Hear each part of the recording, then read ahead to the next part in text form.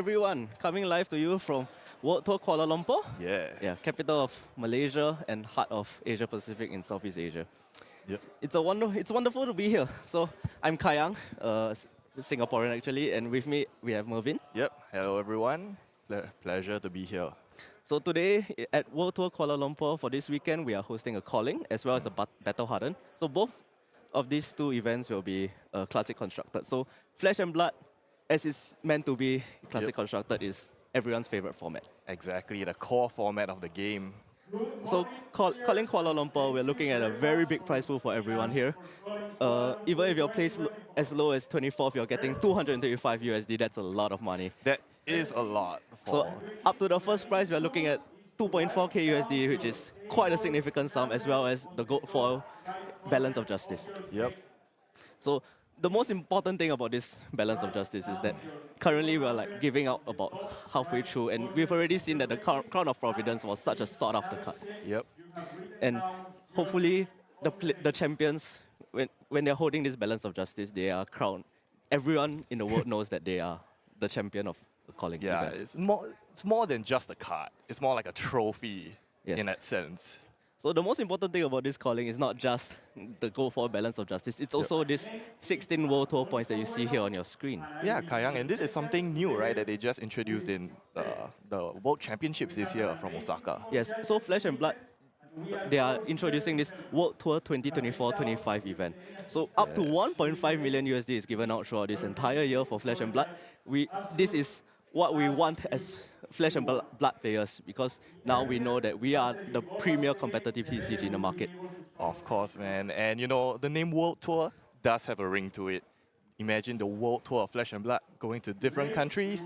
And I think that really harkens back to the tagline, right? Play the game, see the world. Yes, so most importantly, we have 60 battle hardens planned throughout the entire year, 22 callings, and most of these countries will be getting a national championship, so over 50 planned worldwide. Oh, that's like 2 callings a month for this year. So we have our major events, Pro Tour London, and then a Pro Tour APAC in the middle of the year yet to be announced. But the capstone event, the World Championship in the USA. Yes, doing the rotation of the 3 regions back to the USA this year. Yes, so the World Championships is something to look forward to. And World Tour Kuala Lumpur is just the second major event that we have started this World Tour 2024-2025. So we are the second calling ever in this season, and we are the first. Most importantly, we are the first calling in the Asia Pacific region. Yep, and even though we are the only second calling since the World Tour started, it looks like a lot of players have started racking up points for Player of the Year. Yeah, so we can see in this Player of the Year leaderboard, we can see our very famous Michael Feng. Yes. He's a man that's been traveling to almost every single event. So we know that he won the first Battle Harden right as the season started. So in Battle Harden Hiroshima, he won that event with Enigma. Yep. And very recently, just 2 weeks ago, I think he won Calling Portland with Enigma as well. Yeah, so let's see if he can continue the streak here today, pushing him way above the competition. So currently he's sitting at 23 points, a solid 7 points over his competitor, Brody Spurlock. Yep, also from the US and also here today. I would say he's more of Michael Feng's accomplice in some ways, because they're always following each other around the world to all these special events. Yep, both of them traveling, taking down events left and right, even though here in Kuala Lumpur, we're quite away from the US. But that just goes to show the dedication of some of these players. Yeah, so right behind these top 2 players from the US, we have the 2 Jacobs, one Jacob Clemens and a Jacob Trossing. Yep, representing Britain and Sweden. Yes, they're both of them from the Europe region instead. Both of them as well sitting at 16 points right behind Michael Feng and Brody Spurlock. So it's important to note that why we talk about these regions as a whole, because both tour, the leaderboards, we kind of split them into 3 different regions. So I believe there will be Americas, the APAC region, and as well as the European region. So please talk me through as to why we split them into regions. Yeah, I think it's a great thing, right? Because, you know, different regions have different metas, different pro players. Sometimes, you know, you may not be able to travel too far out of your own region. And this really rewards those people who are committed to at least playing around in your region. And it spreads out the prize pool a bit more for more people to enjoy, you know, reaping some of the rewards of Player of the Year. And I think that's a great thing that LSS is doing for this World Tour. So when you're a player, you feel like you're not pressured to travel too far out of the region all the time. But it also incentivizes you to participate in almost every event, like closer to you as well. So this is a stepping stone for players to become a pro player and maybe make playing Flesh and Blood their career actually. Yeah, like, we have other things to do in life, but we do want to allocate some significant amount of time to Flesh and Blood. And I think LSS with this World Tour has made it really easy and really convenient for us to do so. Yes. So the top 3 players in these events on the leaderboard will be getting up to $5,000 each. And the second players in each region will be getting up to $10,000. And what do the first players get? So What do the first players get? So they'll be getting up to $15,000. And whoever tops these leaderboards at the end of the year will be getting up to 25,000 USD. That's a lot of money. Yeah, so it's a life-changing sum and everyone should be gunning for this, especially. Yep. And now we have on screen our very leaderboard, the leader of our leaderboard, Michael Feng. So currently a BH champion and a calling champion just for this season alone. But his accolades don't just stop there. Yes. So he's been playing the game since, I believe, 2020 or 2021. But his accolades go all the way down to when we first started having these very big events as like Battle Hardens in 2021. So he's a Battle Harden winner in 2021 and a calling winner in 2021. It's just stretched out all the way till now. So he's been winning events non-stop. Yeah, and right now we're going to be seeing him for round 1, rocking still Enigma, Ledger of Ancestry. And his opponent is Evan Bicknell, playing the Viserai. So, Yes. as an Enigma player yourself, what can you tell me about this matchup here? I can tell you that this matchup is not great for Enigma, and because, Viserai recently, since Rosetta being the original Room Blade, it's been making waves in tournaments, right? With new cards like Malefic Incantation, he's become a lot more consistent and a lot more deadly in these tournaments. I believe Malefic Incantation isn't the only new card he's gotten. So Rune Rager Storm is another powerful card. Another extender. It's an extender card that gives him like 0 for 3 and is almost guaranteed to have to go again because of the Viserai ability, creating a Rune Chant every time you've played a card afterwards. So yeah, we see our players getting into it. Equipment has been shown and they're drawing up to start the game right now. All right, ladies and gentlemen, our first game of the calling in KL for the World Tour in KL. So, Viserai is such a powerful hero with all these new cards with Malefic Incantation and Rune Rager Storm. But it's not just that, it's those new Majestics like Sonata Galaxia that do provide a lot of new power and burst that this hero really needs. Yep, and he's also rocking Face Purgatory, a card that can block out one of the many many disruptive effects. So we see Evan starts first, and all he's doing is pitching for the Grasp of the Arc Knight. Over pitching with a red and a blue this time, just to get this Rune Chan game going. Yep, and possibly filtering out his hand to get something he wants in the arsenal. So now he's presenting Michael the opportunity to react on his own turn instead. So Michael carefully considering if he does want to play out a card. We can see in Michael's hand, he actually is rocking the Erase Phase. So this Erase Phase does work into Viserai because it turns off all the Rune Chants, turns off the keyword Rune Blade. So we do see the Sacred Art Immortal Lunar Shrine in Michael's hand. I think that's what he's really thinking, whether he wants to play the card out and transcend maybe on Evan's turn. Because it's not exactly a card that's really easy to use because you have to play a blue as well before you play the Immortal Lunar Shrine. Yeah, but notably, something I recently learned is that you can just hard cast Immortal Lunar Shrine and pick Transcend if you really want to turn on Traverse right now. Yes, so Immortal Lunar Shrine states that you can only pick one mode, but if you played the blue before this, you have to pick all 3 modes. Yep. So getting the first Transcend out every turn is for Enigma is the most important thing you can do as a MST hero.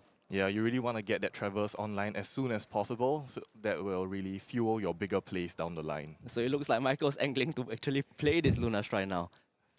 Yep. And he does. So it looks like the most likely mode he'll be choosing is, I believe, the Transcend mode. Yep. He's doing the hard cast of Immortal Lunar Shrine. So we see this flip into the beautiful Marvel Chi. Yes, of course. Mr. Michael Feng rocking possibly full Marvels, the EA second 10 of Win, and the EA Traverse. So now with Michael actually doing something on Evan's turn, Evan now has the opportunity to respond back. But it looks like they're both just going to pass the turn and arsenal up and carry on to Michael's turn.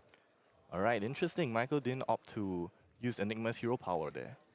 I believe that if you were to pitch one extra card, Evan might actually respond and attack him instead. Yeah, I think it was a calculated choice by Michael. So Michael really valuing this Spectral Shield on his own turn. Yep.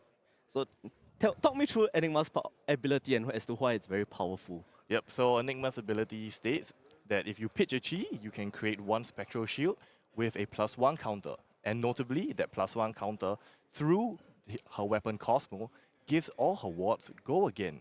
And we are seeing that in action right now. And we are also seeing the second part of her hero text, which is her first Spectral Shield each turn is free. So he doesn't have to pitch to swing that Spectral Shield, allowing him to keep cards to send this follow-up, which is the Erase phase. So Evan takes the 2 from the Spectral Shield, very efficient chip damage from the Enigma. Now facing down the card that he really doesn't want to see, the Erase phase. So what it really takes away all the text from Viserai's cards, so that he doesn't trigger the hero ability at all. Yep, and taking away Viserai's hero ability can sometimes mean 3 to 4 value on certain turns. So Evan takes this 6. He really doesn't want to block with cards in hand or use his arsenal at all. It looks like he has a few Malefic Incantations in hand that he really just wants to set up and prepare for a bigger turn later. Yeah, and that's actually one of the cards that really help out Viserai in this matchup, because now, even if you play Warmonger's Diplomacy, Viserai can just pick War, go on Rune Rager Swarms, because the Malefic Incantation creates Rune Chance for him to continue his chain. So a Malefic Incantation yellow being played, creating a Rune Chant after playing the Rune Flash. So this Rune Flash only costs 2 because of the 1 existing Rune Chant beforehand. So this is coming for 4 go again with 1 Rune Chant flying into his face. But most importantly, there's only 1 Rune Chant behind because the Erase phase has hit. Yep. So you can see how effective this Erase phase being able to reduce damage that the Enigma will be facing, so that it's much easier for Michael to be able to block out distance and preserve his ward. Yes. So it's a pretty straightforward turn, maybe with this 4 and 1. You expect this 1 pitch remaining to be able to come in with the Reaping Blade. But most importantly, Evan still has 1 card in arsenal and 1 card in hand. What do you think it is? Oh, this is going to be interesting, you know, because he has played an action and, an attack and a non-attack. That does turn on Revel, but we'll see whether or not he opts to play that line, given that his face has been erased this turn. So Revel in Rune Blood, more importantly, will only be creating 4 Rune Chants instead of the usual 5 because of Viserai's ability being turned off. But I think I did see a Rune Rager Swarm in his hand just now, so he's just going for a wider turn, presenting as much damage as he can to Michael. So what Evans really wants to do now is he just wants to get rid of the bot, because he doesn't want the Spectral Shield being around and swinging for so many turns. Yeah, and we see right after this, it's going to be another Rune Chant, and it's this kind of chip damage that can threaten Michael's board. Luckily for him, because Viserai has not created additional Rune Chants, if he does pitch a blue, he can AB the 2 Rune Chants and possibly use the last one for the Footsteps to cover up this breakpoint. So Michael opting for the Footsteps instead of the traditional Meridian Footsteps, or maybe some other spicy tech like Mage Master Boots. Yep.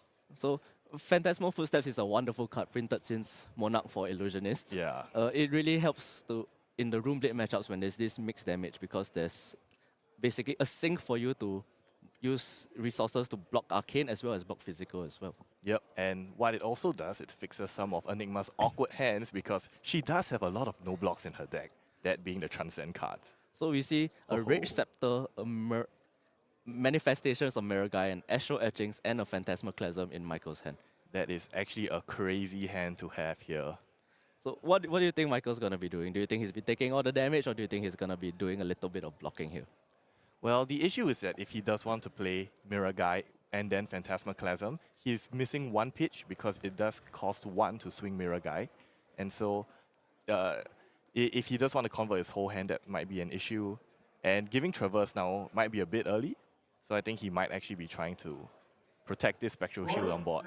So Michael goes for pitching the Manifestations of Miragai to block the Rune Chant, and is angling to use the Footsteps to block 1 on this Rune Flash. Yep, and exactly we see here that you can convert the Manifestations of Miragai for blocking purposes, even though it does not block. Yes, so Michael opting not to... all we see Evan playing the Ravenous Rebel. And is there an Arcane Cussing on the top of his deck? Yes, I believe he's revealed a red Arcane Casting from the top of his deck. So, such an interesting choice playing Ravenous Rebel. A lot of Viserais have been opting to go for this very aggressive red line approach nowadays into Enigma. Because I would say this is because of the inclined popularity of Warmonger's Diplomacy. It's a card that's so impactful against these kind of heroes that want to play both non-attack action and attack action. Yep, looks like Evan's rocking the... Recently, I think this has been making its way around, this Viserai that's extremely red-lined and really is here to go aggro, go face. Yeah, so this Ravenous Revel being able to push a lot of damage right into Michael's face, being able to take away the Spectral Shield and pushing 3 damage through. Michael as well opting to take the Reaping Blade, so it looks like he's going down to 34. So very, very efficient turn from Michael.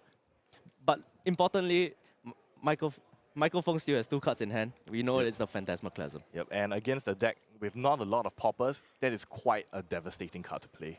Yes, so we know that Evan's going to be drawing the Arcane Casting. So it's a 2-block, which is not a very good thing when you're facing down 9 damage. Yep, and so Phantasmaclasm allows Michael to take a look at Evan's hand, pick a card, and send that card to the bottom of the deck. And Evan will then draw a random card off the top. So Michael gets to get rid of any poppers if he does see any. Yep. But without any poppers in hand, Evan actually has the chance to draw a popper to pop this Phantasmaclasm. Yep. But, you know, on top of just removing poppers, right, what it does, it also lets you see your opponent's hand. And this is extremely important for Enigma because you want to know how to block next turn. And you want to know what's coming up. So we see Michael singing the Deadwood Dirge because it's such a powerful card, being able to create so many rune chants for Evan here. Yeah, and you know, actually, Evan drew Deadwood Dirge with Arcane Casting together. And those two are a combo piece. Yeah, they're such powerful cards together, being able to destroy your own Arcane Casting to create like up to 6 rune chants with just 2 cards. Yeah, and the fact that Michael, you know, sent it to the bottom of the deck. It wasn't a popper, but it did break the very good combo that Evan had in hand. So we see how efficient Phantasmaclasm is as a damage card. When heroes don't run a lot of these 6 power cards to be able to trigger Phantasm. So Evan just takes the 9. What efficient damage of 2 cards. Yeah, Viserai really showing its aggressive nature right now, doing the, alright, no blocks, I'm gonna do more damage than you. Oh, we see the one of the most powerful cards in Viserai, Mordred Tide coming from Evan's arsenal. So this Mordred Tide being able to basically ×2 the rune chance that you're, +1 the rune chance that you're making from every single ability. Paired with the Malefic Incantation, this is the most powerful combo that Viserai really want to be doing in an aggressive plan with the new cards. Yep, and that's why Evan just said no blocks to the Phantasmaclasm. He's going to do a lot of damage. With the Tunic resource, it looks like he's going to play the Arcane Casting, being able to asking Michael whether he wants to block out every single damage that he's presenting this turn. If not, he's going to be making up to 4 rune chants in the Mordred Tide. Yes, that essentially a burn-up shock for Viserai. Oh, we see the Rune Rager Storm, another one of these new cards that came out for Viserai in Rosetta. Such a powerful presence in order to be able to give Viserai a consistent go-wide option. Yep, and going wide for Viserai is so important because every extra chain link he does is another trigger of his ability. So we see this is coming for 2 rune chants as well as 3 physical. It's such an annoying breakpoint to be able to... It's so hard for any hero in the game to be able to block this mixed damage. Yeah, and we see that 4 rune chants behind, staring at Michael Feng menacingly. But importantly, Michael does have the life buffer. He is leading by over 11 life. By 11 life exactly, sorry. Yeah. And Enigma being like, I would say the boogeyman of the format because she does present a lot of... she has a lot of options to fight the slower decks, the aggressive decks. With cards like Phantasmaclasm and Erase Face, you do present a big damage and some random on-hits that heroes really don't want to face. Yeah, because, you know, I guess a lot of people like to talk about Warmonger's diplomacy as the be-all, end-all solution to Viserai. But Enigma here, you know, chaining these disruptive attacks can really mess up an aggressive deck's plan. And we can see this expertly shown by Michael Feng and his plays of Phantasmaclasm and Erase Face. He's done it for 3 turns already. Yes. At the end of the day, Flesh and Blood is not about delaying the game or just slowing the game down. You want to get your opponent to 0. Yeah, and preferably you slow them down while getting them to 0. So you see Michael here really considering whether he wants to block this attack, because if he does commit resources to block out this attack or this turn in general, he might not have a turn right after this because Arcane Casting and Mordred Tide are presenting such big mixed damage, I would say. Big numbers. And this is an important turn for Michael Feng. We're going to take a look at his hand right now, and it looks like it's a levels. It's Spills of Surreality, so it's a 1-for-5 go again, as well as a Command and Conquer in hand. So it looks like Michael really playing this very aggressive kind of Enigma. Yeah, I think that's a blue Spears. So, yeah, his hand is actually really good. It is one of those hands where you can convert the whole hand. But the issue is, if you want to try and do that, you're taking a lot of damage. It looks like he has a Waxing Scepter in hand as well, one of the key cards that Enigma has since her reveal in MST. Yeah, but this poses a bit of an issue for Michael Feng because Waxing Spectre, while being a great card offensively and defensively when it is on the board, it doesn't do much when it's in the hand because it cannot block and it is a red. So it doesn't really help out on these moderate turns. So Evan presenting the dice for Michael to show the one resource. How friendly of these two competitors right here in round 1. Yep, passing him the dice saying, you're going to need this for this turn. So round 1 of every calling is always the most tense, you know, when everyone's like, I need to win the round 1 so that in this Swiss rounds kind of format, being able to get your first win or a later loss if you ever were to lose. A later loss will always be better. So you always want to be winning early. Yep.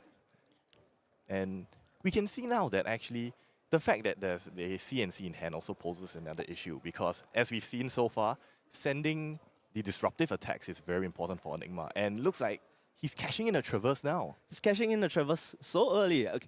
I would say it's just turn 3 of this game, but he's cashing in the Traverse as well. So we see how important it is that he chose to transcend on turn 0.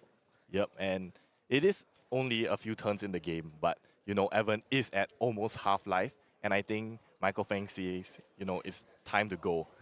So when we do see the Ravenous Rebel pick that Evan does run, we do know that he's running this hyper-aggressive kind of Viserai. We do know that it's more likely to run a lot more reds and a lot less blues.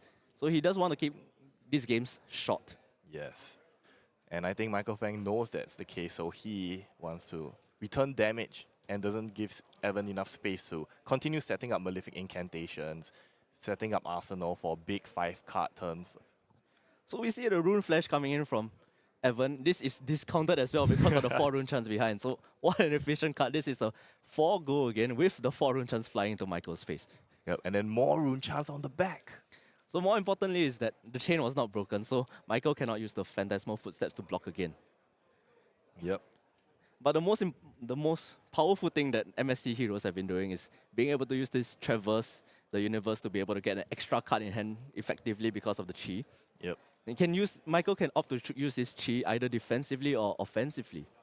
Yeah, and actually, do we know what's in his arsenal? Is it a Mirror Guy?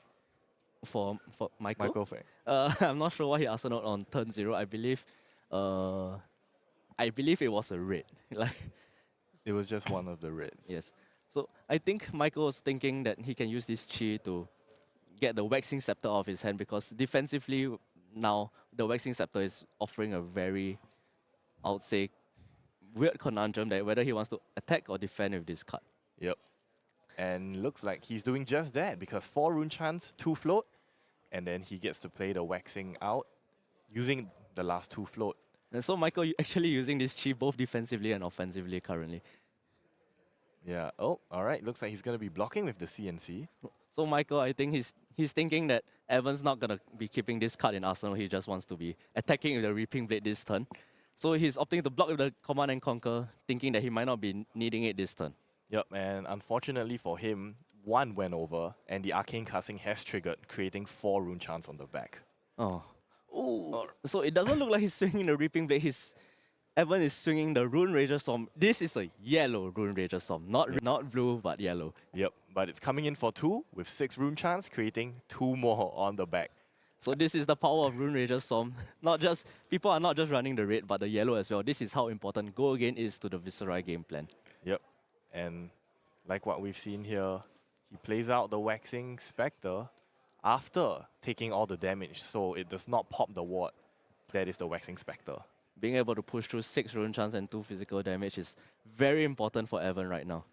Yep, and Michael, I think seeing the fact that his Tunic was going to take up to 3, planned to play the Waxing Spectre at the end of the turn so he could just Tunic swing for 4. Yeah, with no cards in hand, you're just using the Tunic resource to swing 4 damage. Wow, how efficient. Yes. And you know, now their life totals suddenly very even. Yes, Michael's sitting at a 25 and Evan sitting on 23. So I think Michael will be very happy that he's actually in the lead right now, especially when he has ward on board. Yes, but notably the Traverse is gone. That is one of the key out of jail free cards, I would say, for Enigma, and also a key enabler of a lot of her plays. So Evan thinking about this block now, currently sitting with just 4 cards in hand and no arsenal. It feels like he's trying to set up for a turn to actually get rid of this ward on at Michael's side. Yeah, and a Waxing Spectre isn't the most dangerous ward. You have to pay 1 to swing it, and it's no Mirror Guy, it's swinging in for 4. So Evan opts to take the 4, going down to 19. He wants to go on aggressive, always swinging at Michael and asking Michael to present answers to his questions. Yep, and we can see in his hand, I think that's a Succumb to Temptation. Succumb to Temptation is another new card from Rosetta, presenting Viserai the on-hit that he actually really needs. Yes, and not only that, it also allows you to possibly cheat some action points if Michael Feng has taken arcane damage this turn. A Sonata Arcanix by Evan already shows 2 attack actions and 1 non-attack action, so Evan importantly gets the attack action that he really needs. Yep, and that is one of the best attack actions in the deck. Swarming Gloomveil all the way back from Everfest. Oh, what a powerful card. Being able to go for up to 4 go again, and the on-hit effect actually matters because Michael won't be able to stop arcane damage anymore. Yeah, and if he can't stop arcane damage, his ward is just gone, man. Like, they're going to be cashed into the rune chance. And as Michael Feng, you don't really want to be seeing that, right? Your ward 3, Waxing Spectre, blocking a rune chant. So Sonata Arcanix effectively changing itself for an extra card, but more importantly, turning on Viserai's ability that you've played a non-attack action this turn. Yep. The 1 arcane damage that you do shoot to the opponent is not insignificant as well, because you do present threats to the Waxing Scepter. Yes, and you know, that's what you really want to be doing. You don't want Enigma to build a massive board. And that's one of the reasons why Rune Blades are so good into Illusionists traditionally, because of their mixed damage. So Evan thinking through this turn, we know he has a Swarming Gloomveil in hand. It looks like he has a 9th Blade in hand as well. You know, that's a massive card, Kayang. Well, 9th Blade is a card that is discounted by the number of rune chants you have, but without any Malefic incantations on board, I would say it's really hard to pull off sometimes. And especially when we know that Evan's deck is running a lot less blues, he cannot really pitch to be able to play this out. So if he does opt to Arsenal it might not. He will have to be looking for a Mordred Tide or Revel in Rune Blood to be able to play it out. Yeah, it is a dangerous arsenal, but just yesterday I saw someone arsenal it and just play it at the end of the chain, and you won't even expect it. So it looks like Evan's opting to play the Swarming Gloomveil that he just got off the top from Sonata Arcanix. Yep. So this will be coming for just 3 go again, not hitting the second breakpoint, the second rune chant to be able to trigger the 4 attack breakpoint. So this is coming for 2 arcane and 3 physical. It's angling to be a very nice block for Michael. Yep, here we go. Perfect 2 float for the 2 rune chants. And let's see whether Michael wants to cash in the Waxing Spectre at this point. So Michael, yep. As you say, Michael does cash in a Waxing Scepter. A very nice ward 3 to block this 3 damage. Oh, and I think we can see a Revel in his hand. Oh, it looks like a Revel in Rune Blood and a 9th Blade. But that's not enough, right? With the number of rune chants, it looks like he'll be creating 5 with the Revel in Rune Blood, so he'll be up to 6. He does need a blue pitch if he does want to be able to play the 9th Blade. Yep, and it's a Succumb in his hand. Yeah, so we do know it's another yellow, and it's unlikely he'll be able to play the 9th Blade out. So Viserai creating 5 rune chants, man. How powerful of just 1 card, Revel in Rune Blood. Yep, and that's why it has the second half of the text, which is you destroy all rune chants at the end of your turn. So Evan opting to pitch the Succumb to Temptation instead of the 9th Blade to be able to swing this Reaping Blade. And so it looks like Evan is doing the Arsenal 9th Blade play. He's going. I think he's feeling that he needs to go for a very big turn in order to take Michael down from 25. Yep. Because he's so far behind at 19 life. Okay, maybe not so far behind anymore because Michael just opted to take all these 6 rune chants. Oh, he's opted to take the 3 physical from the Reaping Blade as well. Yep, now bringing Michael down below Evan, but he gets to keep 3 cards and 1 in Arsenal. Effectively a 4-card hand. Yep, so let's see what he's going to be doing. Oh, it's the Spectral Manifestations from turn 1. Yes, so these Spectral Manifestations creating a Spectral Shield with 3 counters. A very offensive play by Michael right here. So with one resource floating, I believe, from the Spectral Prowler, this Spectral Shield is coming for 4 damage without a single resource used. Yeah, and if you're Evan here, you don't really want to be blocking that. Oh, but here comes the Warmonger's Diplomacy. Michael going for the 4 damage into the Warmonger's Diplomacy, hoping to stall Evan's turn. Yep, and let's see whether it caught Evan on a bad turn, because Evan does not have Malefic Incantation on board. This means that, you know, he can't just say war and just play out the turn as if Warmongers didn't exist. Would you really say that saying, like, when you don't have any Malefic incantations. It's a bad thing because Evans opted for peace. Is that really a bad thing? Because now Yep, he's setting up. Viserai can set up so many rune chants that it's so powerful. And as we remember what is in his arsenal, it is the 9th blade. So you see such a powerful turn right now, playing Mordred Tide into become the Knight to be able to generate so many rune chants, even through a Warmonger's diplomacy. Yeah, so usually become the Knight, you know, fixes the Rune Blade's hand to get one attack, one non-attack to make it a more even hand. But here, because he's picking peace, it allows him to find more non-attacks to play on his turn. So this Read the Runes is going to go into Evans, and if it does play out, it's going to create up to 6 rune chants because of the Mordred Tide.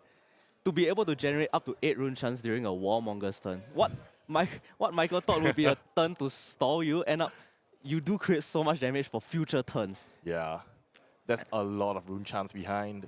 And that's the power of Viserai, being able to create damage for future turns so that you can go above what is the expected blocking hand of a standard hero, which is up to 12. Yeah, it's one of the unique things about Viserai as an aggro hero, right? Because it's not just, I'm just gonna Unga Bunga go face. You can have these turns to set up for future turns, and that is a lot of rune chants. So Evan plays the Runic Reckoning just to create more rune chants, and ending off with the Read the Runes to end the turn with 10 rune chants. 10, just 10, no biggie. So, Which 10 damage is not a big deal, but 10 damage is up 24% of your life in Flesh and Blood. yeah, but one of the great things about Enigma here is that she can actually capitalize on a setup turn because her ward is completely undisturbed. So that's a free 4 damage by Michael Feng. So Michael choosing War instead of Peace, and he's being able to swing this Spectral Shield for free for 4 extra damage. So this Spectral Shield has swung for 2 turns, being able to generate so much value as an Enigma. That's 12 damage, and oh, it looks like his hand is very aggressive. It looks like a Rage Scepter, 2 blues, an Enigma Chimera, and a Spears of Seriality, as well as Enlightened Strike. Yep.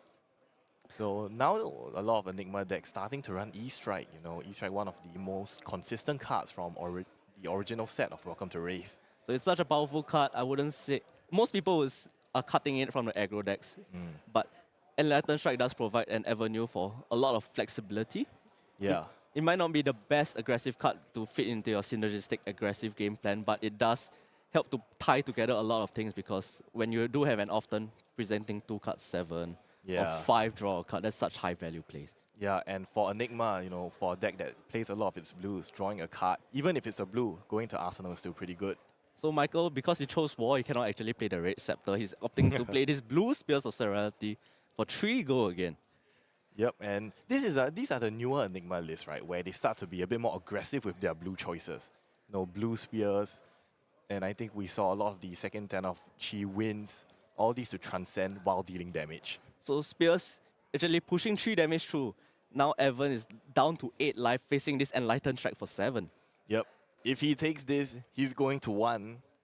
He does have armor to buffer his life still if he really wants to. Yeah. But this is not a place that you really want to use the Face Purgatory in.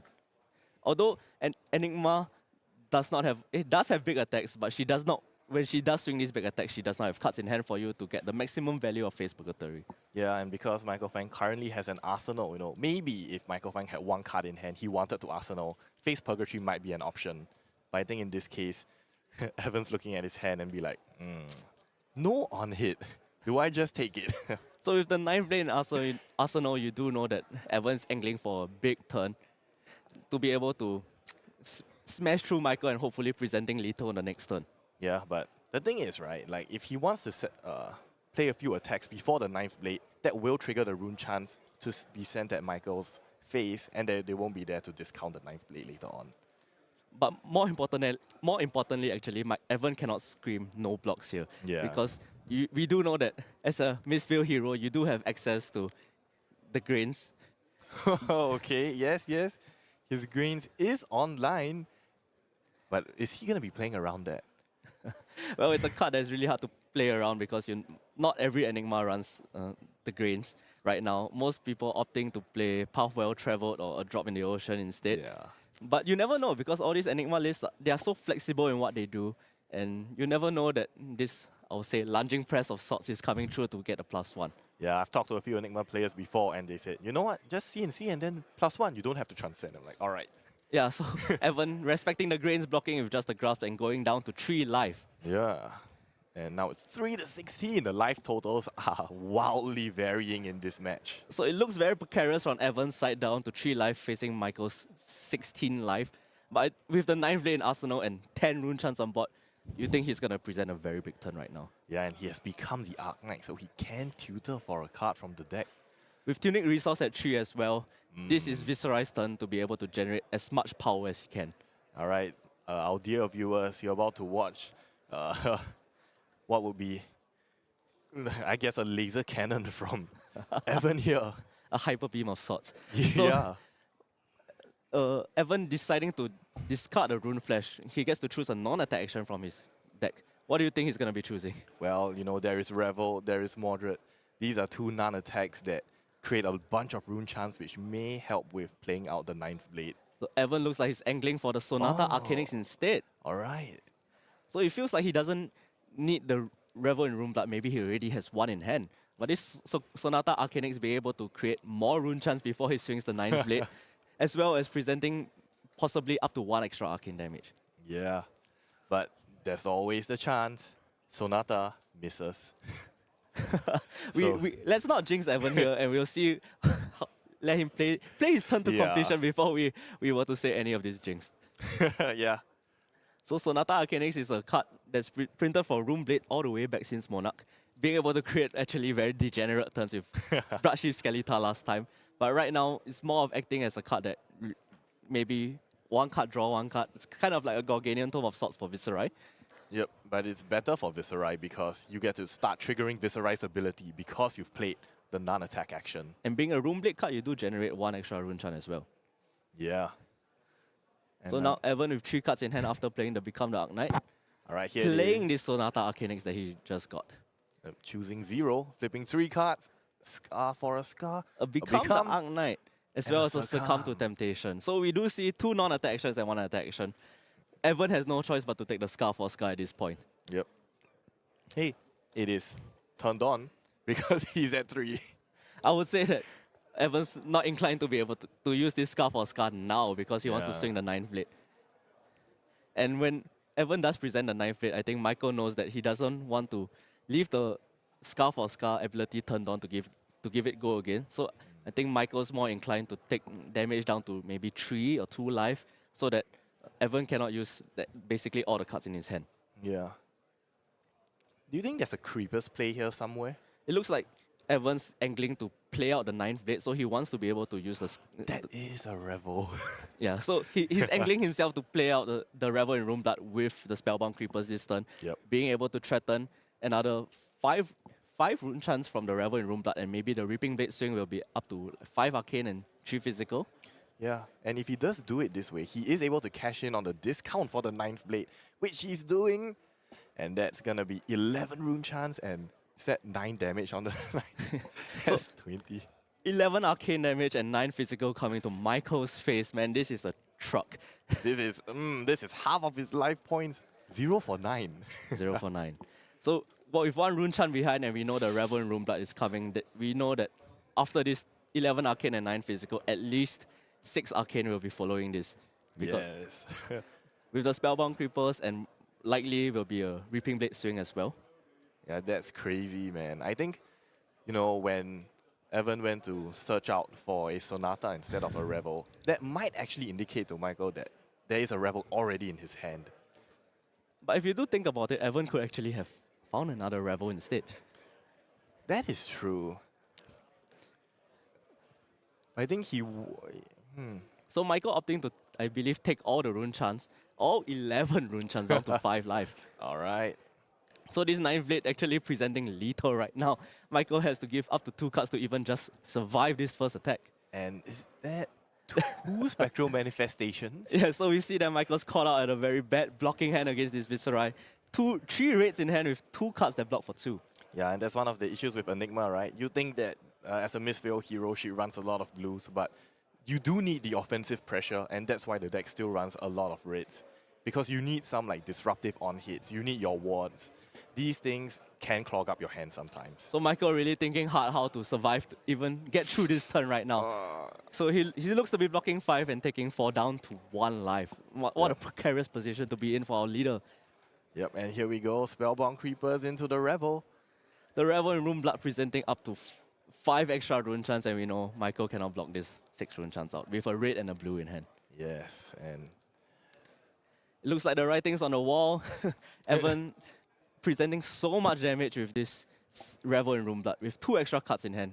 And I do see an Amplified Dark Knight. So this is coming for, I believe it's a red Amplified Dark Knight? No, it's a blue Amplified Dark Knight. So yep, another one of the cards where this is countered by Rune Chance, and there's the Fist Bump. so it's a red Amplified Dark Knight presenting 6 and 6. That is a lot of damage for someone at 1 life. So Evan Baker on Viserai managed to take down our leader of the Player of the Year, Michael Feng.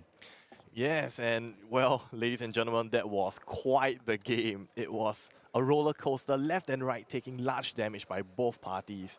Never knew who was going to win until the last few turns. We see that Viserai is such an aggressive deck, being able to generate all this mixed damage that heroes cannot really deal with very effectively. Yes, and the ability to generate 1 million rune chance of the Revel, of the Malefic Incantations, of the Moderate, and capitalizing on them with cards at discount from the rune chance. So we see the flexibility of these Rune Blades right now. Last time they used to crumble under Warmonger's Diplomacy, but now with Viserai, being able to choose War and just go through with Scar for Scar, Ravenous Rebel, or as Evan showed us, where you can just choose Peace and just create a million rune, like in this case, 10 rune chance. Yeah, I'm not dealing any damage to you this turn, but I'm showing you 11 that I will deal to you next turn. Being able to create this damage that opponents cannot block on the next turn, or like being able to go over the damage threshold. Yes. So he managed to even kill Michael through 16 life and 4 cards. Yeah, that's crazy. And actually, in this game here, right, we also saw, you know, very expert plays by Michael Feng. You know, a lot of people think Traverse is just a Mirror Guy button, right? You draw Mirror Guy, you Traverse. But you can actually use it for so many different things, so many flexible options this card presents. So Michael, even though he's lost, he's still our leader in our World Tour leaderboard for this 2024-2025 season. He's won a Battle Hardened, he's won a Calling, he's up to 23 points and everyone's chasing him. And we know he's going to be appearing at every single event around the world. So he is our player to beat right now. Evan showing that he's up for the challenge, being able to take down Michael Feng in our round 1 of our Calling here at World Tour Kuala Lumpur. Everyone's chasing this Calling win up to 16 points right now, which could get you really at the top of the leaderboards, up to top 4, I believe, at 16 points. So, Flesh and Blood World Tour Player of the Year, tell me, who do you think are your front runners for these events, maybe aside from Michael? Well, I mean, we have to talk about Brody Spurlock, right? Because he's right behind Michael, and he seems to be going to a lot of the events that Michael is going to. He's also someone that travels a lot, and he obviously has the experience, and we've seen him do great things in the past. But he is also tied with 2 players from Europe, the 2 Jacobs. And, you know, this is something that we also want to keep a lookout for. So I believe Jacob Clemens is here in Kuala Lumpur as well. All these players vying for this $100,000 prize pool from the World Tour leaderboards alone. Yeah. So the next coming of the World Tour will be Chicago in December 13th to December 15th. This will be our very first Living Legend Calling. And that's crazy. You know, we just had, I think, a Calling with Commoner, right? Or was it Battle Hardened? I think it was a Battle Hardened Commoner. Yeah, so now Alice is really, you know, showing us that the game can be more than just Classic Constructed, all the different formats, and supporting these formats with high levels of play. So Living Legend really is a format that LSS has been promoting and pushing for this 2024 year. Yep. So it's really exciting to see that Chicago will be the first Living Legend Calling and what it can bring to the game as well. And Chicago is going to be the very last Calling of our year 2024. Yes. What a way to cap it off. So like Living Legend in 2024. Let's hope it's going to be a blast. Yep, getting to see all our favorite heroes from the past, and you can really see the dedication put into this format, because it's not just, you know, a format that everything goes right. That we still have ban lists, we still have ways to make sure the format is fun and healthy for the game. And it's not just calling, it's not just World Tour Chicago. We actually have 3 Battle Hardens coming out right after this between at the start of 2025. So we have Hong Kong, Atlanta, and Toronto. All of these will be Classic Constructed Battle Hardens. Yep, and these will be the last few Classic Constructed big events before the world premiere in Prague. So the world premiere of The Hunted in Prague. What an exciting time to be alive, man. Yes. Flesh and Blood. If you haven't watched the Hunted trailer, man, it instills so much hype to everyone. Yeah, go watch it right after this, man. It's fantastic. We're going back to Volcor, going back to our favorite assassin, Arachne. So the world premiere, The Hunted, is already sold out, but I believe the calling tickets are still available. If you're in the European region, please sign up as fast as possible before the calling is sold out. Pick up your tickets soon because you don't want to miss this world premiere. Being able to play The Hunted sealed for the whole weekend. I remember I did this for Rosetta, and it was such a fun experience. Yes, the world premiere is always the best time to see new cards, and I think right now, apart from the spoiler season, right, they actually are revealing a lot of cards at the world premiere itself, right? Yes, we do have a spoiler coming right up later for The Hunted, so look out for that. And right after Prague, the World Tour is going to Memphis, and how exciting, we're actually having 2 different callings for Memphis. Oh, okay, that's a first. Yeah, so the first calling will be a Classic Constructed calling, which will be the first calling of The Hunted, and then we have a second sealed and draft calling.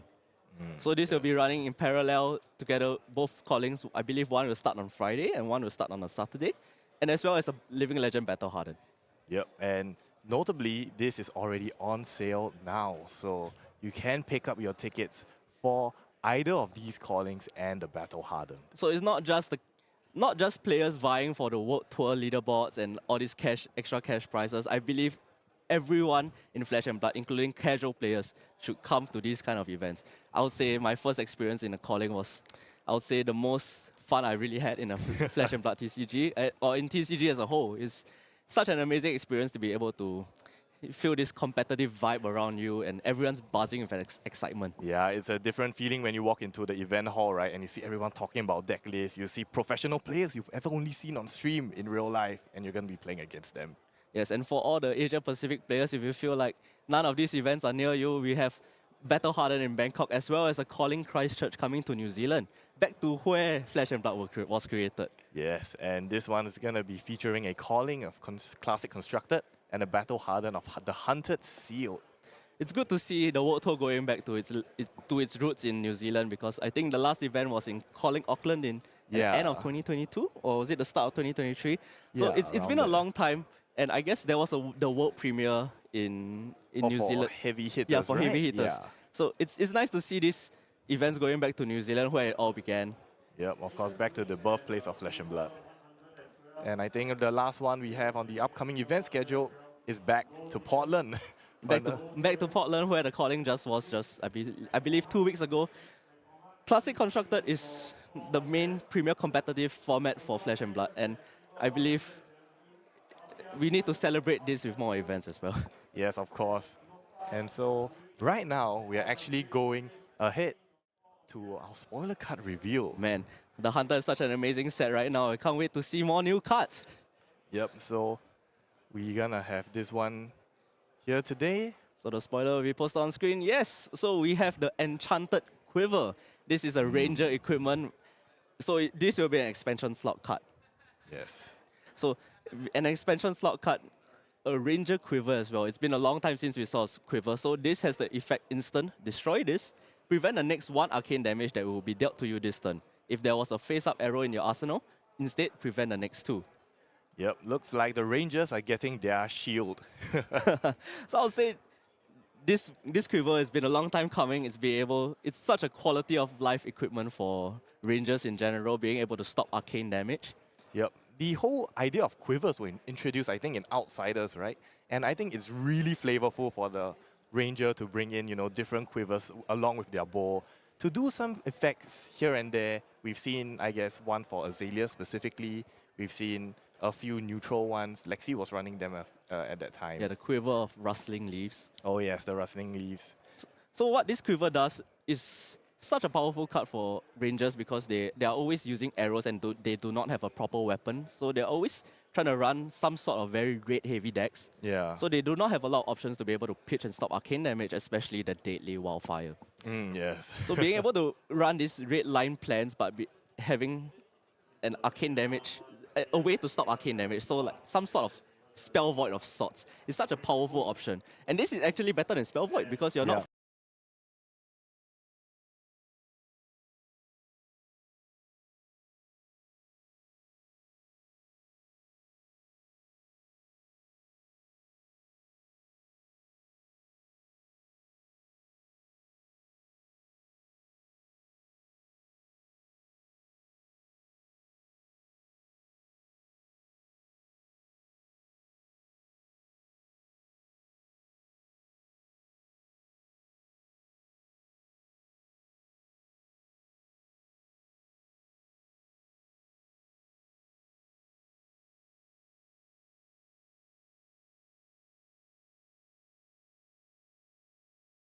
all the Ranger decks out there. I think it will because it's such a powerful card. Yeah, and especially since Rosetta just introduced 2 new wizards that might be popping up around. Well, the 2 new wizards, Verdance and Oscilio, currently they might not be the best heroes in the pool, but they are always there because they do provide very powerful game plans that not a lot of heroes are able to cope sometimes. Yeah, and you know, the one mistake you can make, and I think only you'll make this one time, is disrespecting the wizards. Because once you say, you know what, I'm taking AB out for this, your first match is going to be a wizard. Arcane Damage is the name of the game for our current meta, with Room Blades ruling the top meta. But I believe Oscilio and Verdance can hold themselves in this meta as well. Rosetta heroes, I believe they are nowhere near solved yet. They are such complex heroes that a lot of people need to put a lot of time, I'll say, both in gameplay and deck building in order to thrive. Yep, that's the beauty of the game, and hopefully we'll see some here today, if not, maybe in future events. So this event, we saw a Viserai, we saw an Enigma. What heroes are you looking forward to? Well, one notable one that just released, Jarl. Yao. So Yao is an elemental guardian, both ice and earth essence. Yep, one of the, I guess the evolution of Odin. So Odin players were so excited when, you know, Jarl was revealed. So it's the second coming of Odin, but it looks like he's a lot more offensive in nature. Being able to play these ice cards offensively and create frostbites without even interaction. Yeah, and you know, the whole host of new cards coming up from Rosetta, a bunch of earth cards, you know, we've got Felling, we've got Plow Under, and having 2 elements just allows him to be so flexible in the deck building choices you can do. Yeah, with the Armory deck, Yao Origins as well, giving him so many extra equipment that he can play with, and not just the old ones, he has access to Stalagmite. Yes. Well, that is a shield that gives frostbite that, you know, we haven't seen in a long time, but might be making its rounds back because of all the aggro decks in the format right now. This is the first calling that we have that Yao is available to be played in or legal in. And I believe he top-8'd the battle-hardened Geneva just last week. So we already know he's such a powerful deck. Whether the aggressive decks will be ready for him this event, we will see. Yep, and like you said with the Rosetta heroes, they do take some time for people to get a hold of them, find the best build for them. I think we're in a similar stage with Yao. So we're going to see probably, hopefully, a large variety of different decks that he might play. We'll see whether Yao will be able to shake up this meta here in World Tour Kuala Lumpur. But we will be going for a 15-minute break before the start of round 2. We will see you soon. All right, stay tuned.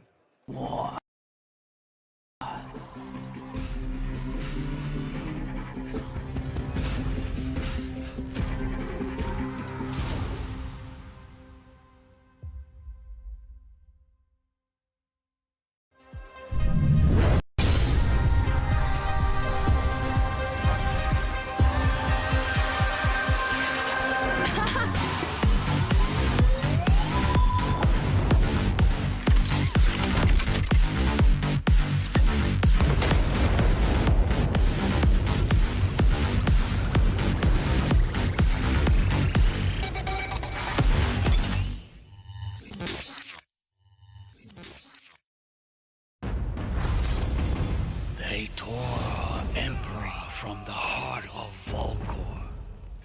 This grievous regicide shall be punished. We burn with shame. Now the land burns for vengeance. The guilty cannot hide from us. The children of the dragon will scorch the corruption from this great dynasty. Volcor trembles as the thousands march forth. Strongholds crashed, cities reduced to ash. No one is beyond our reach. We shall strike with our sharpest blades.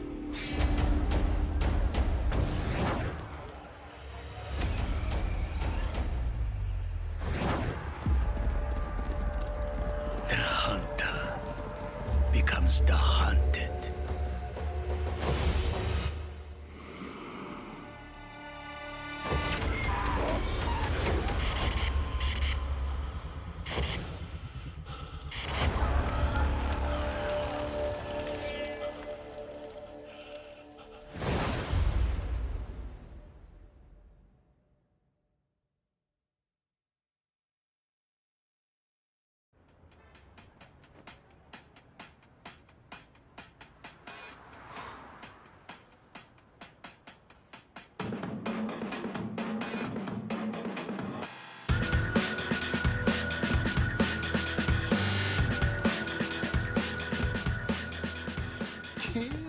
Let's go! You made it! Welcome to your first Flesh and Blood Armory. Thanks, man. I'm really excited. I just need a couple more cards, though, so. I can help with that. Dorinthia, a masterful warrior with flourishes of glistening steel that can run through any defense. She sounds pretty sick. Yeah, okay, and she's your hero. Cool. Where do I start? Looks like you are 2 seats over, which means... Oh my god, dude, you're playing.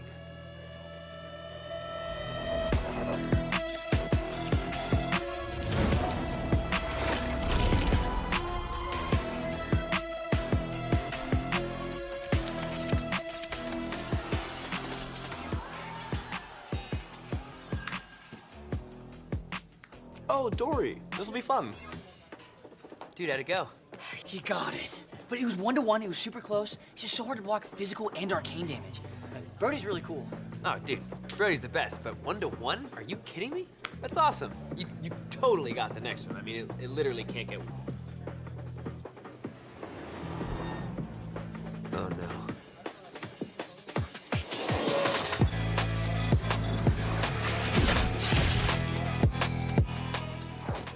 Block with my arm piece.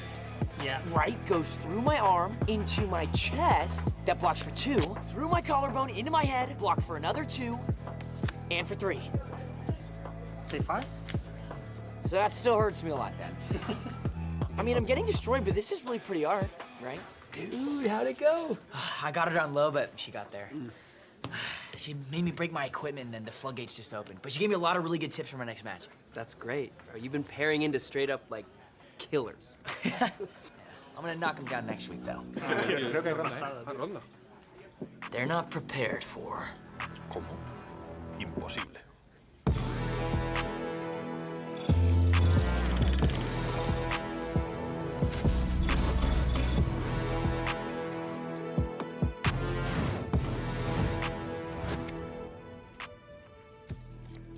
Attack with Dawnblade.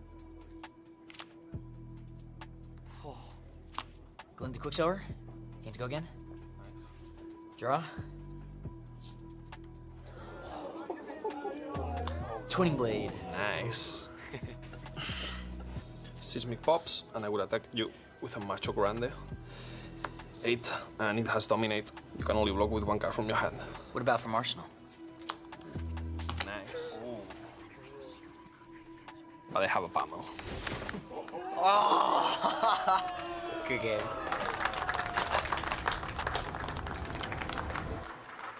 Let's go again.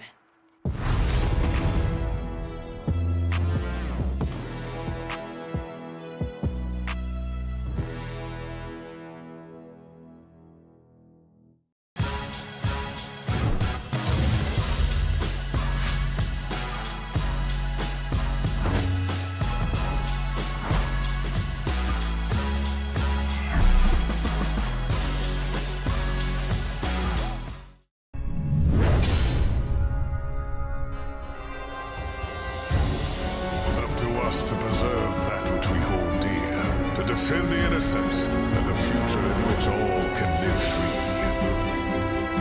Bravery is born of the light.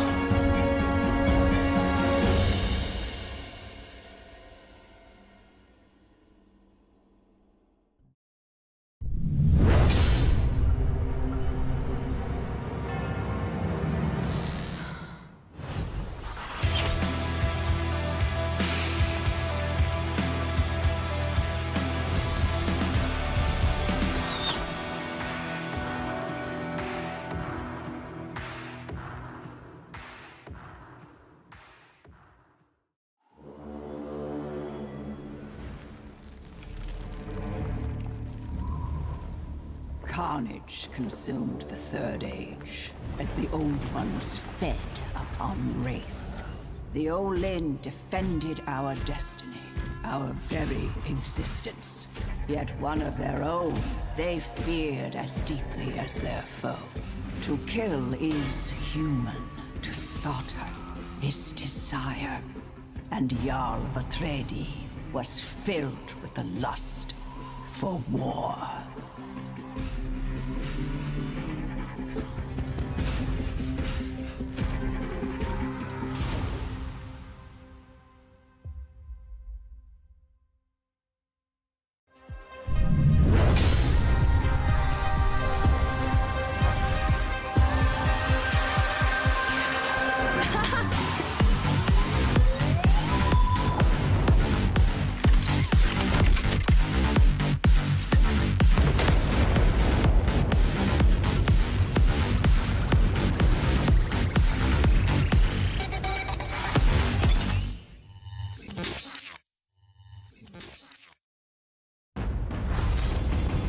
They tore our Emperor from the heart of Volcor.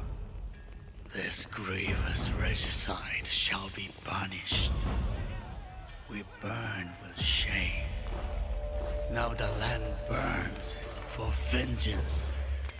The guilty cannot hide from us. The children of the dragon will scorch the corruption from this great dynasty. Volcor trembles as our thousands march forth. Strongholds crushed. Cities reduced to ash. No one is beyond our reach. We shall strike with our sharpest blades.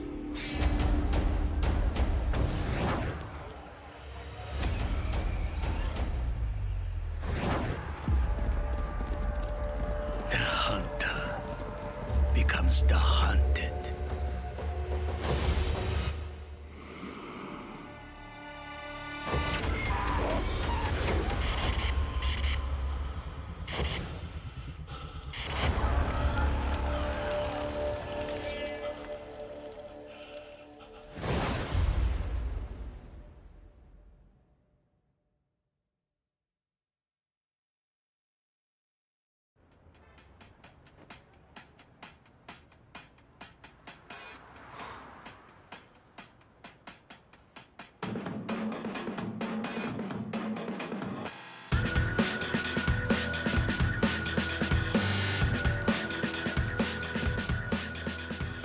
Dude, let's go! You made it! Welcome to your first Flesh and Blood Armory.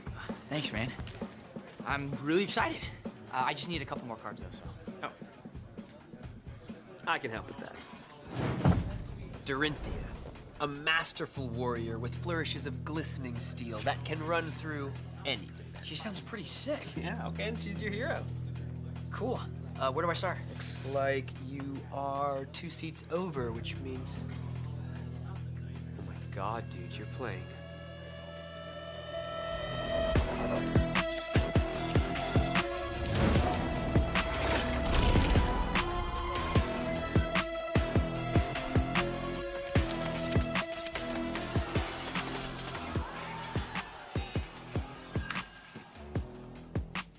Oh, Dory, this'll be fun. Dude, how'd it go? He got it. But it was 1-to-1, it was super close. It's just so hard to block physical and arcane damage. Brody's really cool. Oh, dude, Brody's the best, but 1-to-1? Are you kidding me? That's awesome. You totally got the next one. I mean, it literally can't get... Oh, no.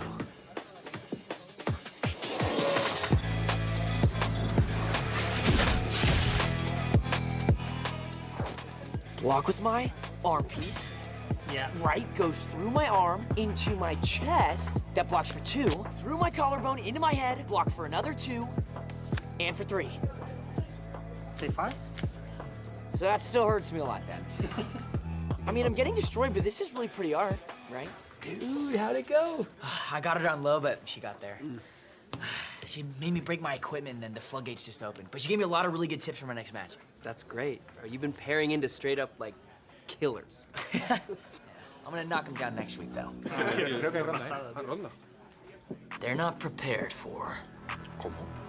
Imposible.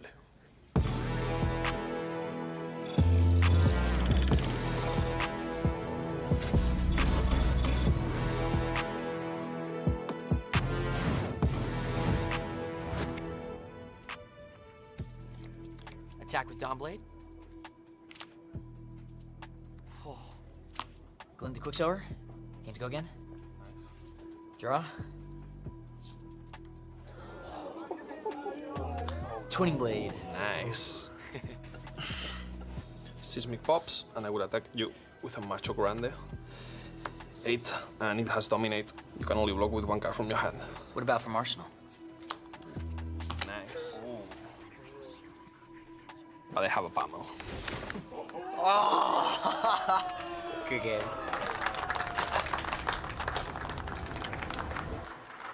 Let's go again.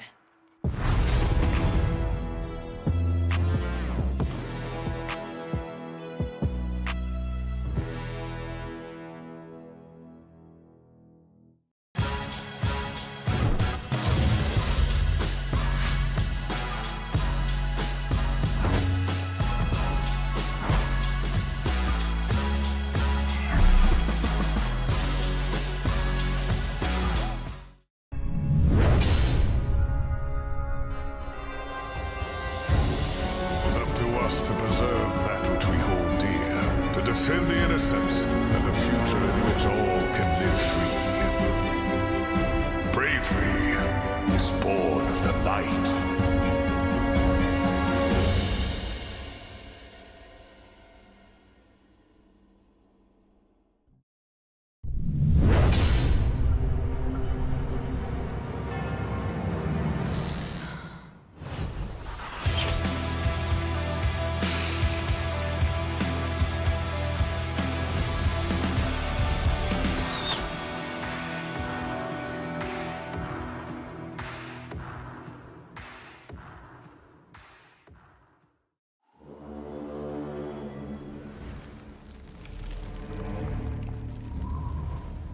Carnage consumed the Third Age, as the Old Ones fed upon Wraith. The Olin defended our destiny, our very existence. Yet one of their own they feared as deeply as their foe. To kill is human, to slaughter is desire. And Jarl Vatredi was filled with the lust for war.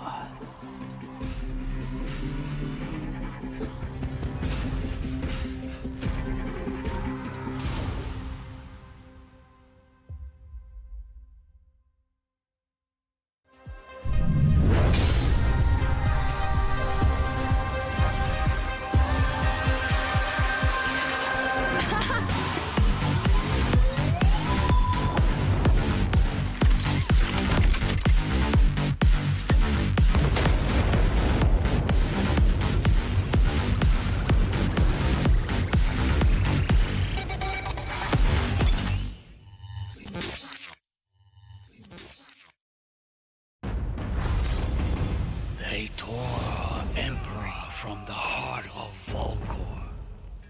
This grievous regicide shall be punished.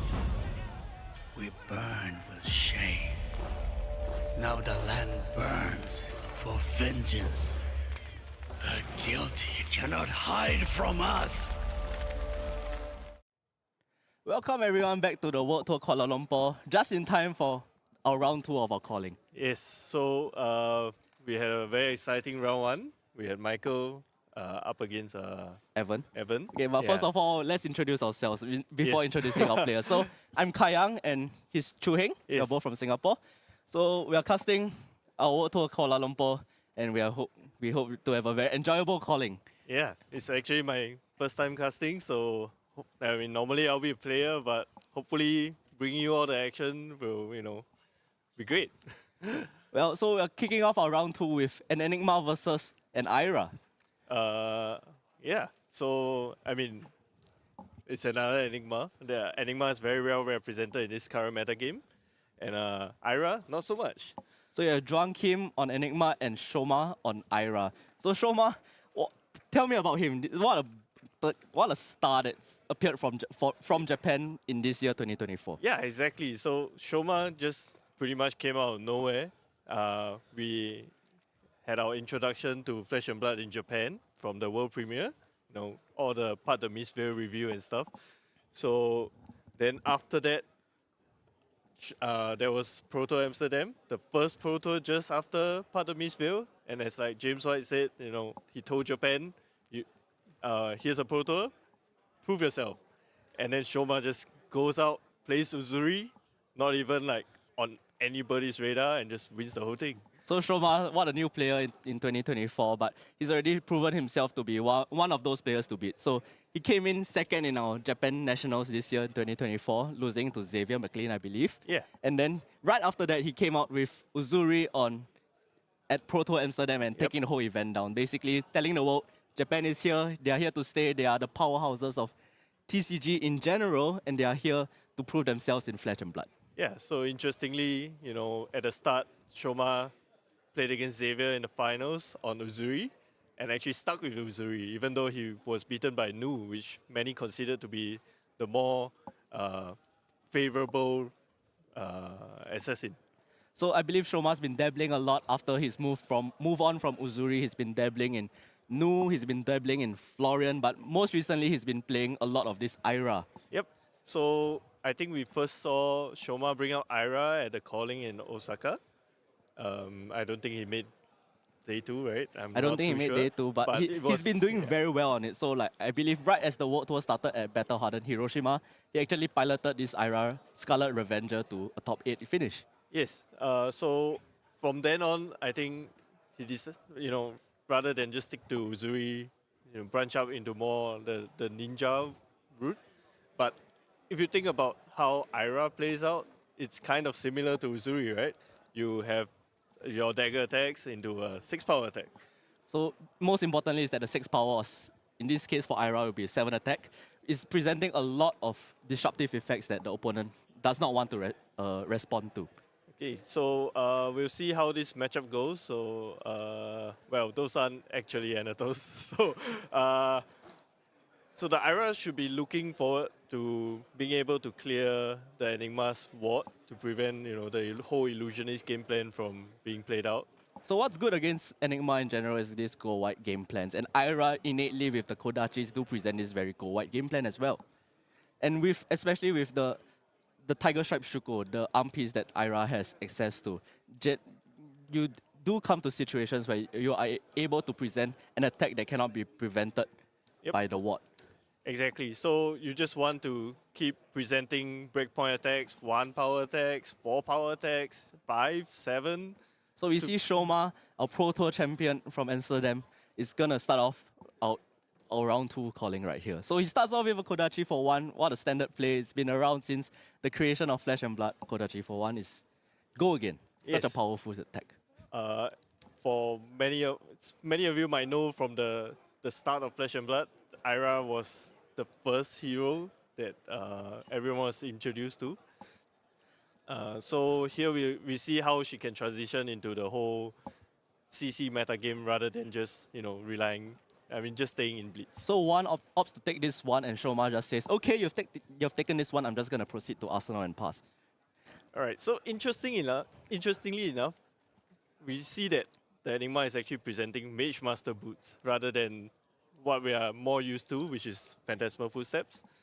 So we know that this Mage Master boots, it does opt for what kind of special game plan that the Enigma wants to do. So when you see Mage Master boots, non-attack actions come into mind, and with all the tomes out of the picture, I think what we're looking at is non-attack illusionist auras that the Enigma is trying to cheat out. We're going to see cards like 10,000 Year Reunion as a core focus in this game.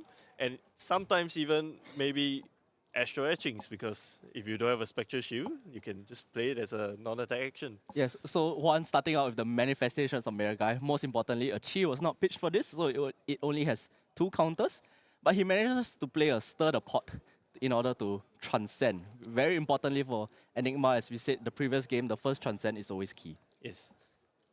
We can see that the Spectral Shield is hitting for 2 with Go Again. First Spectral Shield attack is free. And actually, Juan chooses not to pitch for Miragai attack, deciding to keep an Arsenal. So I believe Juan decides that the Arsenal is more worth than the 4 damage that he's going to present. But Ira is not deterred. She's just going to be swinging the Kodachis every turn. This is going to be a very common sight for us to see. Kodachi for 1, Kodachi for 2, and maybe a third attack as well. Yeah, exactly. So Shoma here attacking with the Kodachi. Juan opts not to block with a card because it's coming for 1. Lets the shield just tank the damage. So this Spectral Shield disintegrates in the face of a harmonized Kodachi. And we can see in Shoma's hand, he does have go-wide options as well, not just the very defensive Ira. He has a spinning wheel kick in order to present 4 Go Again. So these go-wide options does make Enigma sweat a lot because there are a lot of too many break points as well as too many attacks to cover as well. Yeah, so Juan here has to think like, how exactly am I blocking Kodachi attacks? How am I exactly going to block breakpoint attacks? And whether I can even keep my board depending on what kind of hand I draw. So this Kodachi is coming in for 2. And it's so impactful to be able to pitch a blue and present 2 separate attacks instead of a singular attack. So Enigma, Juan right now thinking how he's going to be dealing with this Kodachi for 2. It's a very clean block with the manifestations of Miragai, just as I said it. And it looks like Shoma's just opting to throw out the Whelming Gust Wave for 1 and nothing else. Well, it looks like Shoma's hand isn't like all that hot, not being able to present as much damage as he wants it to and can't go as wide as he possibly could. But sometimes, because Ira is what we would consider like a very mid-rangey kind of deck, there are many cards that just sit around and act as block cards rather than just pure offensive cards. So I think Shoma's opting not to play the spinning wheel kick because he wants to keep it in arsenal for a turn where he really needs to clear the ward of Enigma. And being able to throw this 1 attack, blue attacks out is actually feel for cards that Shoma is likely to run, like looking for a scrap. Yes. Okay, so we can see a Phantasmal Chasm coming in, taking away the Amnesia from Shoma's hand. So taking away a popper, most importantly, so that it's hard for the Ira to block this very big attack. Yep. But we do see that Shoma has a very efficient hand. Oh, and he draws the Command and Conquer off the top. A popper that Enigma really does not want to see. It's not as rare as what we would expect from a ninja, right? Because most ninjas run 1 cost, attack for 4 Go Again attacks, or cards that have only 3 power, but Ira's game plan is all about the Kodachi for 1 into 2 for 6s. So we in do which see case the becomes 2 for spinning 7. wheel kick coming out right now, coming for 4+1 Go Again. So this Ira's ability really kicking into full gear right now, giving the extra damage that really pushes these breakpoints that a lot of players cannot block very efficiently. Also to keep in mind that Shoma plays Mass of Momentum, so every attack that Juan decides not to block is a threat, especially if he has Go Again. So it's so annoying now. Shoma basically presenting 1, 5, and now 1 Go Again. It's so hard for the Enigma to block that she's already on the back foot at 37 life, where Shoma's just sitting very pretty at a 40, sorry. And Juan here having problems developing a board. Maybe his hand is just drawing a bunch of attacks, but at some point he'll take a bunch of damage, and that's where the Mass of Momentum will come into handy, because if Juan is not blocking, then there are more cards, more attacks. So we know the last 2 cards in Shoma's hand is the Mauling Tea and the Torrent of Tempo, I believe. With the Tunic Resource, it's a very efficient 5 damage the next turn. And with the Mask of Momentum actually threatening the on-hit if he doesn't block this Kodachi hit. Juan looking to... Alright, he decides that he doesn't want to let Shoma get his Mask trigger after this attack. So it looks like Juan just decides that his hand is not good enough. So he's just going to block it out, preserve some life, and go to the next turn. So Shoma very happy to be able to keep the Torrent of Tempo in arsenal to present a potential Go Again right now. So Enigma decides to just draw up and pass, and Shoma now has a free 5-card hand in order to swing all the damage he wants at Juan's face. I think something to keep in mind is also Travis is now active because he managed to transcend on the first turn of the Miragai. So we'll see how Juan wants to play out his Mage Master Boots, potentially. But I would say the game is in Shoma's hands right now. So we do see a Scar for Scar in Shoma's hand. It is a very powerful go again option, but it might not be very good in this case where he's actually leading in life instead. So Bittering Thorns coming for 5 go again. It threatens the on-hit of, if it does hit his next attack actually gains +1.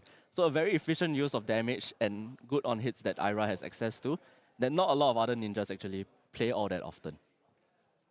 Okay, so we see Shoma threatening the on-hit of Bittering Thorns right now, which would not only deal 5 damage because it's of Ira's ability, it will buff up the next attack, which will be the Kodachi. So coming Juan for opted 2. to take this 5 from the Bittering Thorns and this Kodachi for 2.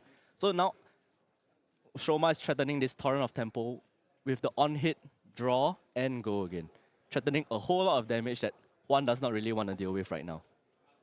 And we can see that Shoma still has 2 resource floating. So with the whole array of 2/4/6s in his deck, there's no telling what kind of 2/4/6 might be coming in. It could be a Command and Conquer, it could be a Weakest Link, both of which are very good right now because one has an Arsenal card and Weakest Link potentially threatens a Transcend card in hand. So we do see the block with the Astral Etchings as well as the Fate Foreseen to cover up this 5 attack. And Shoma opting to just Arsenal his last card and pass the turn. You can see that Juan is actually having a lot of issues blocking the breakpoint of 5 because a single defense reaction cannot block out the whole Torrent of Tempo.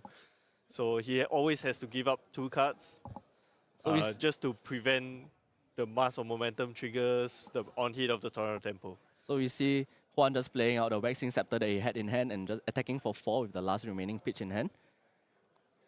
So coming in for 4 with a Ward 3 on board, Waxing Scepter is one of the more powerful cards that Enigma has access to, or one of the more powerful Ward cards that she has access to. And Shoma, being much ahead on life, is very inclined to block with the Scar for Scar in hand right now. Alright, so we'll see what Shoma decides on doing. His hand looks very offensive. And he just decides to block with a Weakest Link rather than block with the Scar for Scar that Kayang just mentioned because Shoma is so ahead on life. So with 1 blue, a Bittering Thorns, and a Scar for Scar, Shoma is presenting very efficient damage that Juan doesn't really want to deal with and might not be able to get the maximum block value out of his Waxing Scepter. So we do see, like, when you opt for the Mage Master Boots and not the Phantasmal Footsteps instead, that you have a lot of problems as Enigma facing these Harmonized Kodachis. Yes, so you can't really just, normally we see Enigmas using the Tunic counter to activate, to allow the trigger for Phantasmal Footsteps to be able to block like a Kodachi so that in future, it's harder for Shoma to build up the 3 chain link breakpoint for Mass of Momentum. But in this case, because he doesn't have access to it, he's having to take damage from the Kodachi, which in turn creates problems later on, especially when he cannot really commit cards to block on the combat chain. So we see one of the ways to very effectively cover up the damage breakpoints of Kodachi right now with the Restless Coalescence, taking off the 1 counter from the Waxing Scepter and creating a Spectral Shield to cover the Harmonized Kodachi. And now using the Restless Ward 2 and the Waxing Scepter's Ward 3 to cover the 5 damage coming from this Bittering Thorns as well. So what an efficient use case of the Majestic from Part the Mistville being able to cover 2 different attack breakpoints at the same time. And we can see that Shoma clearing out his arsenal with a Scar for Scar. Potentially putting another card there that does more, but we all know from our perspective that Shoma has yet another Scar for Scar. So we know the Scar for Scar that came from Arsenal was actually from the previous turn, and he has a Scar for Scar in hand right now, which will go into the Arsenal as well. So Shoma angling all these go-again cards to a very aggressive package in general to be able to combat Enigma from as an IRA point of view. Right, so we can see Juan there drawing 2 Transcend cards that are unable to block, but on the resolution step after he took damage from Scar for Scar, he decides to play the Cranes and the Homage together so that they both can transcend, and now he can potentially mount an offensive back and also get a chance to generate a board that he can use to either prevent mass or momentum triggers or other like potential breakpoints. So armed with 2 cheese, Juan makes a Spectral Shield using his ability and swings for 2, and following up with another Waxing Scepter coming in for 4. So Shoma opting to block just 1 card and taking up to 3 damage this turn. But what Juan has now created is a board that is able to soak up harmonized Kodachis while being able to preserve his life and presenting damage at the same time. We can see, Shoma actually pitching a Poison the Well for Kodachi. Poison the Well costing 0, so it lets Kodachi have go again. So Poison the Well is such a powerful card at 0 cost because it does hedge you as an Ira against those potential Count Your Blessings deck in order to just take away their healing and dealing a whole lot of damage to them instead. But in this case, it's more of just a pitch card for Shoma, and we see actually a second Poison the Well in hand. Oh, that's I mean that's where we see the hedging come in to like as a disadvantage, because we can see that Juan here has not even yet played the Count Your Blessings, and it's very likely that Juan doesn't even play Count Your Blessings now that you can only play 6 copies of it. So we see a second Restless Coalescence actually being so efficiently used to block out these Kodachis, taking the counter from the first Spectral Shield, using the old Spectral Shield to block the first Kodachi, and then using the Restless to block the second Kodachi.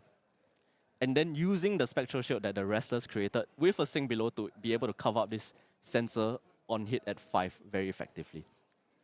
I think an interesting card here is Sensor, because there are so many like cards that Enigma could potentially play.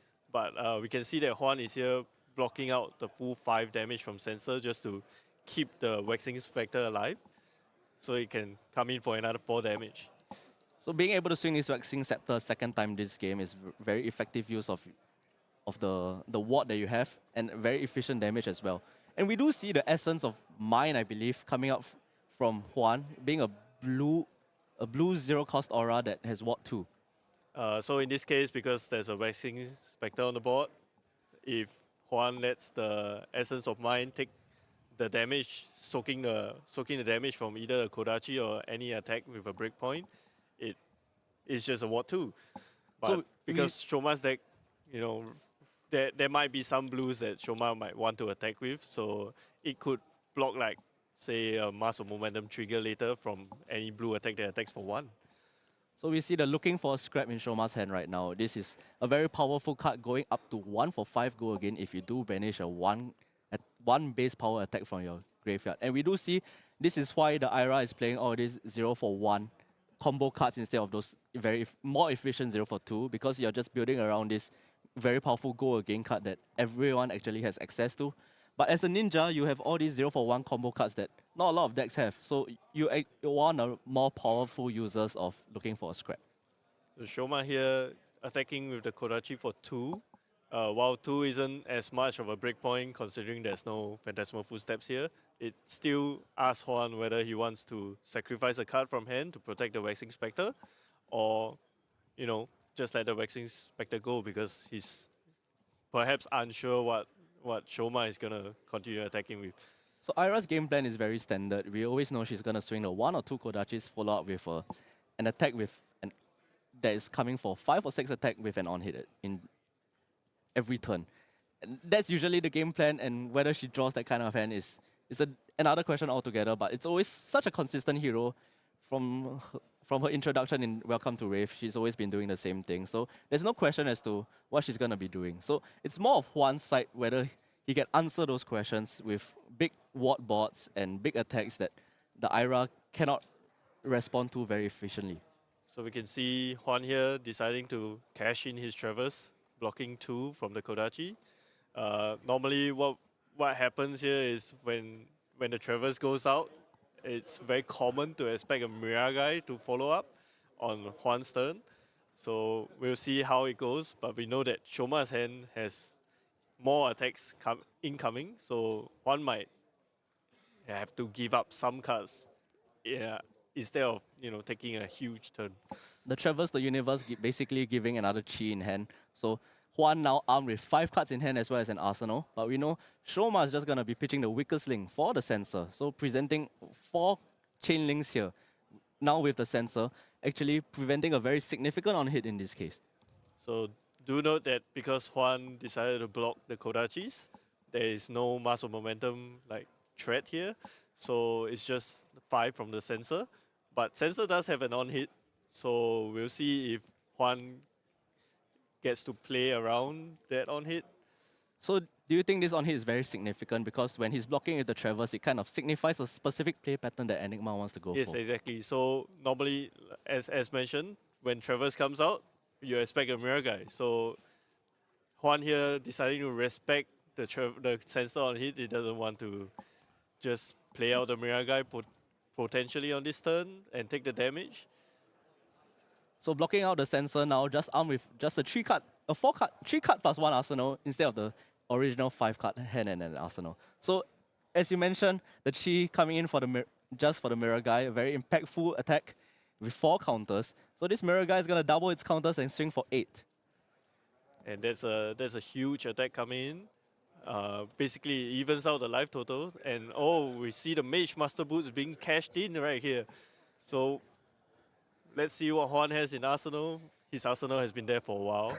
So we see Shoma actually picking up the card and reading Mage Master Boots. I guess it's a tech that's not very common nowadays, but it is a very impactful play. So we do see the 10,000 year reunion hitting the board with Go Again because of the Mage Master Boots. And it's because of the Go Again. Normally when you play out the 10,000 year reunion, it just sits there. Ward 10 for a turn, it does nothing, and you're hoping it survives. But in this case, because of the Go Again, he gets to attack with it. So we're looking at an attack here for 10. So we see this power of the Mage Master Boots and the 10,000 year reunion because Juan was so far behind on life, but with just this 4-card playout save, the manifestations of Mirror Guy and the 10,000 year reunion, he's managed to crawl back with so much damage, presenting 8 with the Mirror Guy and then followed by 10 damage with the 10,000 year reunion. So now Shoma's been thinking very hard how to block this 10 damage. 10 damage is presenting so much of his life total, almost half of his life total right now. You can see Shoma, I think he has 2 blues, I guess a Command and Conquer and a Scar for Scar in hand. Alright, so the Scar for Scar finally coming into play here. If Shoma decides to take a bunch of damage from this 10,000 year reunion on the offense, he actually activates the Scar for Scars Go Again. So potentially he can create enough chain links to threaten this 10,000 year reunion off the board. I think with this 10 damage, Juan is gonna be in the lead of life for the first time this game. Alright, and Shoma only opts to block with 1 card. So he's looking to, threaten enough attacks to get the 10,000 reunion off the board. Because if Juan gets to keep this 10,000 year reunion for another turn, I think it's unlikely that Shoma can even out the life totals. So it looks like Shoma's play is going to be rather straightforward from our point of view. It's going to be a Kodachi for 1, a Scar for 5, as well as a Command and Conquer for 6. But it's such an easy block from Enigma's point of view because of all this ward on board being able to soak up the damage as well. So the Mirror, as we do see, the Mirror Guy with 1 counter does cover up the Kodachi for 1. So in case you're wondering how he paid for all this, the Sing Below is actually not red, it's blue. A Sing Below blue. So what Sing Below blue actually does is it allows you to, when you play the Sing Below, you can transcend as well. So blue Sing Below is a card that's really been making its way into, I would say not every Enigma deck, but it's seeing its play in some Enigma decks, especially at 1 or 2 copies. And there's also a lot of synergy. When you play blue Sing, you can play Drop in the Ocean, so effectively there's a block 3 with Transcend as well. And we can see, Shoma using Double Strike. So Double Strike is one of those cards that can activate Shuko as well. So I believe it might be the Double Strike instead of the Scar for Scar in the hand instead. So Double Strike presenting such an annoying card in this matchup because with the Tiger Stripe Shuko, it's presenting 1 and then 2 damage, and the 2 damage is unpreventable by the ward. And it's such an awkward block for Juan here because if he chooses to commit with 1 card, he needs to block the second part of Double Strike. And then it's like you're completely wasting that Ward 10 on your 10,000 year reunion. So it looks like Juan's actually thinking whether he can even block this turn out because this double strike is presenting such a wide option for Ira to be able to cover up all these ward. It looks like the 10,000 here for a ward 10 is just going to be preventing just 1 damage in the A end. measly 1 damage prevented by the 10,000 year reunion, but keep in mind that because of Mage Master Boots, he has actually cracked in for 10 damage already.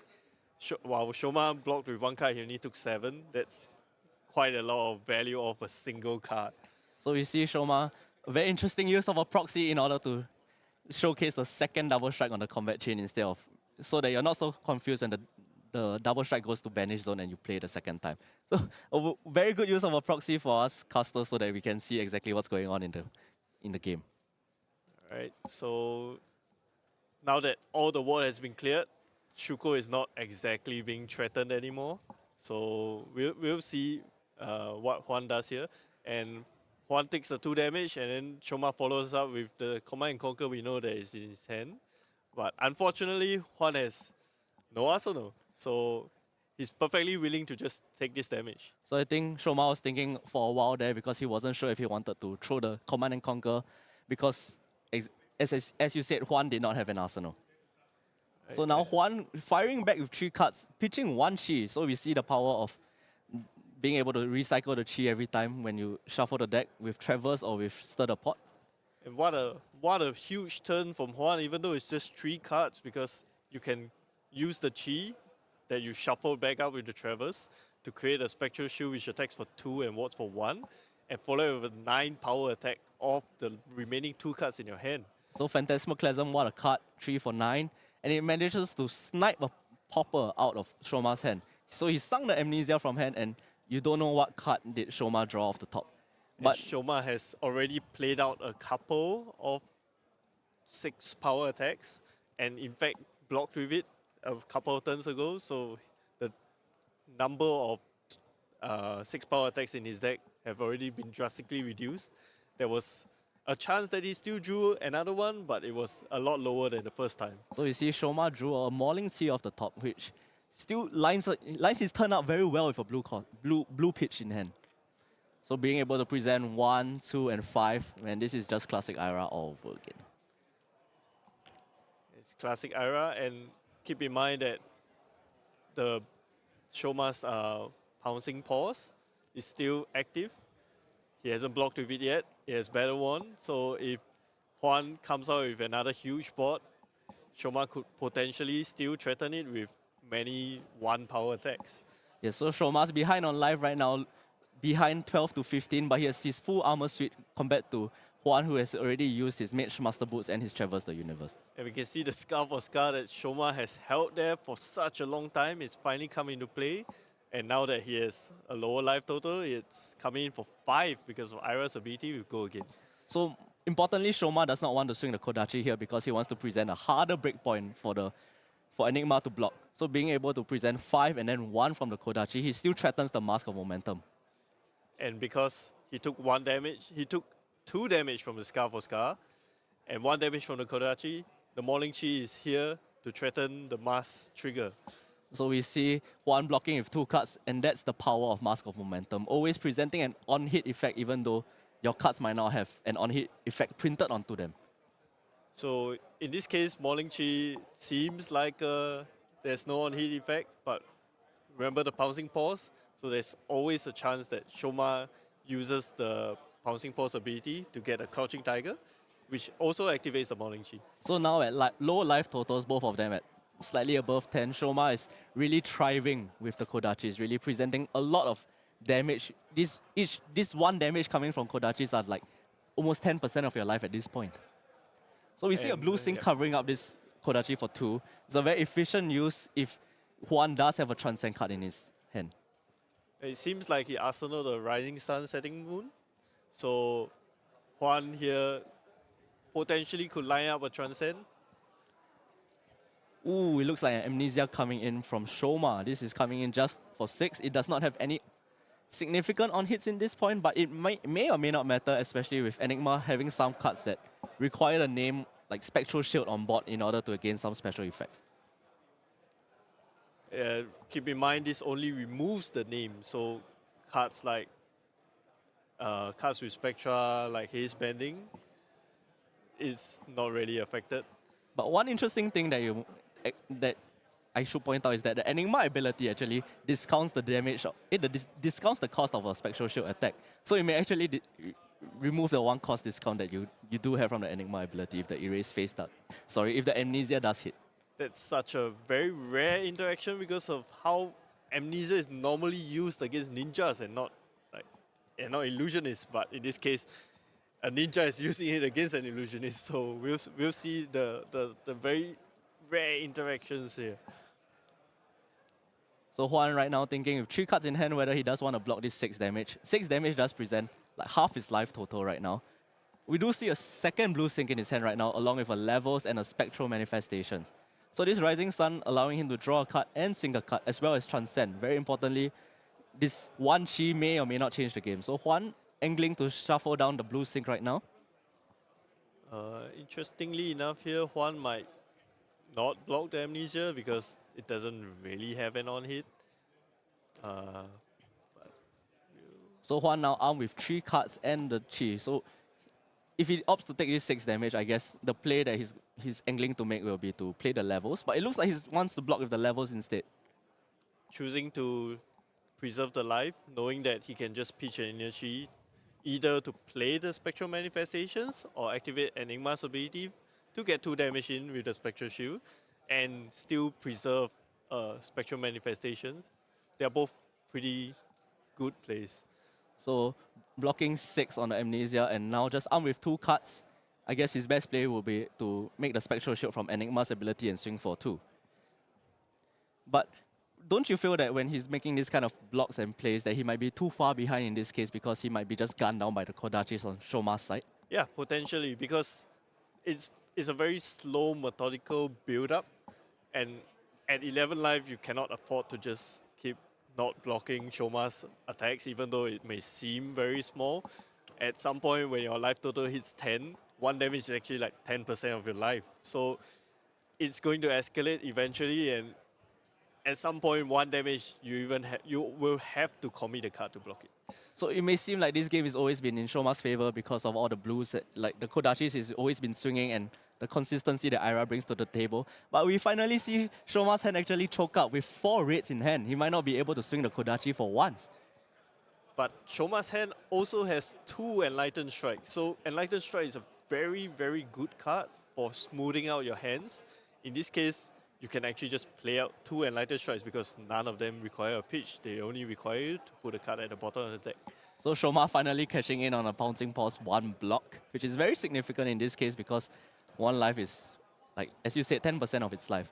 But very efficiently, he manages to use the tuning resource to just play the Spinning Wheel Kick for 4 go again. Presenting a lot of damage that Juan really does not want to be seeing right now. It could potentially even be a go-white turn because remember that Ira's ability affects the 2nd attack of the turn. So Shoma could look to even use the Pouncing Paw's ability to create a Crouching Tiger, which he's doing right now, to attack for 1. It's such an annoying attack. Actually, don't you think he could actually like be more aggressive with his play and use the Crouching Tiger as the additional cost for Enlightened Strike? Oh, but he does have a blue. So this blue is the Pouncing Chi instead. Oh, he arsenaled a Pouncing Chi, which normally does not have go again. But because he has a Crouching Tiger attack this turn, it's actually coming in for 3. Because there's a Crouching Tiger and the Chainlink before it, and the Shuko trigger. Yes, so this is a better play with the Pouncing Chi from Arsenal. I was thinking that he could use the Crouching Tiger to play the Enlightened Strike and pay for the additional cost and put the Tiger at the bottom of the deck. But with this Pouncing Chi, he does present, I guess, more of a go-wide option and more efficient play pattern, and so he does not choke his Arsenal up. We'll see what Juan does here because remember that Mass of Momentum is still in play. And if Juan chooses not to block this attack, and he has already taken damage from the Crouching Tiger, the next attack actually threatens a free card. Yes, so if he doesn't block this 3 damage, Shoma might opt for Enlightened Strike go again instead in order to threaten the Mask of Momentum draw. Then he can carry on with an Enlightened Strike for 7. Oh, so he opts for the just +2, the very efficient 7 damage, presenting, most importantly, lethal right now to the Enigma. While while Juan here probably will block with some cards to not lose the game, the extra draw from Mass of Momentum actually lets Shoma arsenal a card that he prefers to arsenal if he so chooses to, but instead chooses to just keep the Morning Chi in arsenal and draw. So Enigma down to 2 with just 2 cards in hand. Oh, one of them being a Chi especially. So Spectral Shield coming in for 4 go again, discounted by the Enigma ability. So what can he do with the 1 resource and Tunic resource? His best play is probably a Command and Conquer at this point. It could be a Command and Conquer. It looks like it's a Command and Conquer, using the Tunic counter to give the extra resource that he needs, because the first Spectral Shield attack is free for Enigma. And because of having 1 resource left over after playing Spectral Manifestations, he gets to send out an attack that threatens Shoma's arsenal. I think Shoma's in a very comfortable spot right now, especially with all the armor on his side. He feels like, I think he feels like he can block this turn out with armor and just swing Kodachis, presenting the go against with the Looking for Scrap and Bittering Taunts in order to just close out this game right now. Also keep in mind, when your opponent is at 2 life, the Mass of Momentum doesn't really have an effect anymore, because any amount, like if he takes 2 Chain Links worth of damage, he's just dead. Yeah, so Shoma really showcasing the power of consistency that Ira brings to the table, being able to threaten 1, 2, 5 every turn. Not a lot of decks can deal with that. It's such a powerful thing to do in order... Action points are such a powerful thing in Flesh and Blood, and Ira has an abundance of go against in order to chip away at your life, play this slow yet fast game plan, being able to pivot between these two and really just whittle you down. And it's just not just the go again, it's also the +1, which allows for even more breakpoints coming of Ira. It even allows for cards like the Crouching Tiger, which normally has 0 power, to gain that power to attack. So Shoma blocks with a Scar for Scar, as well as the Mask of Momentum and the Tiger Stripe Shuko to cover up that 6 damage. So now Shoma really pushing the lethal. Every turn he's presenting this Kodachis, which is almost lethal at this point. It's 50% of Juan's life. This Kodachi for Juan 1. here still has a Spring Tunic, so he could just block it with his armor. His last remaining, second last piece of armor that has a block value. I think Shoma sees the writing on the wall. He's just going to push lethal every turn with these Kodachis, and I think he smells blood at this point. Alright. Juan chooses to block with the Spindle Spring Tunic on the Kodachi for 1. Shoma just contemplating whether he wants to threaten the Kodachi or breakpoint attack. Thinking on it, he has a Bittering Taunts. The second card looks to be Looking for Scrap. So I think he's deciding between which one he really wants to play at this point. Whether presenting the 5 damage is more impactful than the 4 damage, because the 4 damage is easily covered up by the Spectral Shield on board right now. Yeah, if you attack with the Bittering Taunts, a potential defense reaction might just foil your plans.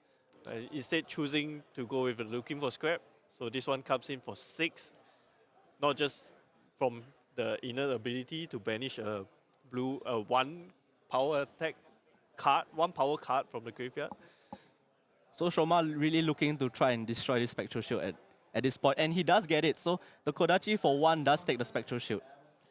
And the last card that Shoma preserved was actually not a Morning Chi, was the Enlightened Strike. And it looks like it's enough to just close the game here. So Enlightened Strike for 7, the generic card that came out in Welcome to Wraith, used on Ira, the hero that started it all for Flesh and Blood. Enlightened Strike for 7 closes this game against Enigma. Man, what a game. Yeah, it looked a little dicey for Shoma at one point after the Miragai came in for 8, and then we have the 10,000 year reunion given go again by Mage Master Boots for a total of 18 damage and also creating such a huge board. But it looks like Shoma managed to string enough attacks to threaten the 10,000 year reunion off the board and close the game from there. So Shoma really showcasing this Go White Ira that has Scar for Scar, Double Strike, Looking for Scrap, Bittering Taunt, all these Go White options that really put Enigma on the back foot.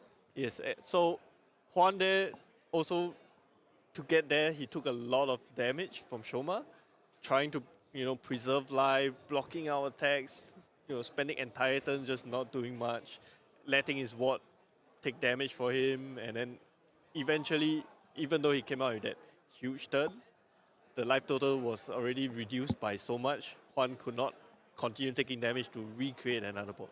So we see that consistency is key, especially in these long tournaments such as the Calling. Yep. And Shoma, one of the pro players that really just like to leverage on this consistency and bring their game plans to on the board and get them the win. Yeah. But So Flesh you and can- Blood is not just all about competitive play. We also want to celebrate the casuals, those people that go to Armory.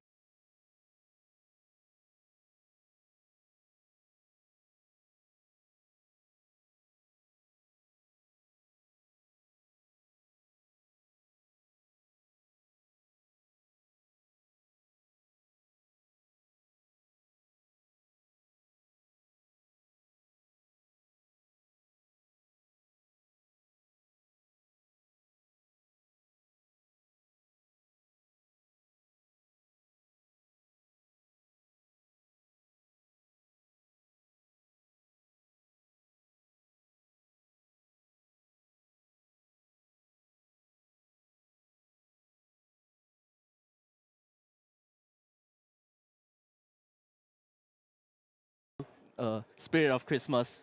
What a wonderful card. If it was legal in Classic Constructed, it may be a very powerful card, but currently it's only more of a collectibles, especially for us players that want to collect these special promos and more of like, remember the times you've been playing Flesh and Blood. Yeah, it could also be a very good gift for a friend because it's, look at how joyous everyone is in the art. It's such a great card. So Flash and Legend Story Studios not just focused on this Armory kit. We've actually been transitioning into this what we call gem packs. So these gem packs are gonna be a seasonal item. So whenever Flesh and Blood has a new set, for this case in February we'll be getting the end of January. In this case we'll be getting the Hunted. So we'll be starting to give out these gem packs, pack 1. So what do you expect from these gem packs? So these gem packs are replacements for your usual armory kits ending in January with Verdance. So you can collect all your Verdance cards in January, and then come February, we'll be giving out gem packs featuring cards from the Hunted, the latest set that will be out at the end of January. And in these packs, you can even open Marvels. You can get your usual extended art cards. You can get co-foils. Like, the possibilities are endless. So this really brings in like the gambler in you, that you want to open packs and see what you get. That being able to open Marvels and Code Force, I guess it also makes your participation in an armory much more valuable. That you might be getting cards that may be worth maybe $50, $100 instead of what might be just a regular extended art promo. Yeah, and for competitive players such as myself, we go to armories.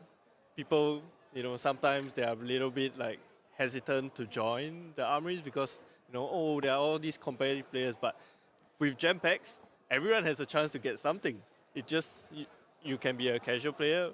At the end of the day, you can go to your local game store, play great games in the Flesh and Blood, and get rewarded for it. So it feels like these gem packs that LSS are introducing actually reward participation much more so than winning at an armory. So it feels like as a casual or just maybe a week-to-week player, you play one armory a week, you feel like you can go to an armory and just enjoy the game and get rewarded for it.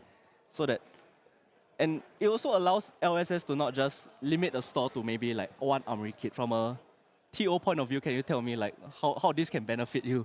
Yeah, so running events at my local game store, I can tell you that sometimes it's a struggle to, cater to everybody. I want to give out promos, but at the current moment, I might be a little bit limited.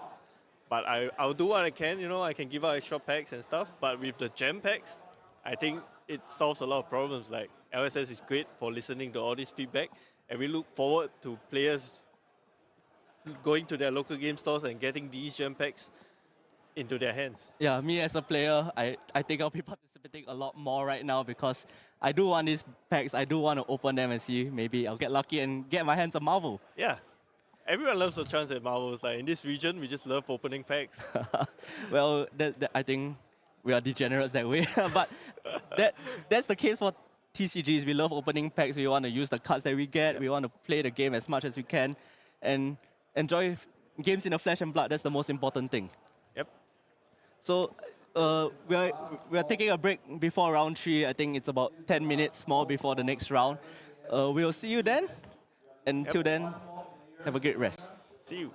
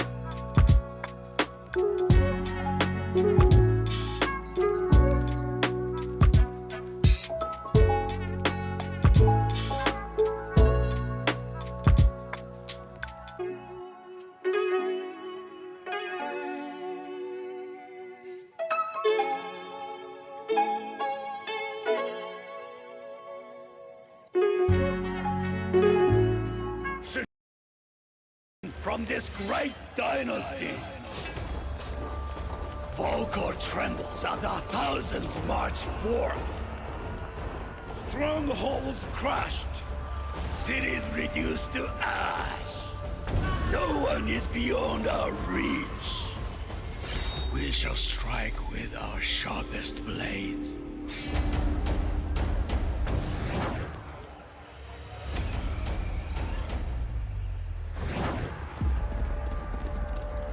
The hunter becomes the hunted.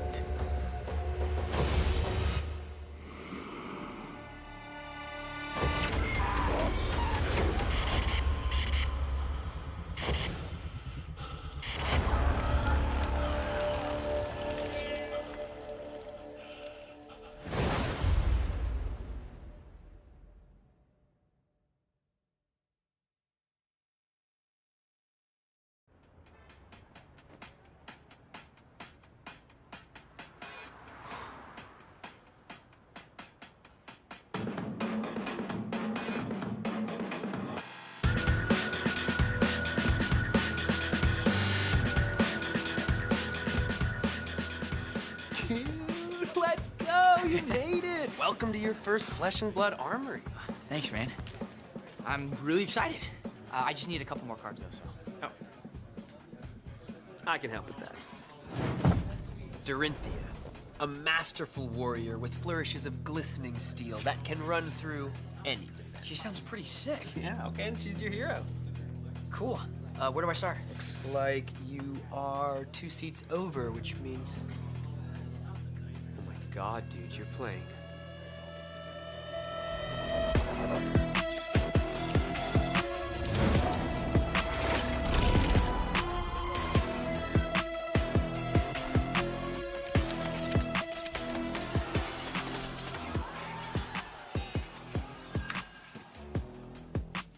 Oh, Dory, this'll be fun.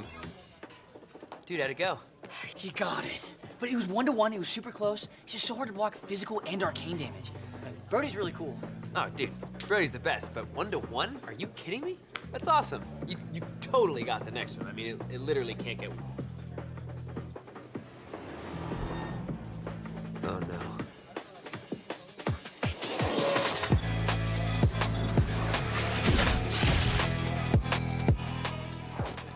block with my arm piece.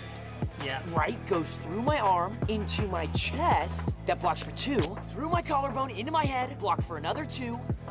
And for 3. Take 5? So that still hurts me a lot then. I mean, I'm getting destroyed, but this is really pretty art, right? Dude, how'd it go? I got her down low, but she got there. She made me break my equipment, and then the floodgates just opened. But she gave me a lot of really good tips for my next match. That's great, bro. You've been pairing into straight up, like, killers. I'm gonna knock them down next week, though. Creo que hay ronda, ¿eh? Ah, ronda. They're not prepared for. ¿Cómo? Imposible.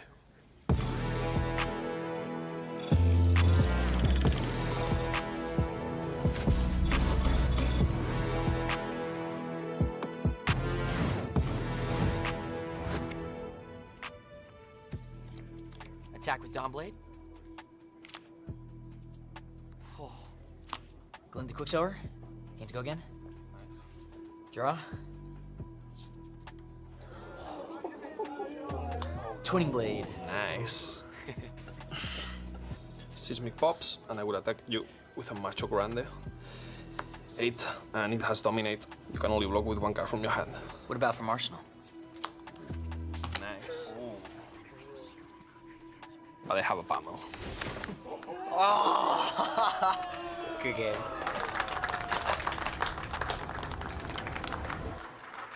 Let's go again.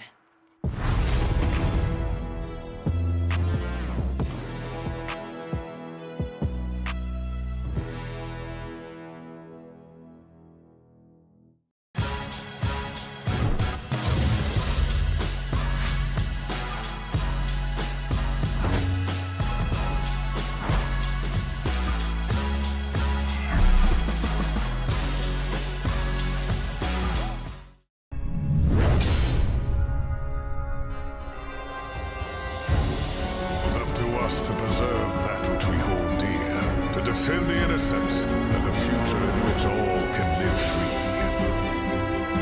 Bravery is born of the light.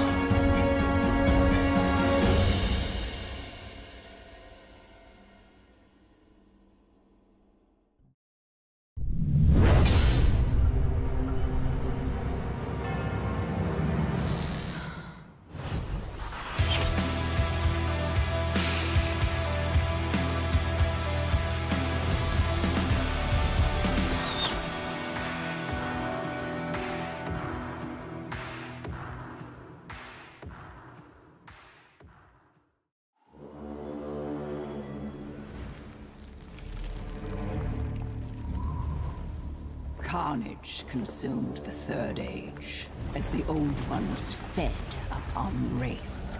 The Olin defended our destiny, our very existence. Yet one of their own they feared as deeply as their foe. To kill is human, to slaughter is desire. And Jarl Vatredi was filled with the lust for war.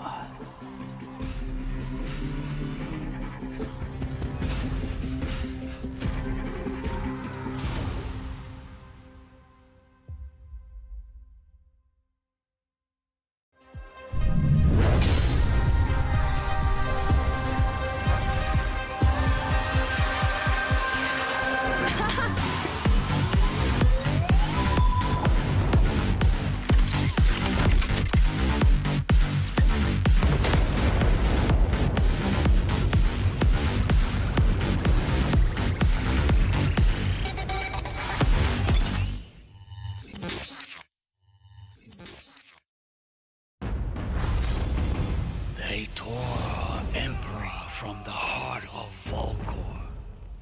This grievous regicide shall be punished. We burn with shame. Now the land burns for vengeance. The guilty cannot hide from us. The children of the dragon will scorch the corruption from this great dynasty. Volkor trembles as our thousands march forth. Strongholds crushed, cities reduced to ash. No one is beyond our reach.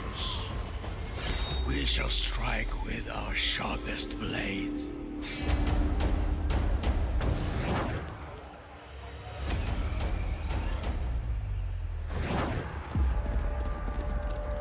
The hunter becomes the hunted.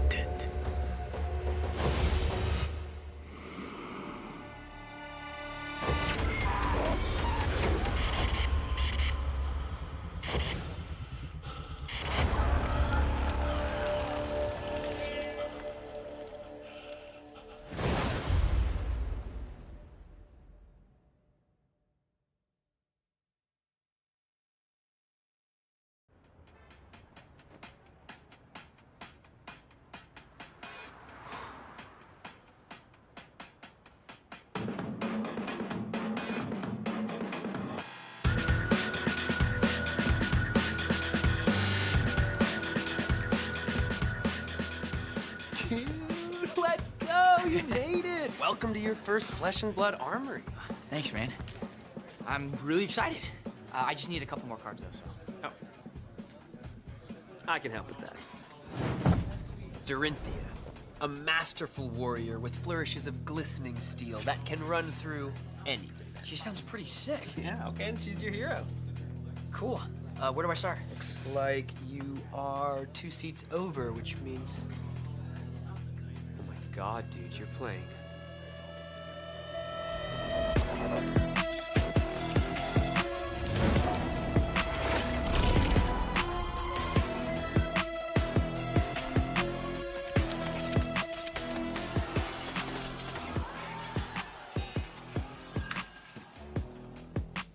Oh, Dory, this'll be fun. Dude, how'd it go? He got it. But it was 1-to-1, it was super close. It's just so hard to block physical and arcane damage. Brody's really cool. Oh, dude, Brody's the best, but 1-to-1? Are you kidding me? That's awesome. You totally got the next one. I mean, it literally can't get... Oh, no.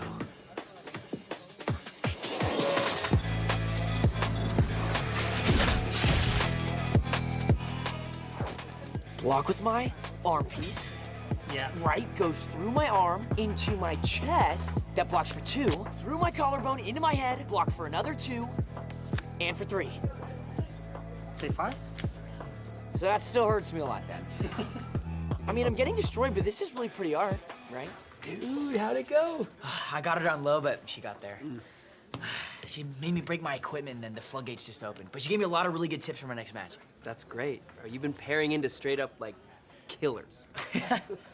I'm gonna knock them down next week, though. Ronda.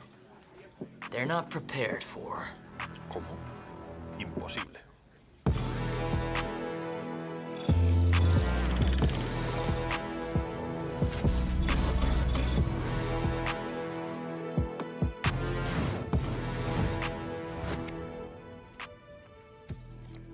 Attack with Dawnblade.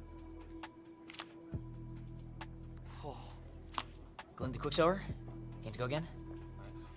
Draw. Twinning Blade. Nice. Seismic pops, and I will attack you with a Macho Grande. 8, and it has Dominate. You can only block with 1 card from your hand. What about from Arsenal? Nice.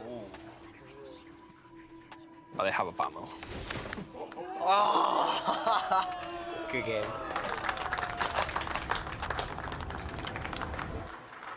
Let's go again.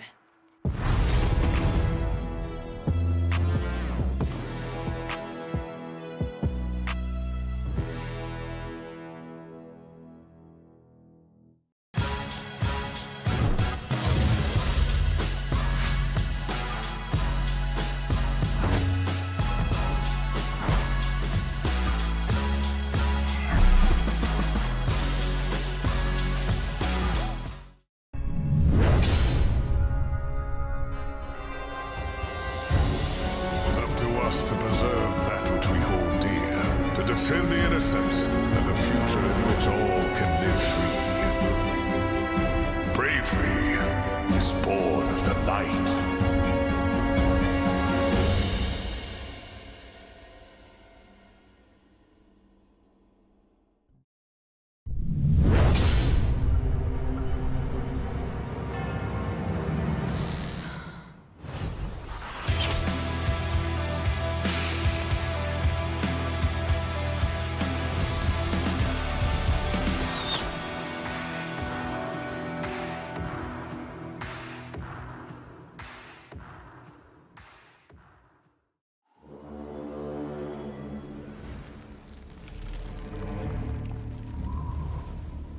carnage consumed the Third Age, as the Old Ones fed upon Wraith. The Olin defended our destiny, our very existence. Yet one of their own they feared as deeply as their foe. To kill is human, to slaughter is desire. And Jarl Vatredi was filled with the lust for war.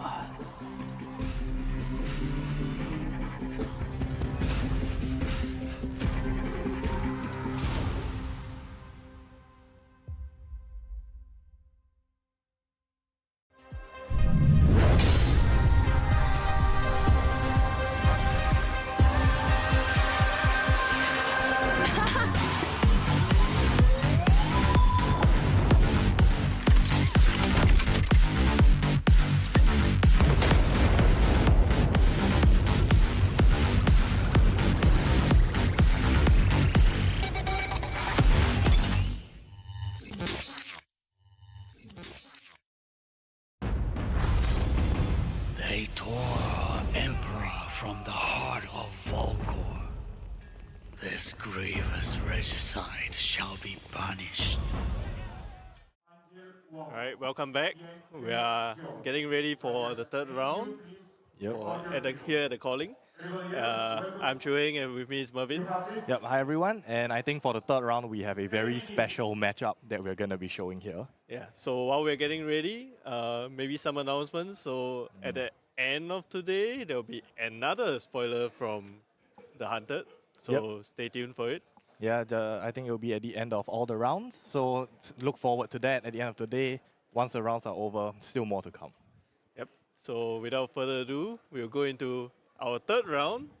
It's Ivan on Aurora against Zheng on Oscilio. Yep. So here we have Ivan. Ivan, I think everyone more familiar with Ivan on Zen rather than Aurora. He has also made a top 8 in Singapore, I think in 2022. Yep, the calling, and it's also a top 8 player for 2023 and 2024 in Singapore. For the Better Harden. And as for Zheng, the last time he made top 8 was on KO. In fact, top 4 at Manila. But now he has converted after Rosetta, now playing Oscilio, a more complex hero. Yes, and he is actually one of our resident Oscilio experts. He proudly declares before going to any armory, I am playing Oscilio, and you all watch out. And he has tried again and again at all our armories in Singapore, trying to make the deck work. Yep. And I think he has pretty much achieved that. Yes. I think while I was walking around, watching games in the first round, I actually observed Zheng declaring his Voza to be M14. Yep, and I think that's something he has said quite a few times at the armories as well. And he's no stranger to dealing 1 Oscillion damage to people. Yeah, so we'll see how how it goes for Zheng. Keep in mind that Ivan's playing Aurora, also another lightning hero, but in the rune rate kind. So we have all seen what Aurora can do. Mercy making the finals of the World Championships in Osaka just a month back. And Yep, Ivan's an expert pilot, and aggro decks have really been his specialty. He actually, I'm not sure if any of y'all remember, but he actually did, I think, a 13 chain link Zen turn at one of the battle hardens. Yeah. And so I think we'll see whether he makes any magic today with Aurora. Yeah, so Ivan is very familiar with how, the turn sequence goes. Yes. He's very familiar with how to string out these humongous turns that Aurora... I mean, it won't be as large as the Better Harden game that we saw earlier this year. Not like 50 over damage kind, but Aurora can do some pretty insane stuff. Yep, and it's great to finally see 2 Rosetta heroes being represented on stream, and both lightning. Yeah, so we all know the lightning trait. Play a bunch of cards. Yep. Cards with go against, a bunch of instants, who knows? Yeah, there's gonna be a lot of flesh and blood being played here today, and for this round in particular. And looks like the fist bump is extended, and the game is going to begin. All right, so let me talk more about like Ivan's equipment loadout here. Yeah. He decided to play Balance of Justice, an equipment that has seen less play recently, you know, considering all the books have been burned. Yep. And also rocking the Dyadic Carapace and the Graphs. So all these very, very tanky equipment. Yeah, for an aggressive hero, there's a lot of block on the equipment. And of course, Snapdragon Scalers. And instead of Lightning Greaves, which provides Arcane Barrier. So Aurora actually runs very, very few blues. So it's very unlikely that Ivan is looking to, you know, use Arcane Barrier. So probably just Carapace for insurance. Yep. And also, you know, for the 2-block, more importantly. Yeah, and looks like Zheng has already activated Oscilio's ability, which is to discard an instant and then cycle. Yeah. So we see here Zheng pondering over his turn. He's just trying to figure out the very complex Oscilio lines. Decides to, you know, just play a Sigil. Yep. Using Volza, notably discounted because he has one Sigil on board. And here we go, going for the Shock Comet Storm on turn 0. So here Ivan can look to pitch for the Arcane Barrier. That's where the Dyadic Carapace's Arcane Barrier 2 comes into handy. So Ivan can always pitch to just prevent the damage and draw up because he's a second player. Yep. And looks like he, correct me if I'm wrong, I think he didn't play the Shock and just played the Comet Storm, so all the amp goes on the Comet Storm. Yeah, right? So how it works is for the meld cards, you choose how many modes you want to play, whether you want to play the Shock side, the Comet Storm side, or both. Yeah. So in this case, Zheng just chooses to play the Comet Storm side for the 5 arcane damage. Yep, and looks like Ivan's still doing something, even though it's not his turn, playing out the Channel Lightning Valley, and because he played a Lightning card, he can then make an embodiment of Lightning. Yeah, exactly. So he had a blue pitch as well, so he could also block 2 damage from the Comet Storm, so staying at 36 rather than going to 34 life from the 6 damage. Yep, but now he is the same life total as Zheng because Oscilio starts at 36. Okay, so here Oscilio starting at 36 is because of, you know, it's a kind of wizard thing. Yep. Where you start at a lower life total because there is potential for you to do so much damage. And even in the first turn, like, even though Zheng only play like 2 cards, by activating Oscilio's ability, he gets to kind of fix his hand a little bit, Yep. find the more optimal damage lines, and he's able to do 6 on the first turn. I mean, do 4 damage here on the first turn. Yep, and it's really significant because Ivan only has the AB2. But now we can take a look at Ivan's hand here. We see an Arc Lightning, a CLV, and a Gone in a Flash, and a Sink below. Yeah. So you might be wondering why you play Sink below here. Yeah, it's a wizard, against a right? wizard. Because when we are facing against wizards, we are like, hey, this guy is gonna deal arcane damage, so I need to be able to play arcane barrier cards, I need to be able to pitch. But instead we see Ivan here playing Sink below. In Oscilio's case, he doesn't really function in a Kano sense, where it's purely arcane damage. So Oscilio functions in a way that he wants to, you know, here you can see the Sigil of Lightning in play is going to create an embodiment of Lightning. So Oscilio wants to be able to utilize all these go again Lightning attacks that, you know, attack for 4, like cards like Gone in a Flash, which is also in Ivan's hand because they are both Lightning heroes. Yeah, and because that increases the amp on the Volza, right? Exactly. So the more Lightning cards that you play, the higher the amp, the more damage you do when you finally play an Arcane. Yep, and an amp of anything past like 3 or 4 in general is usually unblockable. Yeah, which is why Ivan here probably just opted for the, you know, the coincidental Arcane Barrier 2 on the Dyadic Carapace. Yeah, I'm gonna Arcane Barrier you on turn 0, and then I'm gonna make you block. Yeah. So studying his hand really intently, this is going to be a very tenuous matchup because of how strong the damage output of both heroes can be. And so I think the players will be taking their time, really considering their lines that they're going to play. Exactly. So both players have to really consider what's their turn sequencing, because the order of the cards that you play matter, especially with cards like Gone in a Flash, cards like Channel Lightning Valley. All these cards have a very, very restricted kind of effect. Like when it only affects like the first time a certain effect happens. So here we can see Ivan really going deep into thought, because it's not a very straightforward hand, especially when you have a sink below that doesn't do anything when you are the attacking player. Well, but a good thing is that he does have the embodiment of lightning up. Oh, but if he plays the arc lightning, yeah, so embodiment of lightning here affects attack actions. But yeah, he's gonna get super go again. Yeah, now the first attack that he plays has like 2 instances of go again. Yep, so looks like it's gonna be the one from the arc lightning, because arc lightning itself has go again. Yeah. And Jia Zheng here opting to pitch a non-block card, another Sigil of Lightning, to Arcane Barrier using the Lightning Greaves that Ivan himself is not running.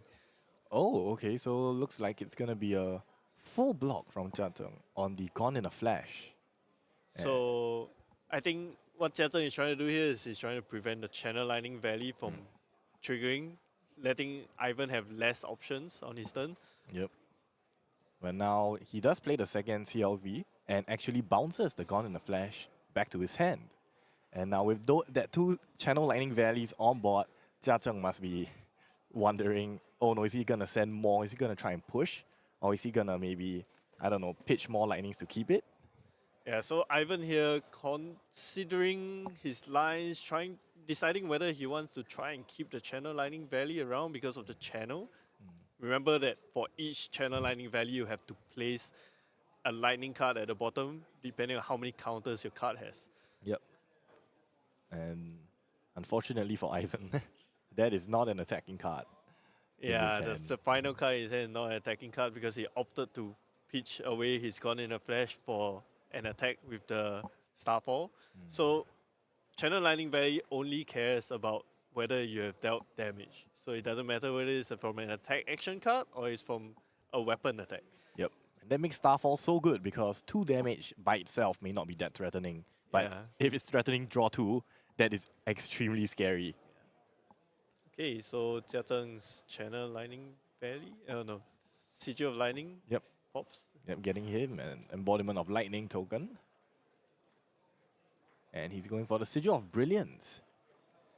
And it's just gonna pass one over to Ivan. I don't think that's something Ivan's really happy about, given that there's a sink below in his arsenal. Yeah, exactly. So the Sigil of Brilliance is actually one of the key components of the Oscilio deck. It's what makes Oscilio so strong, especially when coupled with the headpiece. Yeah, I think it's a Flash of Brilliance. Yeah, the Flash of Brilliance, exactly. So the Flash of Brilliance allows Jia Zheng to return the Sigil of Brilliance to hand whenever he blocks with it. So in a sense, while you have to discard a lightning card for the ability, when you return the Sigil of Brilliance, you're getting back a lightning card as well. Yep. And in addition, when the Sigil of Brilliance leaves the battlefield, you get to draw a card. Yep, it's one of those hit pieces that it gives you ability to draw a card. Yeah, so it's kind of like a traverse, if you think about it, after you transcend, but it's in an Oscilio way. It's more... Traverse with extra steps, but if you do it on your turn, you're playing more lightning cards for the Volzar. Yeah. Anyway, now we have Ivan starting his turn off with a Ravenous Rabble for 4, revealing that lightning press off the top of the deck. This is a breakpoint that is threatening the Channel Lightning Valley. Oh, and just as you said, he's now cashing in the hit piece, and he's gonna draw. Yeah, so he's discarding a Fleeting Charge, which is a lightning card, to activate the effects of Flash of Brilliance. And looks like Ivan's getting some damage in, so he will draw the Lightning Press on the top of his deck. So now in future, Jia Zheng has to consider like blocking out whether he wants to play around a Lightning Press in hand, which is kind of difficult. Yeah, so I mean, he does know there's a Lightning Press, but you're right.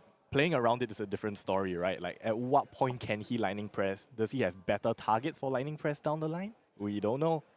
But we'll see, because he still has 4 cards in his hand Yeah, and Jia now up to 5 cards with an embodiment of lightning. Yeah, I think the scariest thing Ivan would hear right now is just no block. Yeah. I think I would not be happy if that was the case. Yeah, but for us viewers, we want to see what Oscilio does. So, you Yeah. know, if Jia chooses to keep all 6 cards, we could see a really explosive Oscilio turn, showcasing exactly what Oscilio is all about. Yep. And Ivan really thinking about this. Alright, we see his hand here. Flittering charge. And wow, that's actually so good that he drew the lightning press. Yeah, so the lightning press here allows the fleeting charge to gain go again because the fleeting charge requires you to, you know, play an instant on this chain link. Yep. And looks like it's a snap no block from Jia on the flittering press. Cashing in the lightning greaves. Oh, lightning greaves requires a resource to activate. So Jia Zheng's tunic is also reaching the third counter. So Jia Zheng might actually be looking for a really big turn here. Alright, Jia with the 6-card hand, cashed in both equipments. Tunic on 3 with an embodiment of lightning. Let's see what he can do. Yeah, lightning greaves not just arcane barrier. There's also an activator ability which allows your instants to now have go again. So normally instants don't require you to use your action point, but with lightning greaves, now it actually gains you action points because you know you don't even use the action points to begin with.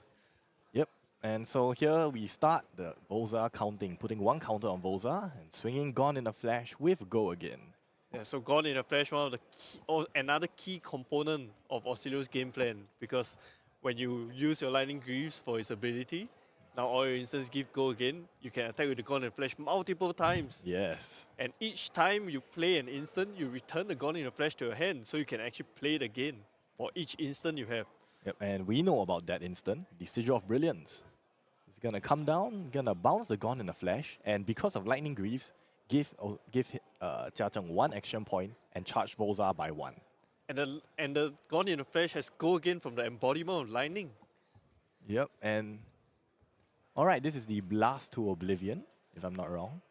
Yes, so this has insane synergies with Sigil of Brilliance. Oh. So Blast to Oblivion here, when you play an instant, you can return an aura that costs 1 or less back to its owner's hand. So in this case, when you return the Sigil of Brilliance because it leaves the arena, you get to draw a card. Oh my gosh, that's crazy. And because Jia Zheng gained an action point from his instant, he has 2 action points. So by playing a Sigil, he is back to 2 action points. He can keep playing cards if he so wishes to. Yep, and with the Sigil back in hand, that means he can bounce the Gone in a Flash 1 more time. Alright, and it looks like Ivan cashing in that sink below. Finally using the sink below, hopefully drawing maybe a blocking card, because Jia Zheng's turn looking to get quite crazy around here. Yep, so Volza's up to 4, I think. It's amping 4 now. Sending the Gone in a Flash, we know that there's still a Sigil of Brilliance. So Sigil of Brilliance also notably a lightning card. So Yep.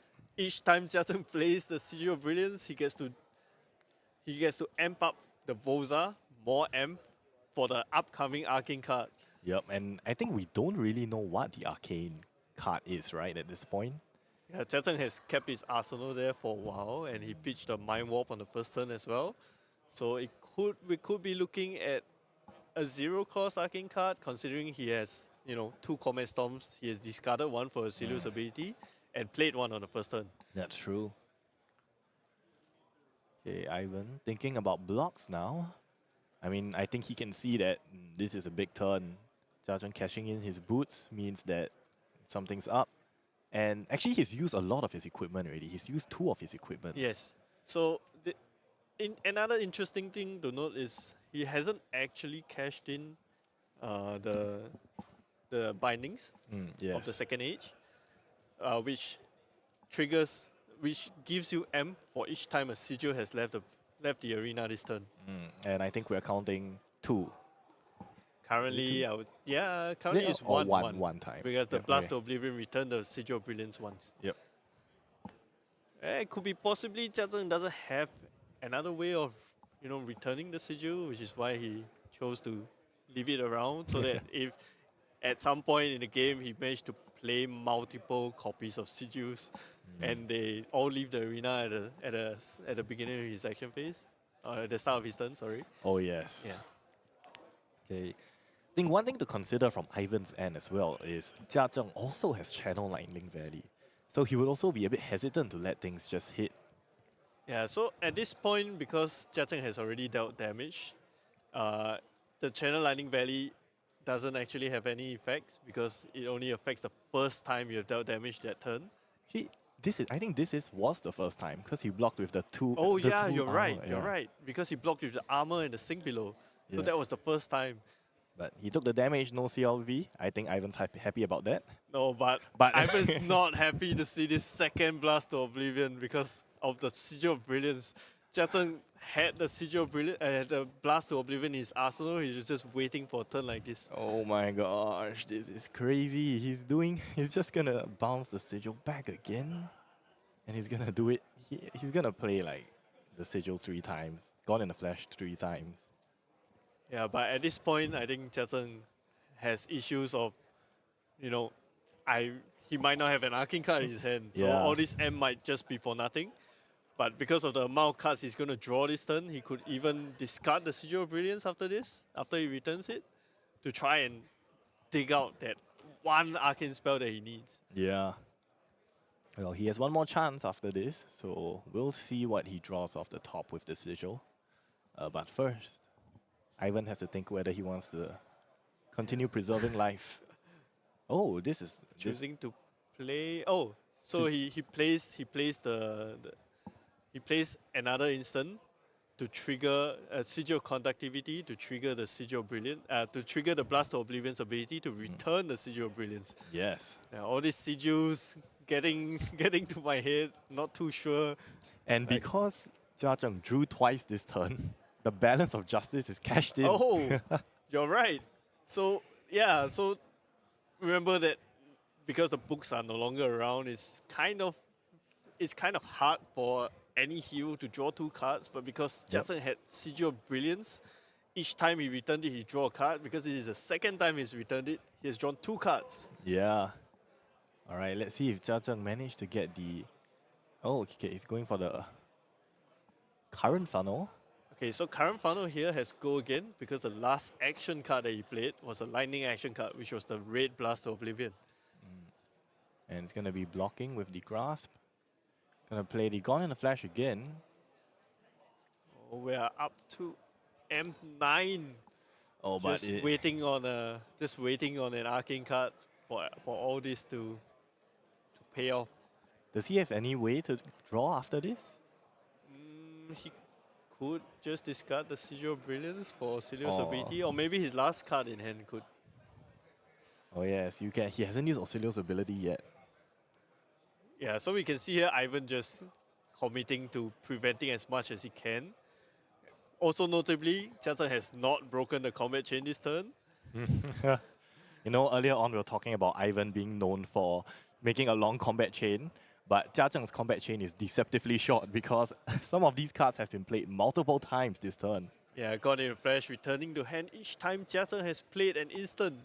So the combat chain is actually like Jia Zheng has already done quite a lot of presented quite a lot of damage this turn. It just doesn't show because the Gone in a Flash kept going back into his hand. Yeah, and Ivan actually used up a bunch of his armor already. The fact that he cashed in the Dyadic Carapace means he has no more. No, this is a...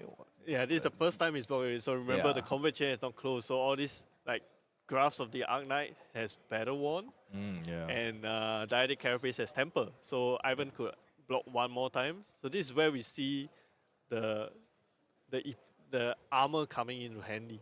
Yep. And looks like he's going to be playing the Sigil of Brilliance, bouncing the Gone in a Flash back to hand, getting that 1 action point.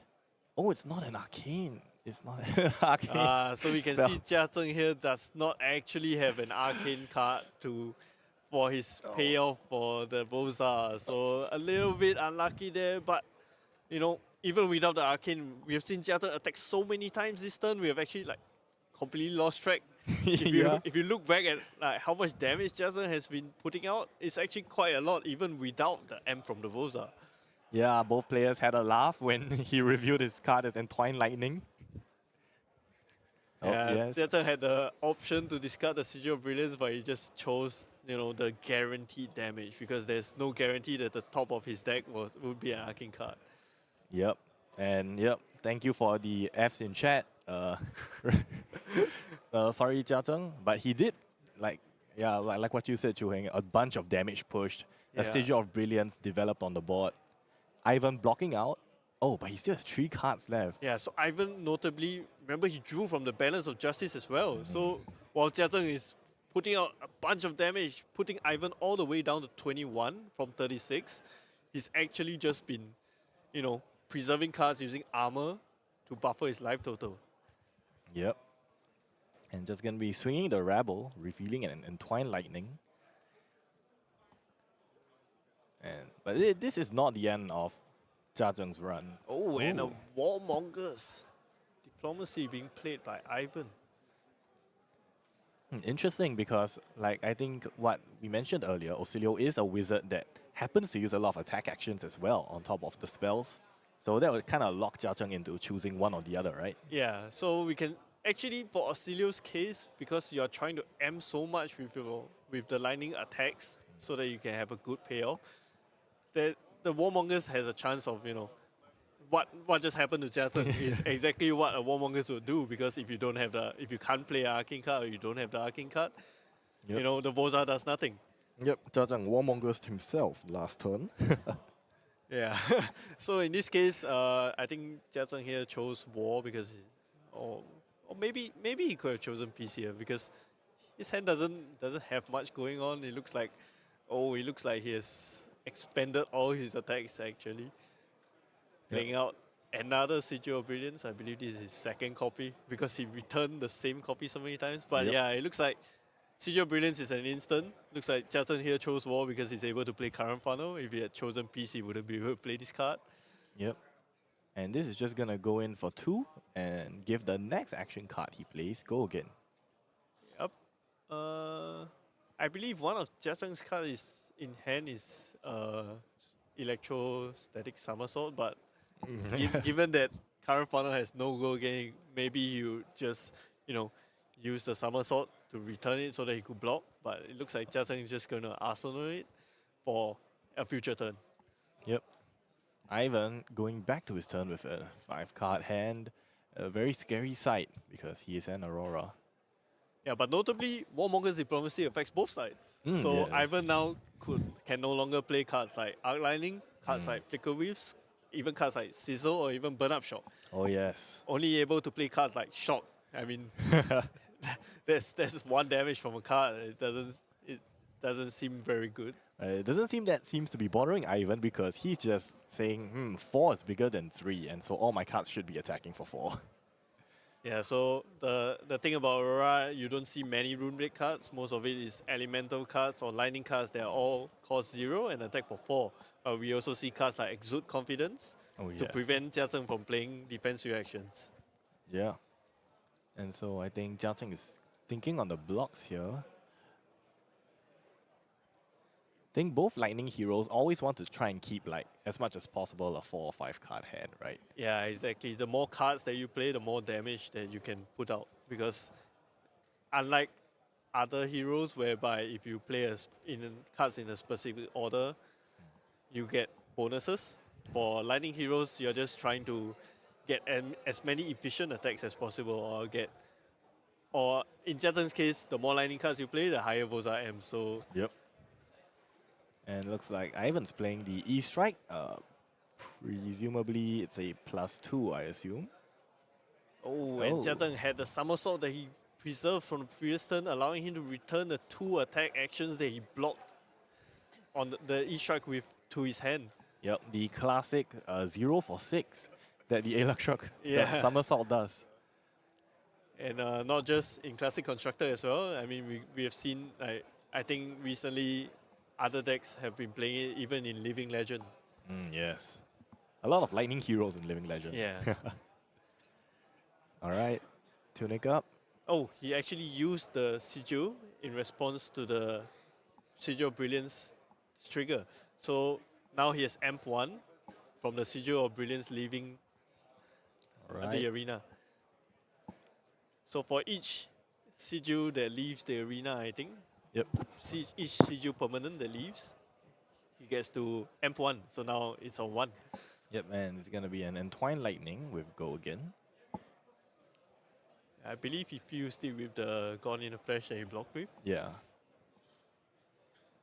Notably, Entwined Lightning here is not a lightning card, which is why we didn't see Ivan attack with the Starfall, because it didn't have the lightning buff attached to it. It doesn't have the +1 and the Go again.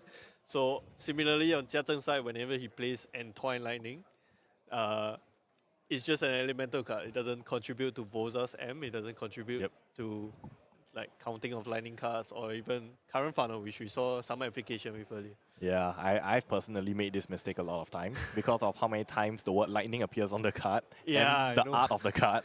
Yeah, the card has like Entwined Lightning. It has lightning fusion, you know. Yeah, so much lightning elements. But I mean, it is a card that is played in lightning decks. Yeah. And it is a 4, Go again. Ivan, thinking about the blocks, we can see, I think, a Melt card in his hand, probably a Burn-Up Shock. Yeah, that's the more commonly played Melt card. The other Melt card Yes. doesn't really affect Jia Zheng so much. Well, this seems to be an interesting spot for Ivan. He has 2 Burn-Up Shocks, but only 1 attack. That being Snatch. Ooh, but Snatch has a very good on hit, which means Jia Zheng is very incentivized to block it. So there's a good chance that Ivan will not get the attack through. Yeah, so he's choosing to block. But also notably, Burn-Up Shock also only counts attacks. So even Starfall would cause the Burn-Up Shock to trigger. That's true, yeah. Alright, looks like it's just going to be a 5. Looks like Enlightened Strike for Go again. Yeah, I'm sure Jia Zheng is happy to see Ivan block on the Entwined Lightning there. Yeah, blocking with a Burn-Up Shock normally just means that you probably aren't too confident with getting your attacks through. Yep. And it might signal to Jia Zheng that Ivan doesn't have that many attacks to push forward. Alright, keep in mind that Enlightened Strike, while it has some lightning in his art, playing a lightning press, so now that's a lightning card. Yeah. Alright, so activating Voza for M1 from the lightning press, and the Aether Bindings has M1 as well. So amping 2 in total on Etchings of Arcana. Yep. So this card does 3 damage, M2, so 5 in this case, and it has Surge. So if this deals more than 3 damage, you may return an aura with Sigil in its name from your graveyard to your hand. And so looks like that Sigil of Brilliance might be bouncing back again one more time, this time from the graveyard, if Ivan does not AB2. Yeah, so here we might see the Sigil get played again, but it looks like, remember Dyadic Carapace, while it's a blocking card, still has Arcane Barrier too. So because Jia Zheng is unable to amp over the Arcane Barrier, Ivan can just prevent the Surge effect from happening. Yeah, but it does force 1 card out of Ivan's hand, which is something Aurora doesn't really want to be doing. So I think Jia Zheng is happy at least with that outcome. Okay, so we have a question from the chat. If you return Gone in a Flash, what happens? So remember that when you play Gone in a Flash, the attack is still on the combat chain. But when you return it, it depends on when you return it. Yes. So if you want Go again effects, you have to return it after you have dealt damage. Yeah. And you can choose when to return it because, you're just playing an instant. You can look at what window you would like to play that. And also the flexible thing about Gone in Flash is a May effect. So you can play cards like Electromagnetic Somersault, Electrostatic Somersault, and then you return later at an appropriate time, and then you get a Go again. Yep. And it looks like Ivan's just going to be sending the Snatch with 1 card in hand, 1 in arsenal, and that Snapdragon Scaler's looking good. Yeah, so Jia Zheng's here considering, since Ivan's also playing a lightning, since Jia Zheng is also playing a lightning hero, there's also lightning press that might come in from Ivan's side. Yeah. And so this is something Zheng has to consider because Lightning Press is a card that's usually paired with Snatch. Alright, so I think knowing that Ivan decided to block with a burn-up shot, the chances of Lightning Press might be low, but Yeah. it's hard to say because, you know, Ivan might just be trying to preserve some life because he has taken a lot of damage. He's down to 7. Yeah. And interestingly, Ivan did not play the burn-up shock from his arsenal before playing this Snatch. So this is a bit more hidden information, I guess, on his end. So this is an important block for Zheng. Yeah, so now Ivan only has 1 card in hand and 1 card in arsenal. So Zheng is just considering whether he should, you know, if he wants to block out the Snatch, whether the Snapdragon Scalers for Go Again will present another attack that he really wants to block, making all this blocking very difficult. Yeah, and you know, there's a possibility that the Snatch might just extend the turn. Yep, and here we go. Ivan cashing in the Snapdragon Scalers. Oh, it looks like Zheng chose not to block because there's too much uncertainty, and Ivan drew a second strike from the Snatch. Well, Zheng putting his cards down on the table and saying, no block. All right. Seemingly unfazed by all the damage that he just took. He just took 8 damage, including a second strike that was drawn off the Snatch.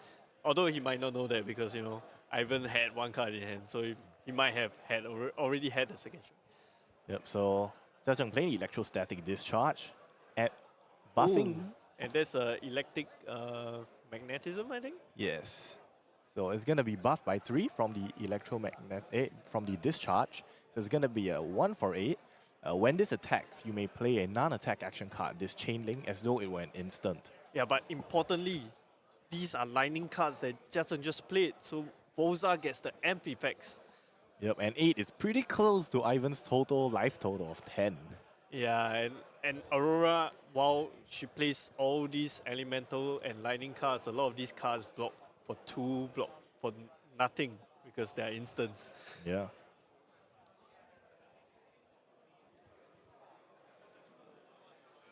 Okay, looks like...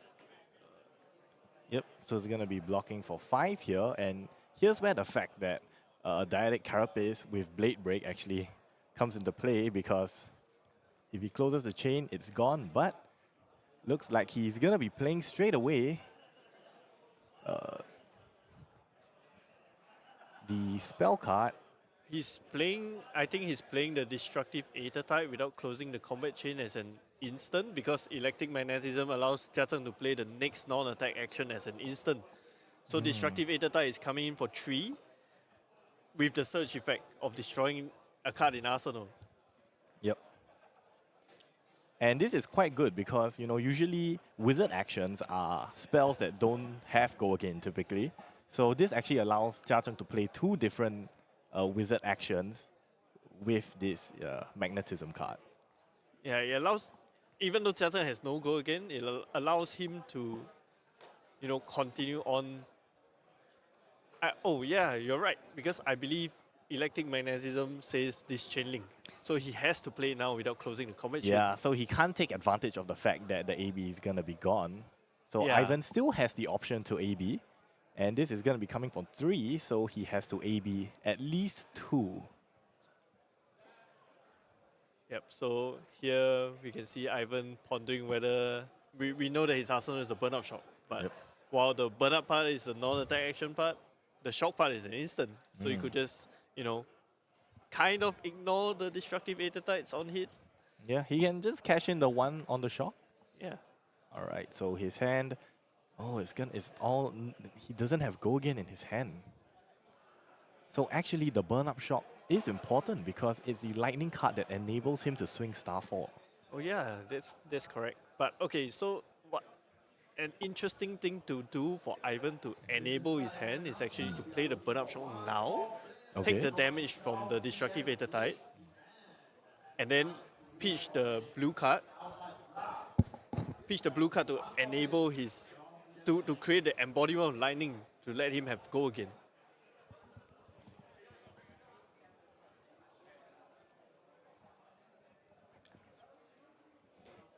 All right, so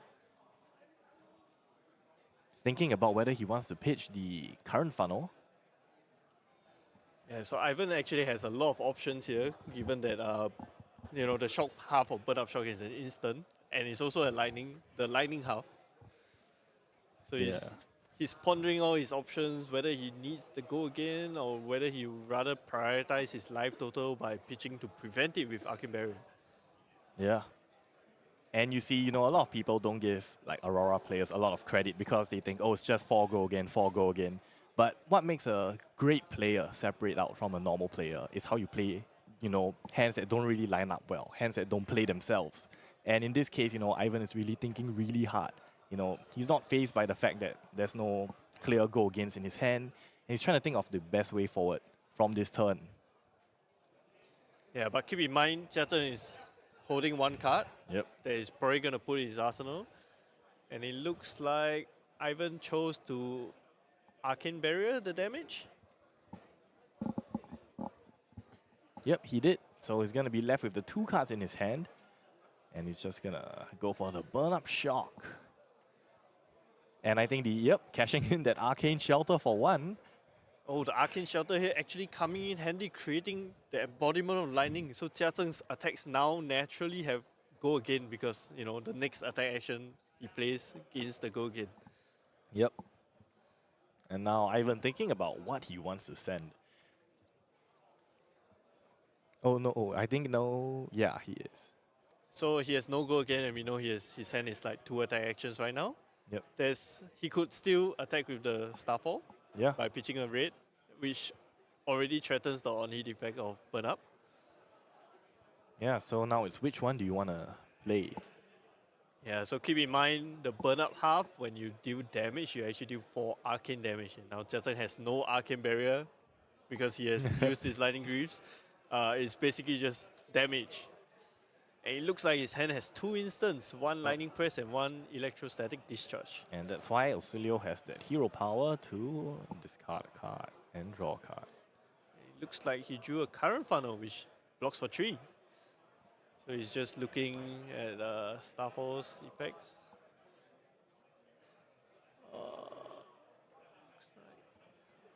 Oh, he has an...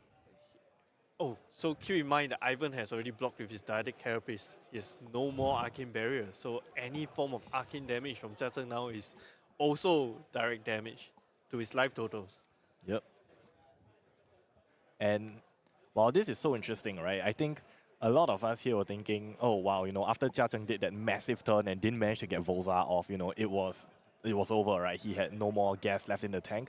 But here we are wrong because he's putting Ivan to the brink of his life and still heavily threatening, any arcane damage next turn or maybe even just simply physical damage. And here he has quite a lot of instants, but I think, a good thing that he managed to draw that current funnel as a block. He actually had 3 instants because he also had a Chanon Lightning Valley as well. So a lot of Jiazheng's turn now relies on his arsenal because we are not too sure what he arsenal the previous turn, but I think it's safe to assume that because he chose to keep the lightning press, it could possibly be that he arsenaled an attack.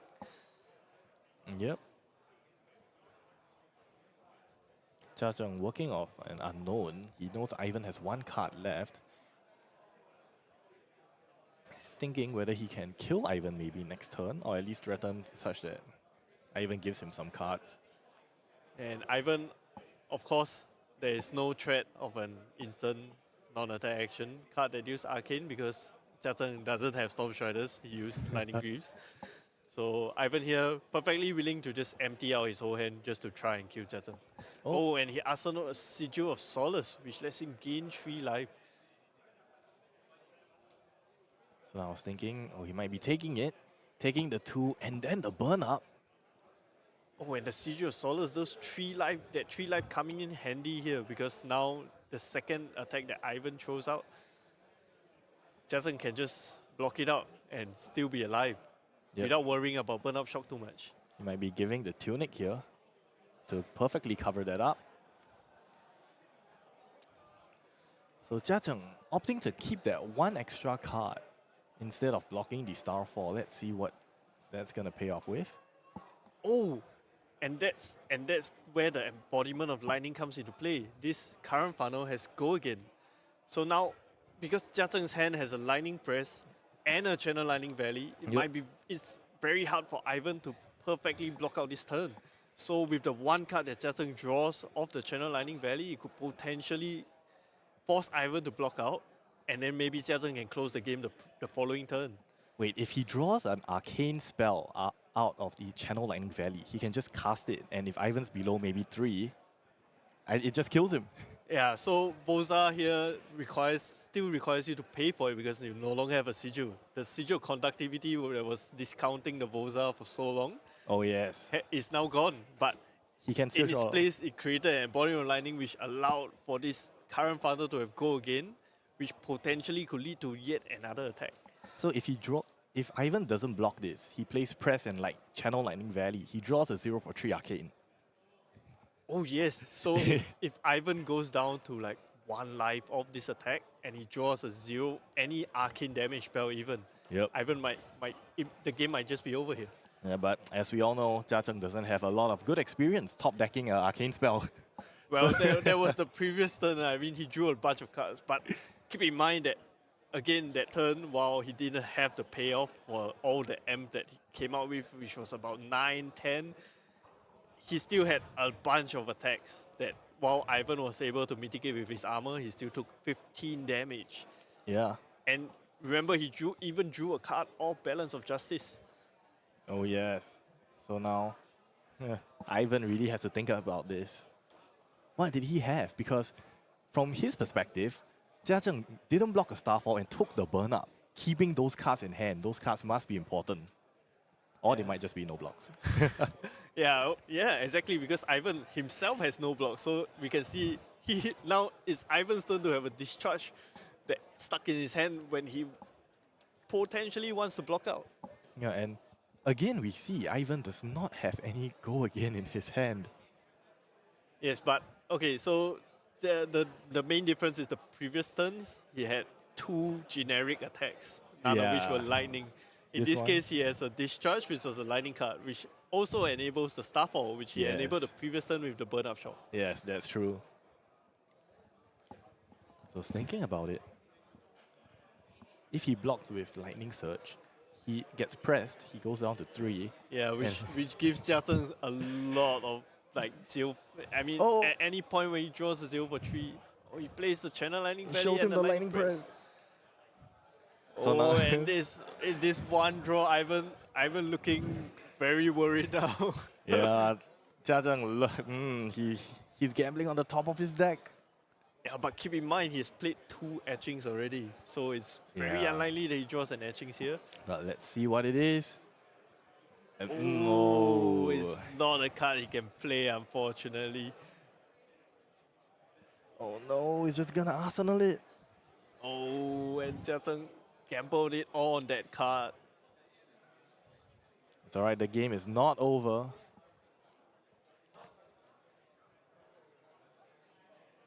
Looks like Jia Zheng drew a somersault, which we could see a repeat of block with 2, 3 block attack action cards and returning to hand. Yep. So, yep, he's just gonna go for the Starfall. It's gonna trigger Oscilio. Trying to throw away that no block. Trying to look for more blocks. He did draw a block. Oh, it's a 3 block, but interestingly here. And he's going for the somersault. Okay, so he's going for the 1 card somersault rather than the 2 cards. But here, this static shock is coming in for 7. Oh, and he has a 2nd somersault. Oh, and he gets to send it back at the 0 for 6. Comes in clutch again. Oh, and we know that Jia Zheng's arsenal is the Enlightened Strike, so he could just play out the Enlightened Strike. Threatening, I would assume 7 damage. Yeah, he'll probably choose the +2 here to get Ivan to block with cards from hand, stop attacking me. And Ivan has also used 2 burn-up shocks. Jia Zheng is on 1. At any point he draws shocks, Jia Zheng cannot prevent it. Oh yes, there's no more AB. And Ivan draws the sink below here. Great timing to perfectly cover up the Enlightened Strike. Oh, but he's not using a 3-block. He's thinking of blocking with a second strike.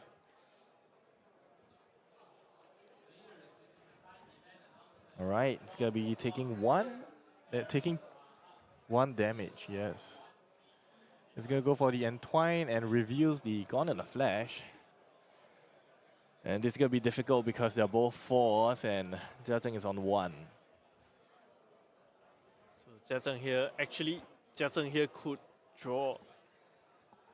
He could draw a Comet Storm, and no, he has a bunch of instants, and Ivan takes this game.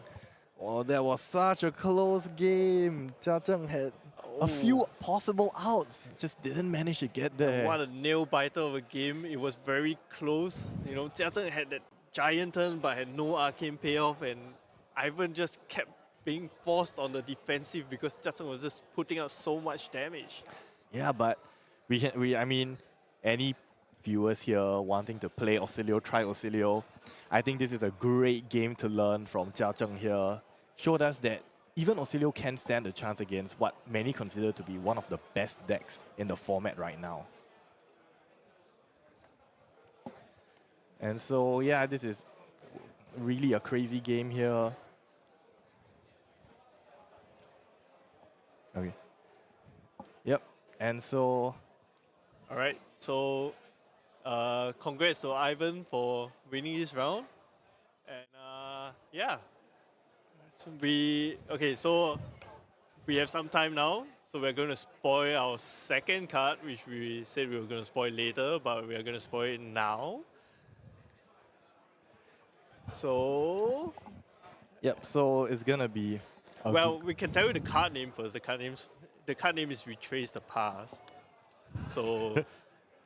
yeah, so what do you think that card is? Well, and well, here's the card. It's another Katsu specialization. Remember the last time we spoiled the Gust Wave of second winds, and we were wondering like, hey, there's so many Gust Waves, so you know, can we get another payoff for Gust Wave since you know we can't use bonds anymore? And here it is, and it's a 0-cost blue pitch ninja attack action, and now it's a Katsu specialization, so not just any ninja out there can play it. Yep. And it reads combo when this attacks. If a card with Gust Wave in his name was the last attack this combat chain, you can name a card, and this card gets that name. And in addition, it gets +2 and go again. Yes, this is quite the card. You know, first of all, it's a blue. Yeah. It's a block 3. Yeah. It costs 0, enables Kodachi.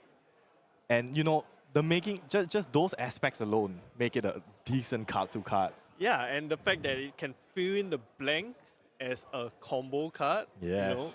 You know, you can even, you know, consider starting with Descendant Gust Wave, play this card, and instead of naming, you know, I mean, we are still unsure whether we can name bonds because of how the rulings work. But Yep. you could even name cards like, you know, you can name or maybe, you know, not Descendant, maybe we have Whelming Gust Wave, you have some Quicken token or something. Yeah, and then you yeah. name Mugenshi Release. And then now Yes. you turn on your Lord of War that comes after. Yeah, the Lord of Wind, Lord of the Wind, original Katsu line.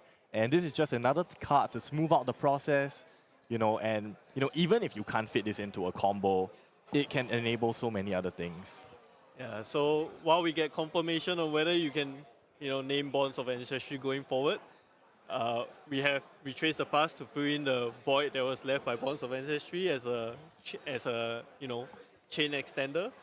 Yep, and you know, one more thing I want to point out is the art in this card looks great.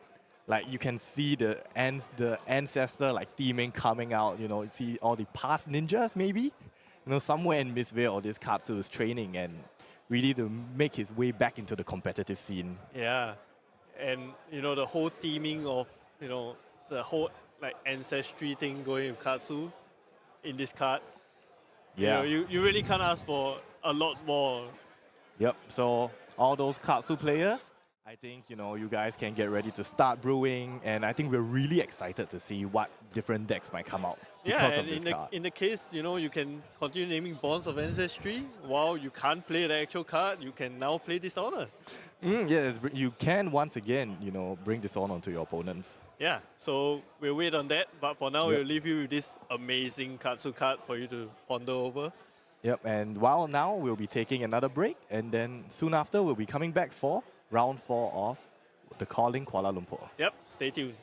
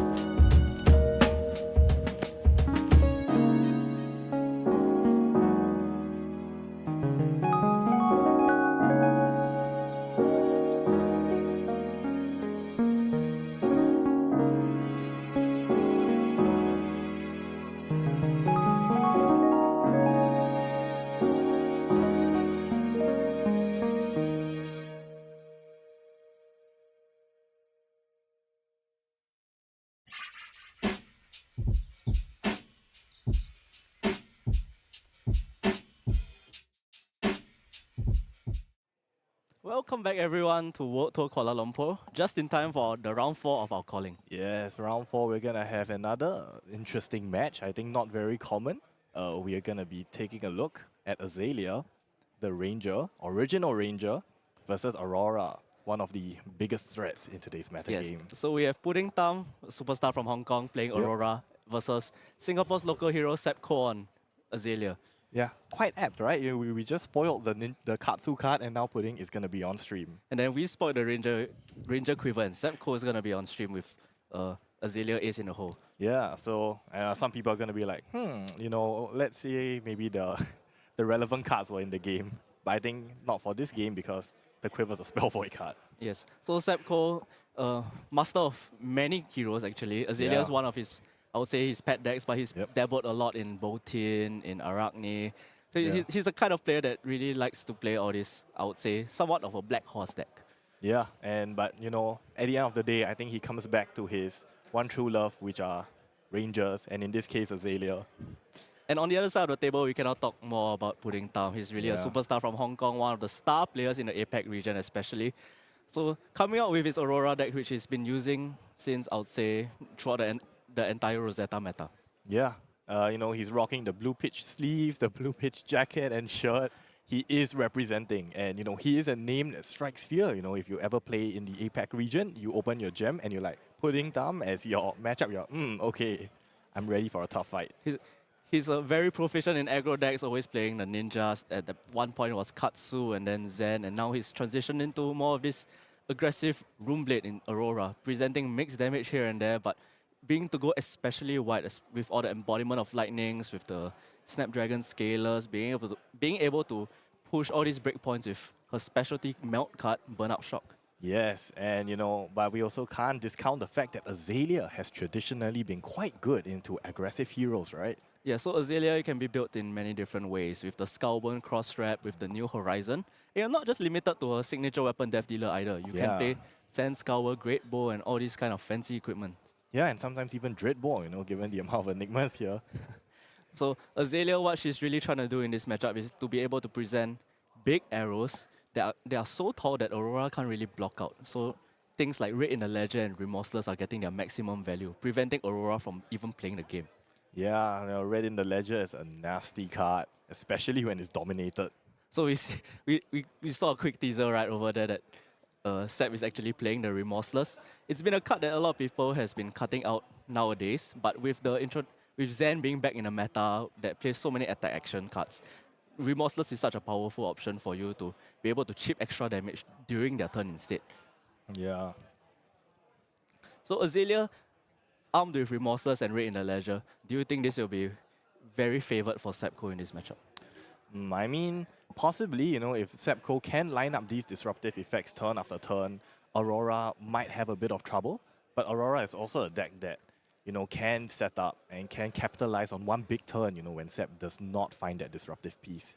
I would say Aurora's one of the brand new aggro decks that can play around Raid in the Ledger in some sense, because they are armed with instants instead of non-attack actions that Runeblades used to play.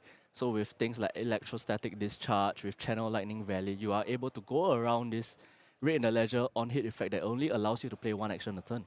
Yeah, it's like you get hit by Raid in the Ledger, but your opponent still plays 3 to 4 cards. Like, hey, what's happening here? Especially her hero ability being an instant to create the embodiment of lightning. Not being an action actually is a great benefit to her. Yep, and now they're going to be revealing their equipment, and any comments on it so far? So we see that Sep is on more of a traditional build with the Skullbone cross-strap, but he does run the long draw gloves, which is more of some anti-Warmonger's tech. Yeah, I've spoken to a lot of Azalea players, and you know, that card does save them a lot of trouble from the Warmongers. So it looks like Pudding's going to start off this game starting first, and it looks like he's running the Diadic Carapace for this matchup, which allows him more block from his equipment to be able to stop these on-hit effects. Yep. And so him going first might allow him to set up the embodiment. We do see a Lightning Surge in his hand, I believe, which is the perfect Arsenal target for Aurora in this matchup, because it's a starter from Arsenal and presenting 4 go again. And it's a Lightning card. It allows the Star 4 to be, in some sense, active in order for Aurora to be able to push as much damage as she can. Yeah, And notably one thing, the fact that Azalea is not starting first means there's no turn 0 dominate shenanigans happening here. Yeah, so Azalea starting second instead is a much, I would say, disadvantage in this matchup because you don't get the tunic resource first. Yeah. And you're basically playing on somewhat of a back foot. You're allowing the Aurora to set up her embodiment of lightning and getting an arsenal first. Although if you do present the Raid in the Ledger first, it is a great benefit to you. Yep, and looks like Pudding coming in with the Ravenous Rebel buffed by the Electrostatic Discharge on turn 0. Swinging in for 7. Think maybe he's trying to capitalize on Sepco's 2 blocks here. Yeah, so Sep has, it looks like he's angling for a 3-card block. Yep, and he catches him on the 2 blocks. Yeah, so having to block with 3 cards actually allows Pudding to maybe potentially push a lot more damage through. It looks like a second strike in Pudding's hand right now, and considering that he might want to play this out. Yep, and he's gonna go swing the Starfall here. So presenting this Starfall on turn 0 is pushing so much damage that Sep has to throw almost 4 cards out to block this just 3 cards in hand.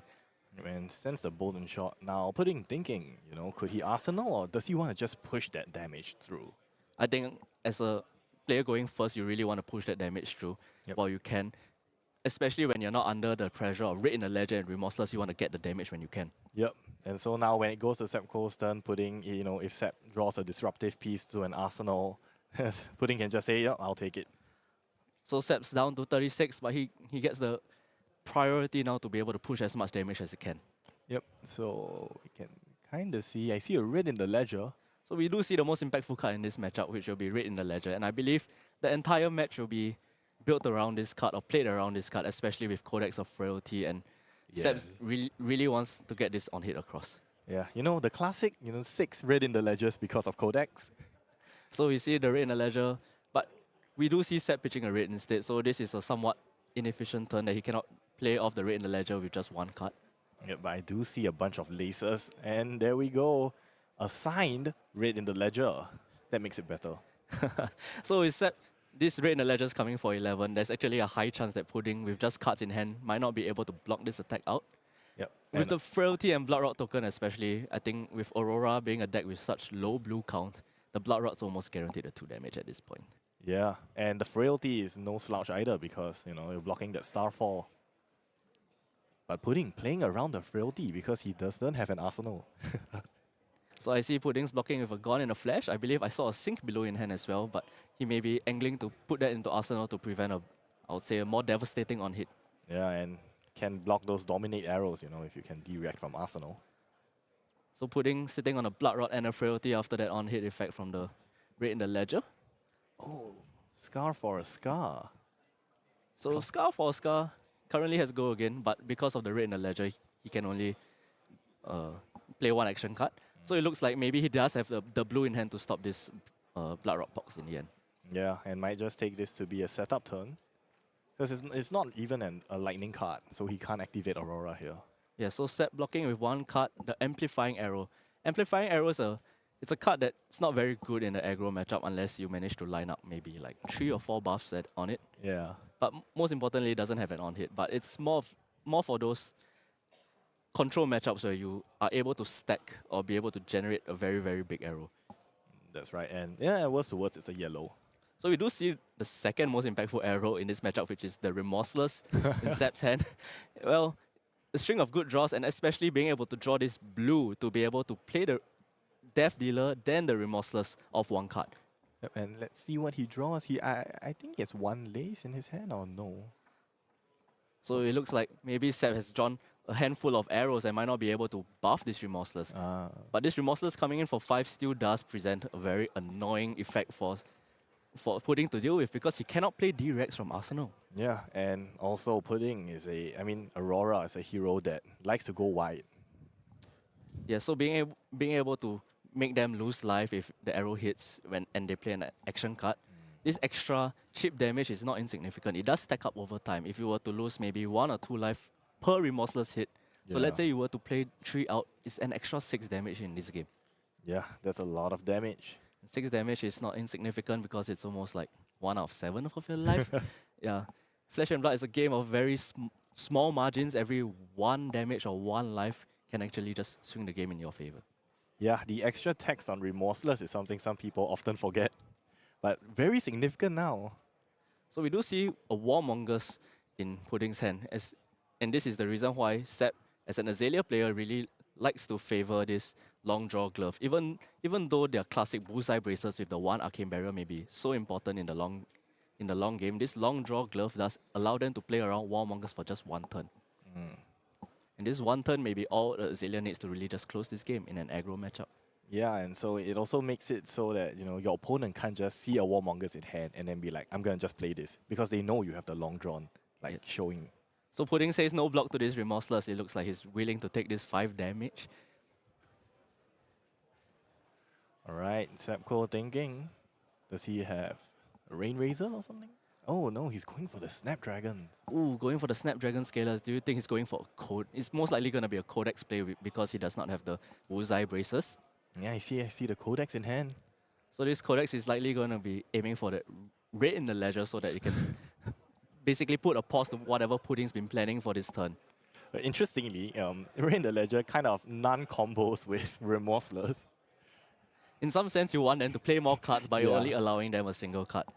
Yeah, but Red in the Ledger is still, of course, a great card. But from Seb's point of view is that Pudding doesn't want to block, so he kind of wants to unleash his whole hand and push as much damage as possible. But for Seb, I think he identifies this as a key point to really have to present an on-hit so that he can push the advantage because he's ahead in life right now. Yeah, and there's quite a significant lead in life because threatening this 5, even though there's already a 7-point difference. So we see because of the Red in the Ledger on hit, Pudding's like less inclined to use his armor and use cards from hand instead. And from Seb's point of view, this kind of like swings tempo in his favor because he gets an Arsenal from the Pondo token. And the opponent gets a Frailty, so the Starfall is even less impactful. The Arsenal's coming for less damage. So Seb really wants to push his advantage, this 7 life advantage, to his maximum right now. Yeah, and I do remember that the Ponder is very important for Azalea, right? Because that activates your cross traps, the headpiece of Azalea. Yeah, so the cross trap allows him to opt one by flipping the Arsenal, and it may even help him find the dominate arrow that he really needs to like close this game and push the on-hit effects, especially when with all the, I'll say, relatively new cards, not since from outsiders, the Lace with Blood Rod, Lace with Frailty, it allows you to push maximum value. Yep, so Pudding looks like he's going to be respecting the Red in the Ledger and blocking it out. So this Codex of Frailty's Ponder token really allowing Seb to maintain tempo and maintain card advantage at this point. Yeah, and even if it's not a good Arsenal, he can just sink it away. Oh, alright, looks like it's going to be a snatch. Pudding taking the 1 from the Remorseless. So this has no go again, this snatch has no go again, but it still does threaten an on-hit effect that may be significant in this matchup. Pudding with the Snapdragon Scalers, Aurora at the start have traditionally really been running the Lightning Greaves, but now they've been playing more of the Snapdragon Scalers just for the more reliable go again. Yep, to fix those hands, those unfortunate hands where you have no starter. Oh. So we see the Warmonger coming out from Pudding. This is one of the more important cards. So because it allows him to try and put a stop to what the Azalea is doing. But as we know, the long draw gloves. Yep, and luckily for Seb, he has used it to block. Yes, so catching it at the right time, right before he's going to probably be using it this turn, unless he does have cards like Ravenous Rebel and Enlightened Strikes in order to extend the chain link without using non-attack actions, basically. Yeah, but this is going to be a bit tough because we don't really know what he arsenaled there. If he arsenaled a pump, that might actually be a bit difficult. So we see the long draw gloves actually putting 2 cards from hand instead, allowing him to play the board and shot from Arsenal with go again. So this is so impactful because basically this turn, Seb has set up a 2-arrow turn. Yeah, because of the Tunic counter. Yeah, with the Tunic counter, he's able to use Death Dealer basically for free, allowing him to draw a card and put an arrow into Arsenal. So if it's a 0-cost arrow, this is so much damage even through a Warmonger's turn, presenting 8 and maybe into 4 for a 0-cost arrow. Yeah, and you know, if Pudding lets this hit and it's a 1-cost arrow, he can just reload it with Bone and Shot and shoot it out. So Pudding's taken the 8 damage down to 15. He doesn't even have... Oh, so okay. Seb opting to use the Tunic resource for Death Dealer to draw a card, which this is even better because it allows him the opportunity to arsenal the next card. And did you see what he drew? Yeah, he drew Knock the Death Whistle, one of the Azalea's specialization cards. Well, I think he drew red in the ledger. Red in the ledger. Either way, specialization cards are the most powerful cards that you have access to as a hero. Yeah, so he can search for anything he wants from his deck.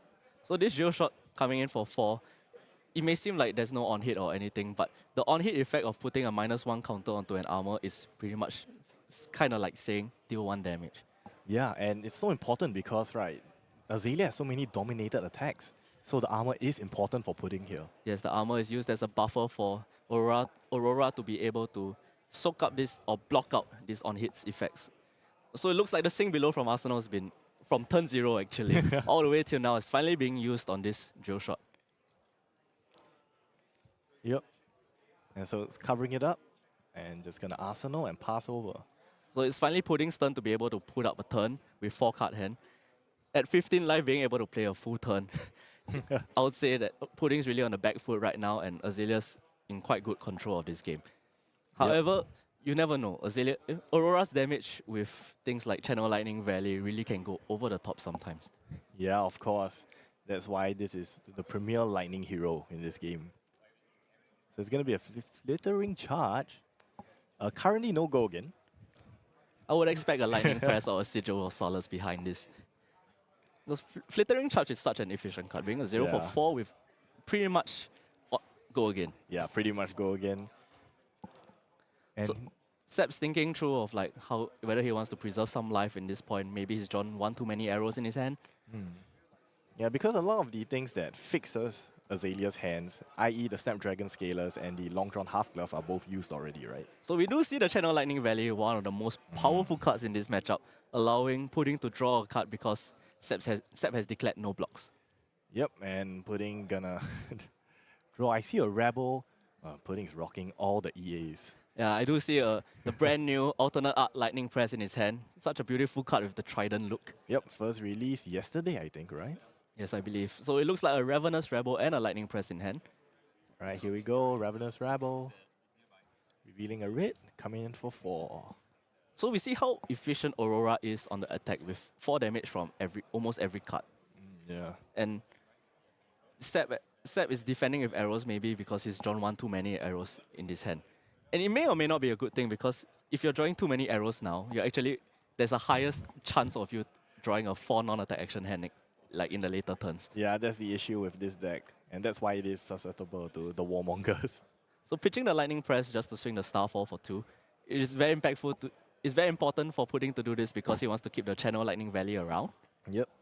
So being able to keep this around allows Pudding to, maybe I would say, get way more value of the Lightning Valley with cards like Sigil of Suffering, maybe even just playing a shock on the opponent's turn. Ah, nice. Yep, so it is just coming in. Oh yes, the All-Out Lightning Press was available in Portland. Nice, so there's a large amount of people already with this beautiful card in their decks. And now Sep thinking about the blocks, alright. Opts to take the 2 damage. And goes in for the Rebel, another 4. That's a lot of damage this turn. So what an efficient turn from Pudding, presenting 4, 4, 2, and 4. Yep, with the CLV sticking on the board.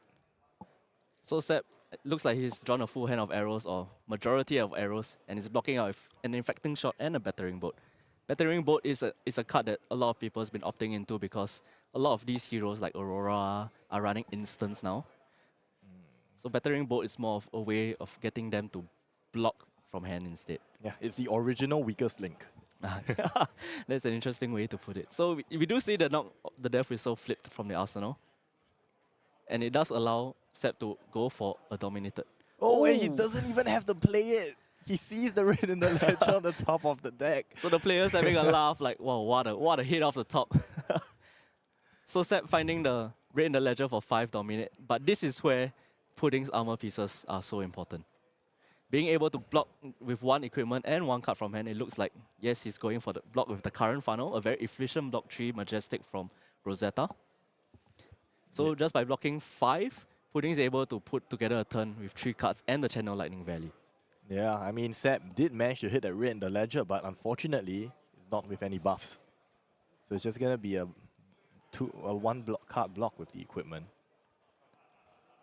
So Pudding with 3 cards in the Channel Lightning Valley, considering how bad Azalea is at blocking because most non-attack actions block for 2 and arrows only block for 3, it's pretty much a 4-card hand for Pudding at this point. Yeah. But I think it is unfortunate for Pudding because I think he wanted to really capitalize on that Channel Lightning Valley to play out a 5-card hand. But it does look like he has a very efficient hand. With a Scar for Scar and an Entwined Lightning in hand, being able to present 2 breakpoints almost guarantees him the draw at this point. Oh yes, that's true. And I don't think Azalea runs D-Reacts. Yeah, so I think Pudding was just thinking that, what if he gets blown out by a Rain Razor at this point? But there's no Rain Razor from Seb, and he just proceeds to arsenal his last card. Yeah, Rain Razor there would have been devastating. I see a lot of pumps. So I believe the last card in hand is the Electro Discharge, the Somersault. So it's a very easy fuse on the Entwined Lightning, which gives it 4 go again. Yeah, so it is the Somersault in hand, presenting 4 go again. So 4 is a breakpoint that Azalea really doesn't want to deal with because of the Channel Lightning Valley right now. Yep, so Seb right now has to make a difficult decision. Is he going to try and block it out and deny the effect? Or is he just going to let it go and see what happens? So Pudding gets the draw of the Channel Lightning Valley with 3 cards in hand, and you know it's a Somersault. So right now, the Scar for Scar is such an efficient card. Oh, it looks like he drew a Burn-Up Shock off that. The Burn-Up Shock, I think, would be an ideal Arsenal target right now because you can set up for maybe a blow-up turn next turn. Yeah. Or instead, maybe on the opponent's turn, you can just shock him, you know. Yes, doing the casual shock on your turn because Seb does not have AB. Although you can play the Burn-Up Shock and the Scar for Scar, you're presenting an on-hit effect that presents a lot of damage. And the Somersault can take back the Scar for Scar to present another 4. Yep, oh, and he's opting to Burn-Up Shock here, hoping to capitalize on the 4 attack cards he has in his hand. So trying to push as much damage as possible. This is what you really want to do as an Aurora in this matchup because as you want to play around the red in the ledger, whenever that's not in contention, you want to push as much damage as you can. Yep. And here is a Scar for Scar, 4 or 8. So Seb, I think what Seb is thinking right now is that he may need to just take all this damage to really just close the game as fast as possible. Because in an extended game, the Aurora will chip him down with all these 4 attacks. Yeah, but Seb still has the 2 1-block equipments. Technically, he could block out 4 attacks. Yes, he can block out these attacks, but I don't think it's the kind of play that he really wants to make at this point. He wants to preserve the Skullbone Cross-Trap to be able to find just 1 Dominator attack to close the game. Yeah, those Dominated Ray in the ledgers are devastating for Aurora. So Seb down to 11 after taking the 8 damage. Oh, and Pudding just going to be pushing all the damage here. So Scar for Scar coming in for 4. Seb sitting at 11 and Pudding sitting at 15. I think Seb's just giving it a deep thought whether he wants to take this 4 damage because 4 damage is 10% of your life in Flesh and Blood. Yep, and right now it's almost half his life. Pudding still has 2 pieces of equipment, both with 2 blocks. Yeah, he still has 1 block on the grasp as well, so that can prevent up to 5 damage if he ever has to. And so Pudding's kind of at 20, but I don't think that's a very good draw on his end. So the Skullbone Cross-Trap showing a boat and shot. This allows Seb to go for more of a go wide option, especially if he does see a non-attack action on top, he may be inclined to keep that card on top instead to push as much damage as he can. Wait, Pudding's hand has 2 somersaults but no attacks. Oh, it looks like a burn-up shock, a sigil of suffering, I believe, as well as 2 somersaults. Oh man, what a bad time to throw the somersaults. Yeah, because somersaults only bounce back attack actions, right? Yes, so somersault is such a powerful card when you can use it both defensively or offensively. But when you do draw, I would say this is Aurora's version of a Rune Blade hand. Yeah. Yeah, where you don't draw any good attack actions and you're kind of like in a bricky scenario. Yep. So Seb just going to be swinging in with a Lace with Inertia and Bolt and Shot. Buffing the Bolt and Shot, so now it has Go again. Threatening reload on hit. The reload on hit is a lot more impactful than we might think it is because Tunic is not at 3, so he's not able to use the Death Dealer very efficiently. Being able to reload an arrow right away and fire it without pitching an extra card may be devastating on Pudding. Yeah, that's a great point, and maybe Pudding knows that as well. That's why he might be trying to block out this Bolt and Shot. So I think on Pudding's end, he's really trying to use the Crown of Providence to get rid of 1 somersault. Because as long as he draws an attack action, it might change his entire hand. Yep. The good old crown. Crown of Providence favored by putting over the... Maybe more people will be running face Purgatory at this point. Yeah. But maybe Aurora does not run enough non-attack actions for face Purgatory to be very impactful. Yeah, and I mean, maybe putting values the consistency of the Crown of Providence, and I guess it is kind of paying off here.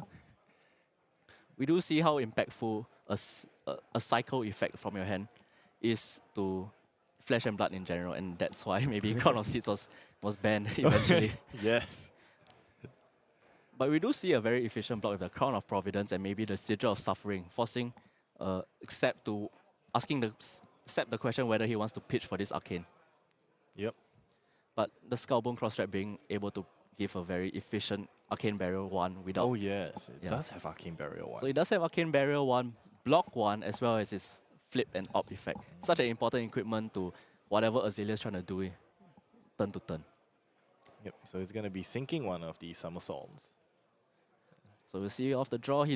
I believe that's a sink below. So that's a much more efficient block than the Sigil of Suffering, because you don't have to like ask Sepp whether he wants to block the 1 arcane damage. But at the end of the day, it does not contribute much to his hand at all. Yep, it's still going to be a blocking hand. It looks like a sink below, a Sigil of Suffering, a burn-up shock, and a somersault. Yeah. At least he can block now, because previously with the somersault, he couldn't block. The sink below does present another avenue to sink the somersault, to find maybe another option that he can get out of this hand. Oh. And I believe it's a Flittering Charge. So Flittering Charge, what an aggressive piece for this hand right now. When you play it with the burn-up shock, you're still presenting 4 with an on-hit as well. Yeah, which is enough to threaten Sepp because he's only on 7. But Sepp now with 3-card hand has go again, and the Death Dealer at the ready. Okay, so it looks like he's going to be pitching and drawing off the Death Dealer. Pitching the Take Aim to use the Death Dealer. Take Aim, notably a card with reload, he could have played it out instead to maybe reload the Endless Arrow, but I think he wants to see what he draws off this Death Dealer. Yep. And draws the pump. Most importantly, it's one of the better pumps in this Azalea deck in Premeditate. Yes. So Premeditate allows the on-hit of getting a Ponder token, which allows Azalea to just keep snowballing this card advantage that she may get. Yeah, an Arsenal target, very important for Azalea here. So this Sigil of Suffering being able to block for 4 because of the arcane damage being pushed through. Oh yes. So denying Sepp this very important Ponder token and allowing basically Pudding to get this life advantage, now being able to maybe just throw the Flittering Charge for 4 damage. Yep. We'll see whether he chooses to toss it or Arsenal it.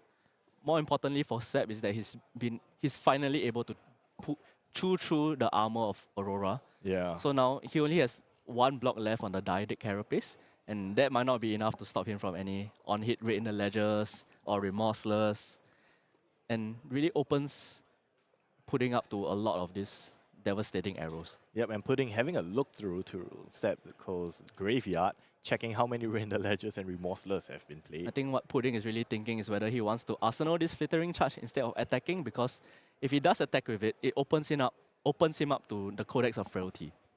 Yes. So Codex, one of the best cards in Azalea right now, being able to choose an arrow from your arsenal, from your graveyard to put it into your arsenal is such an impactful play.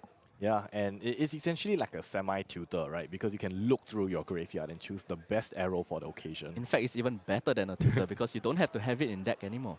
Oh yes, you're right. So opting to attack with this Flittering Charge instead, presenting 4 damage to Sepp's 6 life at a very precarious position, but Sepp looks to be multiple arrows in hand, multiple bolt and shots. And what is key to this matchup is the Tunic on Sepp's turn, because it's going up to 3. It allows him to play the Death Dealer for free next turn. Yep, and that's just drawing a card. With the 2 bolt and shots in hand as well, it does provide annoying on-hits that Pudding doesn't want to deal with because of the reload, allowing for 2 arrow turns. And at 15 life, 2 arrows is really presenting lethal at this point. Yeah, and you don't know what kind of disease is going to come from those arrows, right? Whether it be blood rot, inertia, frailty might even affect Aurora at this point. So Flittering Charge blocked by a bolt and shot, leaking 1 damage through. And now the Tunic resource going up to 3. Oh, but it looks like Seb's pitching a blue for this. All right, let's see what he draws off the top. With 2 cards in hand, armed with a bolt and shot, oh, it doesn't look like Seb's drew a very good card in the end. Yeah, he's going straight into the tank, thinking about what he can do here. So the most impactful play Seb can probably make from this point is to play a pump, the bolt and shot, and the Codex of Frailty. But looking as if like he's deep in thought, it may not be the Codex of Frailty, and he may not have drawn like a very powerful hand in the end. Yeah, but he's gonna be thinking. So bolt and shot, more importantly, it's not a card with a that is remorseless or red in the ledger. So Pudding with his life buffer of 10, he may be able to just soak up this damage and present lethal the next turn. Yeah, he doesn't have one of those disruptive on hits that can stop Pudding from, killing him from this point. So we see how important it was to have the defense reactions on Pudding's side to be able to buffer some life, to extend the game a little bit more for him to outvalue the Azalea. Yes, absolutely. And once again, we see that Aurora is not just Unga Bunga Go face. There is a lot of nuance to playing this hero. So Lace with Blood Rod, pushing this bolt and shot up to 7. 7 or 9. So I think I saw a premeditate in Seb's hand, and I think he doesn't really want to play the premeditate because he wants to fake an arrow in this sense. If he manages to fake an arrow and make Pudding block with 2 cards, he's allowed maybe 1 extra turn in order to just slam dunk a win from there. Yep, and looks like Pudding might be just going to block this. He might have caught Pudding in this bluff, so whether Pudding's able to present, if Pudding's not able to present lethal the next turn, Seb might be just going for the win with the premeditate and the Tunic at 3. Because with 2 armor pieces to buffer his life, Seb may feel really comfortable arsenaling the premeditate at this point. Yeah, that's true. And he gives him another turn to try and look for the Codex, or I think the last red in the ledger, right? So Seb goes for the arsenal, and Pudding has 2 cards to play. Now Pudding's angling for a play right off the bat. It looks like he knows his turn. A static shot coming for 4, but it's not a card that Seb can really disrespect at this point, because if Pudding does have a lightning press in hand, it's coming for 4 with an on-hit effect. Yeah, it also opens him up to a shock on his turn if he doesn't block this. Static Shock is such a powerful card to come out from the Aurora and Terra Blitz decks. Such a powerful card that's not in the set. Yeah. But we do see the power of Elemental Runeblade cards, because there aren't a lot of Elemental Runeblade cards that have been printed in Rosetta, but these cards are key to Elemental gameplay. Yep. And with the new keyword Lightning Flow, not up now, but it will be up if he had played a Lightning card earlier on in the Chain Link. So I think what Seb's thinking is that if he does block with 1 arrow right now, he's leaking 1 damage. But if a Lightning Press, it's presenting lethal at this point, where he'll be pushing through 4 physical and pushing 1 arcane damage. He can stop the 1 arcane with the Tunic resource, but it's still a very rough position to be. I think I see 2 Codex of Blood Rods in his hand. I do see a Rain Razor as well. The Codex of Blood Rod is such an interesting pick for Azalea players nowadays. Yeah. But I guess a lot of people found the power of the Codex or the books to generate all these Ponder tokens is such an impactful play for them. So Yep. Seb going for the gamble, just blocking for 2. Is it gonna be it's a Channel Lightning Valley. So Seb rewarded for the gamble somewhat. The Lightning Valley allowing Pudding to draw a card for his arsenal, or maybe if he does draw a blue, he could create an embodiment token. Yep, and also turns on Lightning Flow. Yes, so more importantly, the Lightning Flow is chipping 1 extra damage. You never know how impactful 1 damage is at this point. And opts to Arsenal it. Oh, Seb's thinking how he can really go through with this to push 15 damage at this point. So the Premeditate does give him a very good option at this to be able to find a Dominate or find a big arrow that can win him the game. Yeah. We do see the Sigil of Suffering on Pudding's side, chipping all this extra damage that can win him the game. And Sigil of Suffering is almost a 1-card block 4 and deal 1. Yeah, so it's a 1-card 5. Oh, it's a Codex of Frailty. Ooh, so he found the Codex of Frailty off the top. It may or may not impact this game a lot because he can find the raid in the ledger. Oh! Okay, that is 2 Rain Razors and a Seek and Destroy. Right. So I guess Seb was sweating a lot because he had no arrows in hand just now. But managing to find a Codex of Frailty is such an important piece at this point. Finding an arrow that has +7 with an on-hit. Yeah. No dominate, but still. So this raid in the ledger will be coming for 12. And we do see Pudding will get the 1 damage from his Sigil of Suffering. Oh yes, because he won't have any float. Alright, swinging the red in the ledger, massive. Can Pudding block 12 and will he block 12? Well, the Sigil of Suffering is definitely coming out. But we never know if he's blocking with more cards or not. Actually, even more so is Pudding can actually end the game here with a Burnout Shock and the Sigil of Suffering. Or if he has that. Yes, 2 arcane damage. Who's the wizard now? Yeah. And Pudding turning that card sideways. Oh, it's not. It looks like a Sing below off the top. Oh man, what a card to draw off the Channel Lightning Valley. Yeah. So the Sigil of Suffering managing to chip 1 damage, putting Sep down to a precarious 1 life. Oh, this is scary. Seek and Destroy active, red in the ledger active. At 1 life, Sep has to respect everything that Pudding throws at him at this point. Yeah. Be it arcane damage or physical damage.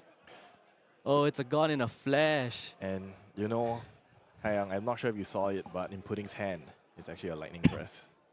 So a lightning press, basically a fake attack reaction, but being able to push this gun in a flash to 7 damage. So will Sep respect the lightning press?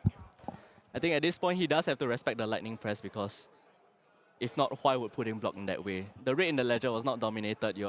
He's showing that he is able to use the multiple cards in hand. And the easiest way to do that would be the lightning press. Yeah, that's right.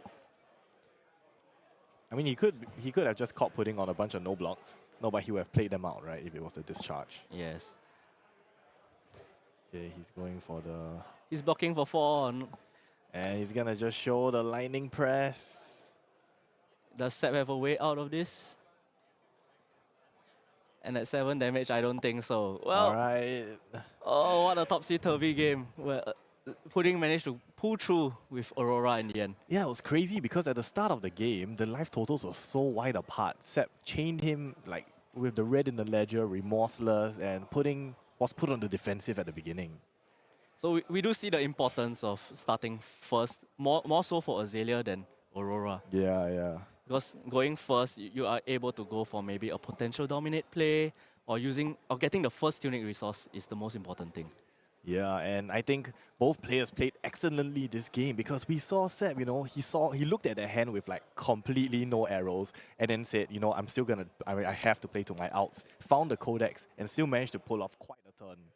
I think it was very damaging for Sep when mid-game, when he had all the tempo, he drew 4 arrow hands or 3 arrow hands.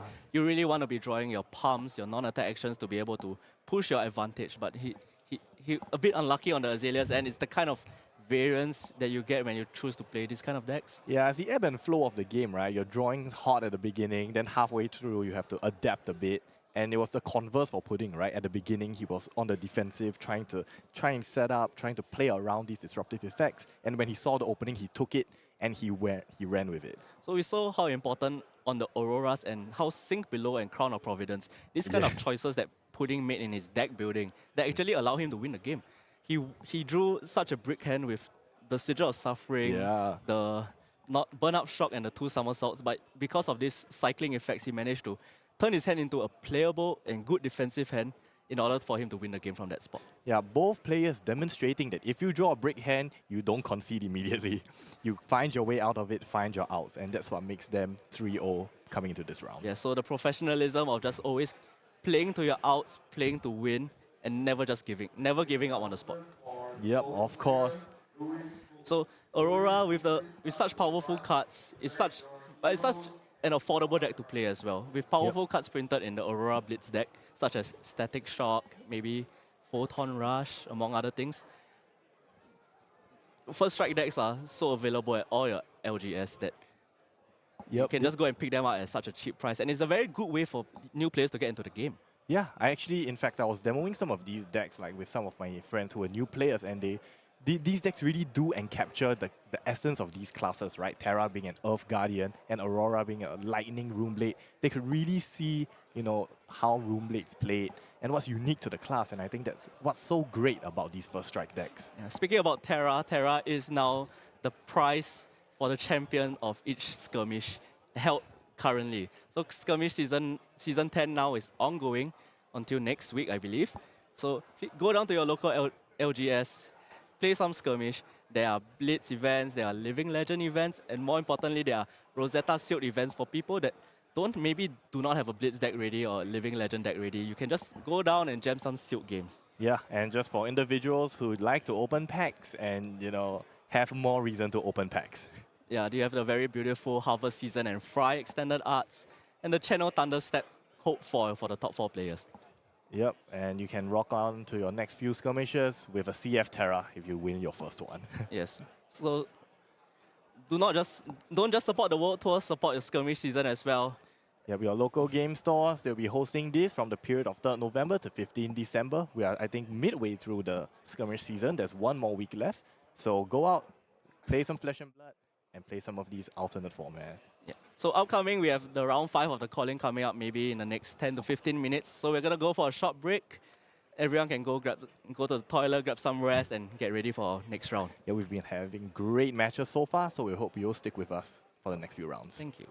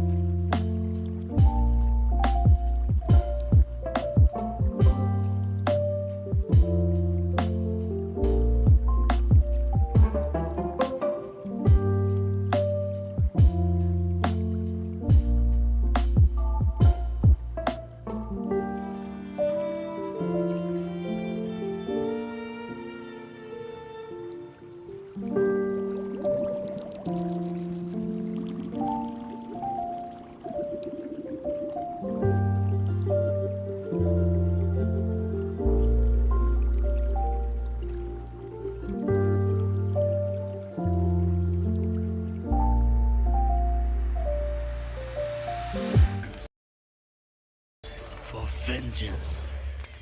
The guilty cannot hide from us.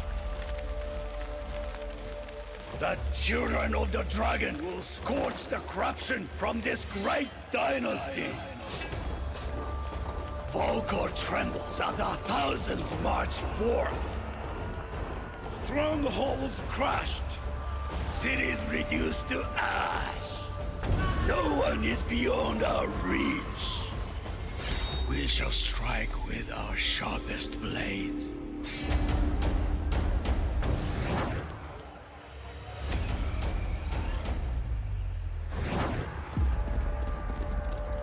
The hunter becomes the hunted.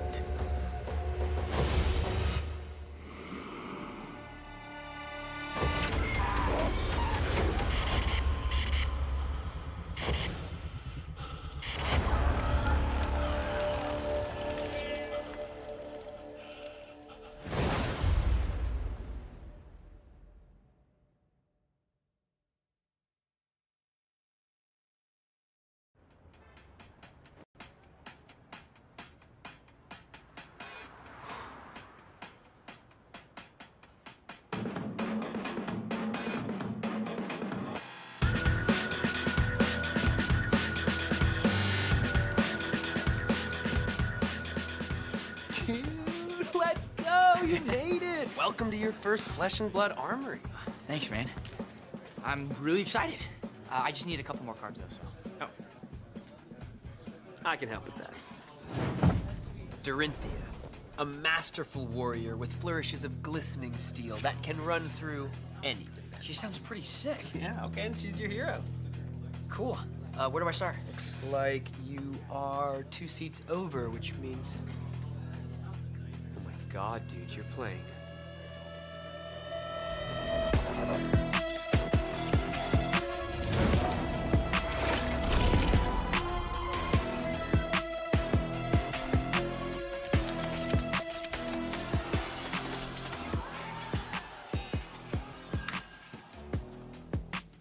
Oh, Dory, this'll be fun.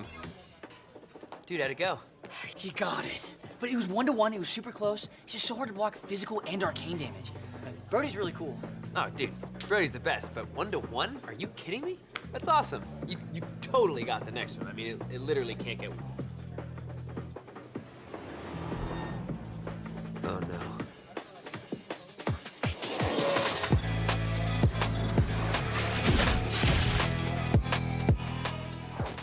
Block with my arm piece. Yeah. Right goes through my arm into my chest. That blocks for 2. Through my collarbone into my head. Block for another 2. And for 3. Take 5? So that still hurts me a lot then. I mean, I'm getting destroyed, but this is really pretty art, right? Dude, how'd it go? I got her down low, but she got there. She made me break my equipment, and then the floodgates just opened. But she gave me a lot of really good tips for my next match. That's great, bro. You've been pairing into straight up, like, killers. I'm gonna knock them down next week, though. Creo que hay ronda, ¿eh? Ah, ronda. They're not prepared for. ¿Cómo? Imposible.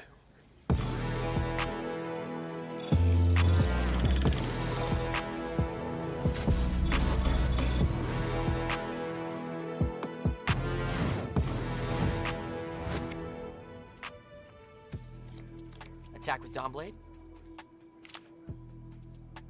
Oh. Glint the Quicksilver.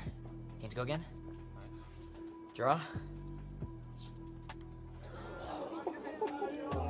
Twinning Blade. Nice. Seismic pops, and I will attack you with a Macho Grande. 8, and it has Dominate. You can only block with 1 card from your hand. What about from Arsenal? Nice. But they have a Pamel. Oh! Good game.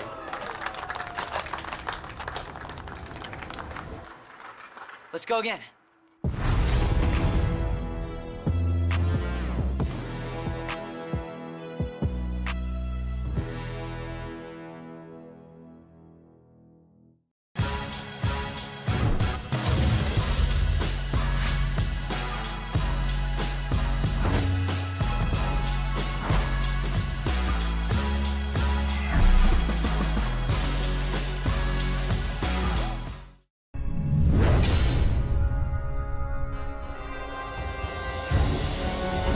To preserve that which we hold dear, to defend the innocent, and a future in which all can live free. Bravery is born of the light.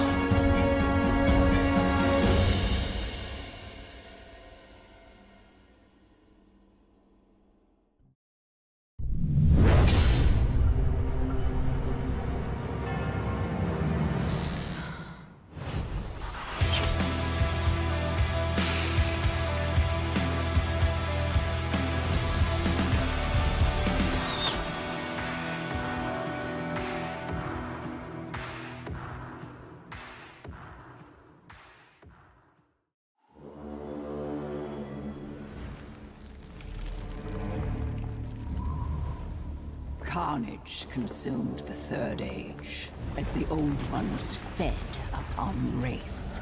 The Olin defended our destiny, our very existence. Yet one of their own they feared as deeply as their foe. To kill is human, to slaughter is desire. And Jarl Vitredi was filled with the lust for war.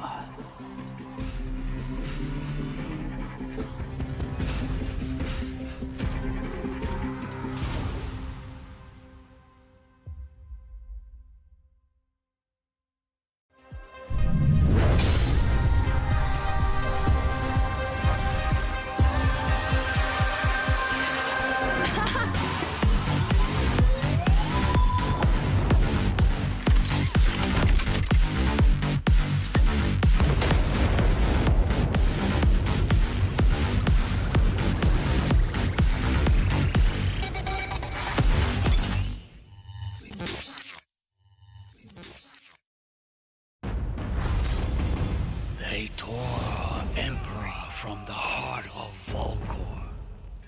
This grievous regicide shall be punished. We burn with shame. Now the land burns for vengeance. The guilty cannot hide from us.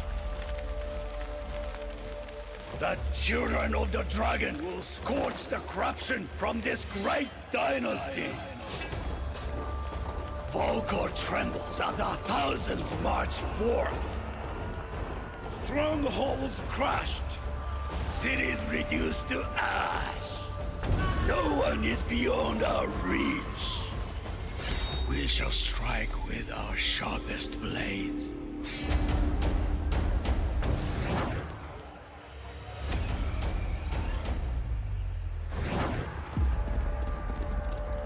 The hunter becomes the hunted.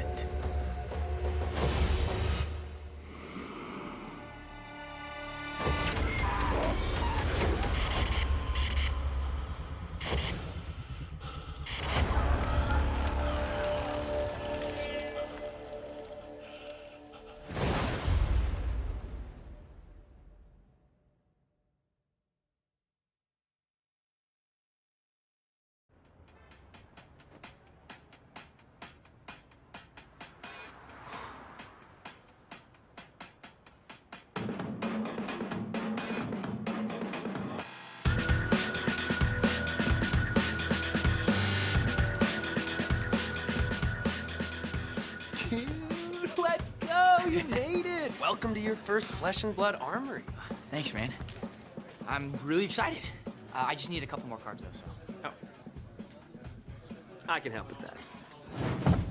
Dorinthia, a masterful warrior with flourishes of glistening steel that can run through any defense. She sounds pretty sick. Yeah, okay, and she's your hero. Cool. Where do I start? Looks like you are 2 seats over, which means... Oh my god, dude, you're playing.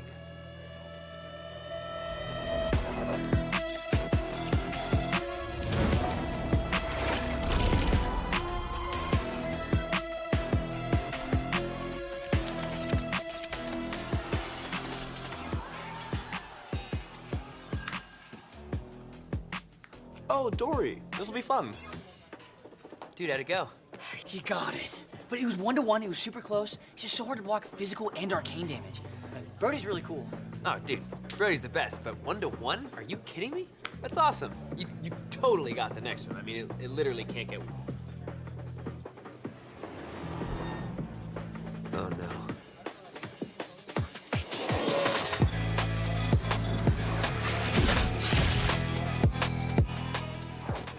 Block with my arm piece. Yeah. Right goes through my arm into my chest. That blocks for 2. Through my collarbone into my head. Block for another 2. And for 3. Say 5? So that still hurts me a lot then. I mean, I'm getting destroyed, but this is really pretty art, right? Dude, how'd it go? I got her down low, but she got there. She made me break my equipment, and then the floodgates just opened. But she gave me a lot of really good tips for my next match. That's great. Welcome back to World Tour Kuala Lumpur. Just in time for calling round 5. We have seen some really exciting games so far, and I'm sure you guys are very curious what the meta breakdown is for this event. So we have the meta breakdown here, right here for our calling. Over 240 players, I believe. 250, I think. Yeah, so we had our top represented heroes are Enigma and Aurora and Nu, actually. All 3 of them, 30 players or more. Yeah, so the top 3 decks were kind of expected. What was not really expected was how low the Zheng and Viserai representations are, which is they're like not even half of Enigmas. So I believe Zheng, such a powerful deck nowadays, actually winning a calling at Osaka. Yep. So, but it's very obvious that the Mistfield heroes are still very powerful, along with the mixed damage in Room Blades, Aurora and Viserai up there with the 3-part the Mistfield heroes. And right behind them we have Azalea, Ira, KO, and Victor. Yeah, so I think overall the representation, like hero representation wise, after the top 3 are quite equal. We have quite a fair representation of Azalea, Ira, KO. and even Victor, who kind of disappeared for a while. A lot of people were writing off Victor just because he had a very bad Enigma matchup. But I feel like if you're gonna have a few good rounds or test of strengths and win some clashes, you can actually get all the way and actually beating these Enigmas, because they can generate so much damage with Visit the Gold Main Estate and just swinging big red attacks like Thunderquake. Yeah. So the strength of Victor, I mean, the strength of Guardian in general cannot be really underestimated at any point because they still have really huge attacks.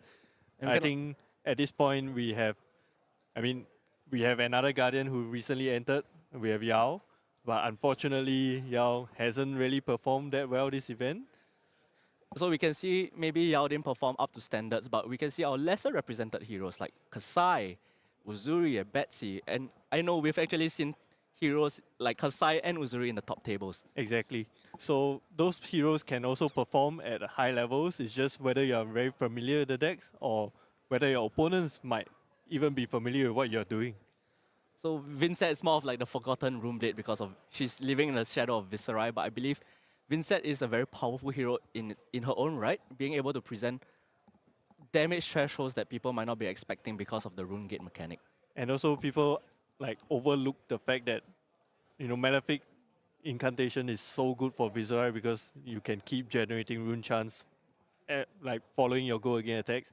But we forget that Vynnset can abuse the rune gate mechanic, and with the rune chants generated from Malefic, you can keep following up turn after turn with your rune gate cards without slowing down at all.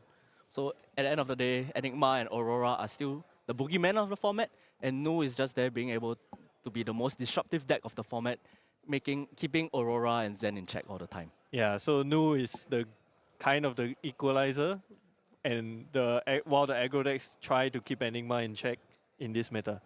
Enigma still is the most powerful hero and still the standout performer of this Rosetta season, I believe, clocking up to 600 LL points or more just for this season alone. I think, interestingly enough, the Southeast Asian region kind of favors the Brutes quite a lot. So we see the representation in terms of 13 KOs and 7 Levias. So we love our Brutes here in Southeast Asia. A lot of people do say that the Brutes suffer a lot against the mixed damage of Aurora and Viserai. However, they're still heroes with one of the most broken equipments in the game, like Scabskin Ladders, where with just one roll of the dice, you were to roll a 6, you could actually just turn the gate on its own. Such a powerful equipment that no one else has access to, actually. And of course, we have a couple of Florians running around. Hopefully you can get one on stream. So we're moving into our game right now, where round 5 of our calling, we have Chanon on Uzuri versus Tobias on Enigma. Yeah, so I think while historically Illusionists have done really well into Illusionists, let's not forget that Shoma had won a Pro Tour on Uzuri as well. And there was also a meta game where, while Enigma wasn't the most represented deck, it was still at least top 3. Uzuri is a hero that presents very annoying daggers that has piercing, so you cannot just use your equipment to block for 1. And Uzuri being able to hide her attacks behind stealth is such a powerful mechanic that in some sense is your attack reaction to just blow them out of the water. Yeah, so cards like Pick to Pieces, which, you know, when you see it coming, it's very easy to defend. You can just block with, you can block with extra cards. You can prepare your defense reactions, but if you're completely caught unawares, then there's a whole different story. So Enigma's gonna feel very safe in this matchup because she's hiding behind a wall of ward and a lot of defense reactions. But Uzuri, armed with all the new Mistfield assassin cards, can actually damage them very hard. With things like Persuasive Prognosis and Bonds of Agony really pushing a lot of disruptive on hits that Enigma really does not want to deal with sometimes. Okay, I think the players are getting set up, and we see some really interesting choices at the current moment. We can see that Chanon is actually not opting for the Black Tech Whisperers. He's actually going for the Snapdragon Scalers. So the Snapdragon Scalers really offering very reliable go again, because you don't have to hit the Enigma at all.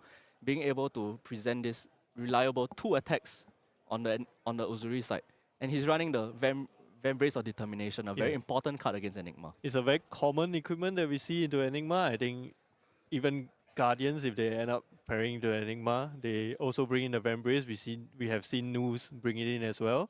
So I think this is quite a staple as long as you have Enigma in your metagame. So Tobias will be starting us off on the Enigma. On turn 0, it looks like he has a Sing below in hand, a perfect Arsenal target on turn 0. So Kayang, what do you think? What do you think is the perfect start for Tobias? Well, as an Enigma player, I really hope that I can transcend on turn 0 so that I can get Traverse online as soon as possible. But it looks like he's just gonna pass the turn and put the Sing below into Arsenal. Yeah, so this is kind of like you have your shields down, you don't have any ward to protect you to begin with, and looks like Chanon is preparing to launch a Ravenous Rebel.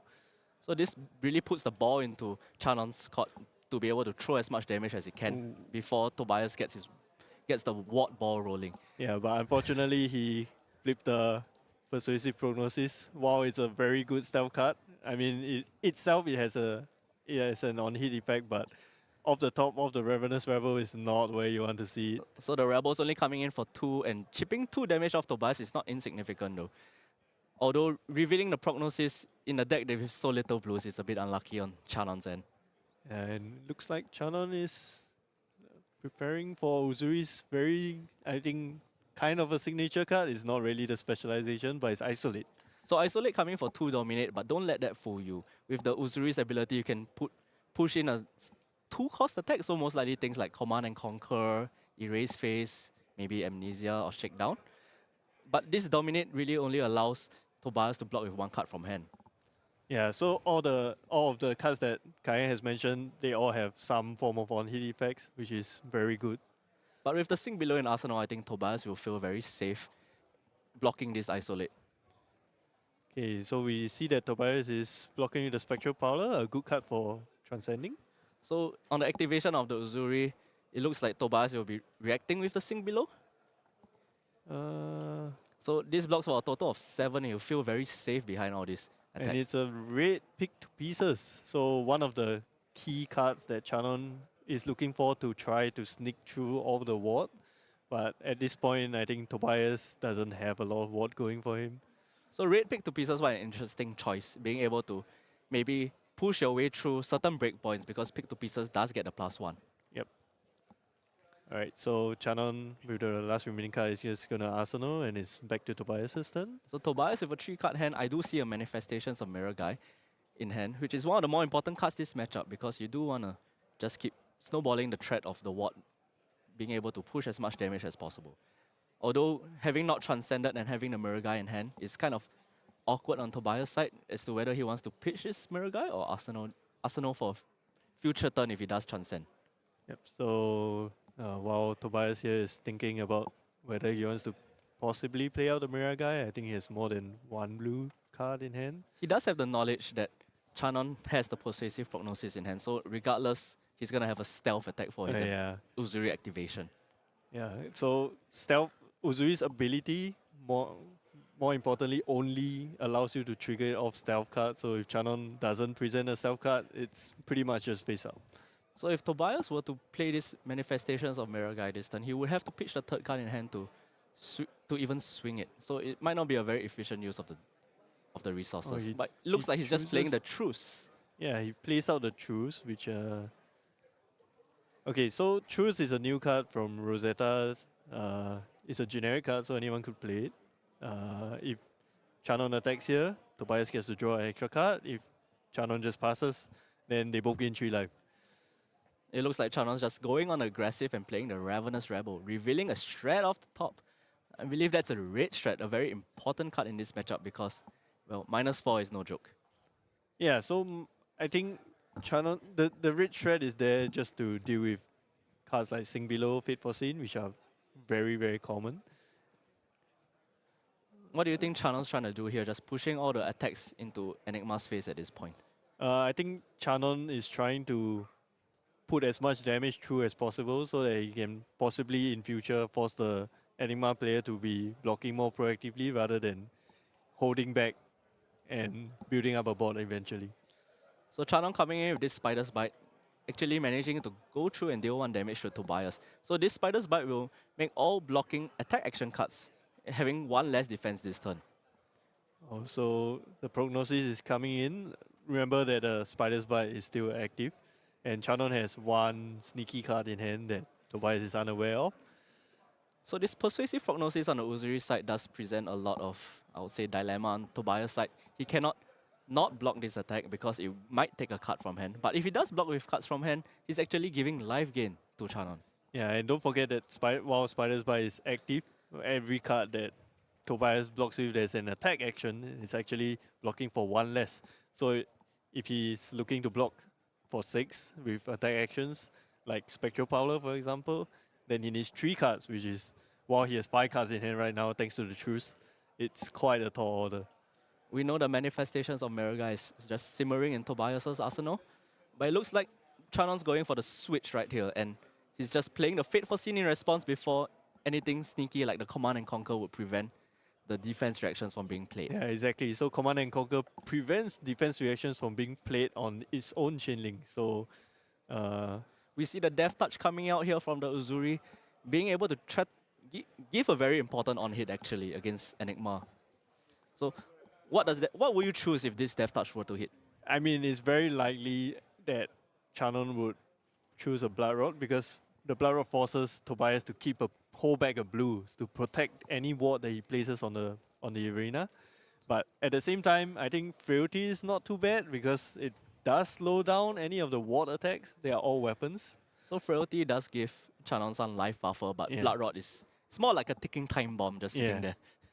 So I think Blood Rod is the more proactive token that you could consider, but I think Frailty isn't too bad considering in this matchup sometimes you have to take some damage to be able to force the Enigma's hand. So 2 damage is leaking through and Chanon gets the chance to choose. So he does choose the Blood Rod token in the end, setting that time bomb on the board. Okay, so after Chanon chooses the token, he resolves the Death Touch. Remember that most illusionists get to play instance as well. So Tobias here is considering, because he has an Astral Etchings in hand, there's a consideration to play it, and also of course the Miragai in his arsenal. So what Enigma really does with the Meridian Footsteps is a very important counter to this Blood Rod token. Yep. So Meridian Footsteps, if you manage to pitch a Chi on your own turn, you can turn on a ward tree that can actually soak up the 2 damage from Blood Rod Pox. Yeah, and instead of paying for it, you really have something that is going to protect your ward. So it's being able to facilitate proactive gameplay. The Meridian Pathway soaks up the Blood Rod token from the and allowing Enigma to just snowball the advantage. It looks like the players are just clarifying the number of counters on the manifestations of Miragai. You have to remember that Miragai requires you to pitch a Chi, not transcend to get the counters. So they're just clarifying the board state, and and Tobias is going to his own turn. So it looks like Tobias couldn't find there's no tree pitch on the dice provided, so it looks like he has to use his own dice for the Tunic counter. But I think Chanon's been doing a pretty good job at just chipping away the life total of Tobias. So I think Tobias is looking to actually pitch the Chi right now for Enigma's ability. He's thinking about it because he also has an Astral Etchings in hand, and to play Astral Etchings at instant speed, you require a Spectral Shield. So he could either crack the Calming Gesture, or he could use Enigma's ability to create said token. Yeah, but with the Chi in hand, being able to protect with the Meridian Footsteps against the Blood Rod Pox is a very important play that Tobias really is looking to do in this turn. Yeah, but regardless, Miragai is one of the core cards of Enigma, the Enigma deck. So I think Chanon right now is probably considering his options, how he's going to get that very pesky Illusionist Aura off the board before it does too much damage. It's very likely that Chanon's not going to be blocking this turn and wants to utilize resources in hand just to swing daggers in order to pressure the manifestations of Miragai. Yeah, and that's where the Vambrace comes in, right? Because if you try to protect it with the Spectral Shield, you can just Vambrace over the ward. Yes, so Tobias giving a really good think right here whether he wants to use the Enigma ability. So no, he's just pitching the Chi just to swing the manifestations of Miragai. So he has 2 floating. I'm not sure if he's going to clarify with his opponent that the Meridian Footsteps are online. It looks like he's going to just activate. Oh, he's going to use the Tunic. He's going to activate Tunic for an additional resource. And he's actually going to play 2 Astral Etchings on the Miragai. Wow, that's... Oh. So remember that Miragai's ability says that for each counter on it, it gets that much ward, and those counters are actually plus counters, so it's actually double the damage. So this Manifestations of Miragai has 8 counters on it. So when it was swinging for a measly 4, now it's 16.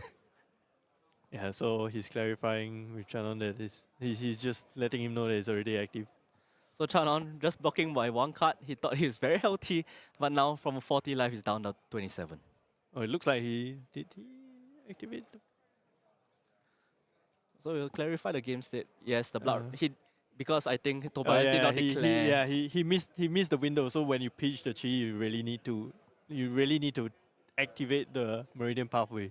But in this case, he forgot, and now I mean it's great for Chanon now. I mean he doesn't have to deal with a 16 power attack the following turn. So that missed trigger, I guess, it was very damaging on Tobias's, and losing the Manifestations of Miragai basically almost for nothing, with the Blood-Rot Pox being on the board at the start of his turn. Yeah, but at the same time, I think Chanon did take a whole chunk of damage. It was quite a huge Miragai. And keep in mind, Tobias, that was a Miragai that wasn't, enhanced by a chi. So with Traverse the Universe still around, I think that's not the last we'll see of a Miragai that huge. Yeah, with a Traverse the Universe, it looks like Tobias can always go for a swing turn with maybe a second Manifestations of Miragai, which I think I do see one in hand right now. Oh boy. So it looks like he's not blocking this Spider's Bite and opting to, I guess, take one? Yeah, because of the Vambrace activation, I believe. Oh, it doesn't look like there was a Vambrace activation. No, he did not activate the Vambrace. I mean, Tobias just let the shield defend against the Spider's Bite attack, and Chanon is unfazed, just attacking with looking for scrap. I think one of the core cards of Uzuri as well. So looking for scrap, a premium card now that almost every assassin will use, because they are running all these 0-for-1 stealth cards. And looks like Chanon's going on aggressive, just throwing a Leave No Witness for 0-for-4. Yeah, so even though Tobias does not have an arsenal, it does provide an avenue to banish the top of his deck and maybe get Chanon a very important silver. So while not having an arsenal banish is kind of, it makes the Leave No Winners a little bit weaker, but off the top of the deck, it's completely random. It could hit a very, very core card of Tobias's deck. It could hit one of the last 2 Miragais, even though we know that Tobias has 1 in hand. And now he's even shuffling his deck, so there might be a chance he banishes one of the cards that Tobias had pitched earlier even. So Tobias going for aggressive play because he did draw the second Manifestations of Miragai, cashing in this Traverse the Universe to get the chi back that when he transcended with the drop in the ocean. So going for a very aggressive play, even though he did miss the trigger just now, he's going for this tempo swing turn and trying to gain back the advantage right here. Yep. Oh, so it was one of the Enigma Chimeras, but keep in mind this Uzuri, we're not watching in Nu, so even though Chanon banished the blue, there's no shenanigans to be had with the banish zone. And so Tobias right now with 5 cards in hand, one of them we know it's the Manifestations of Miragai and the Inner Chi. It looks like he's going to go on the offensive and just push as much damage as he can to snatch back the tempo. Alright, so here comes the huge Miragai compared to the smaller one that we witnessed that was grown up by 2 etchings. Oh, he even has the Transcend in hand with the Rising Sun, Setting Moon, being able to get a second chi in hand.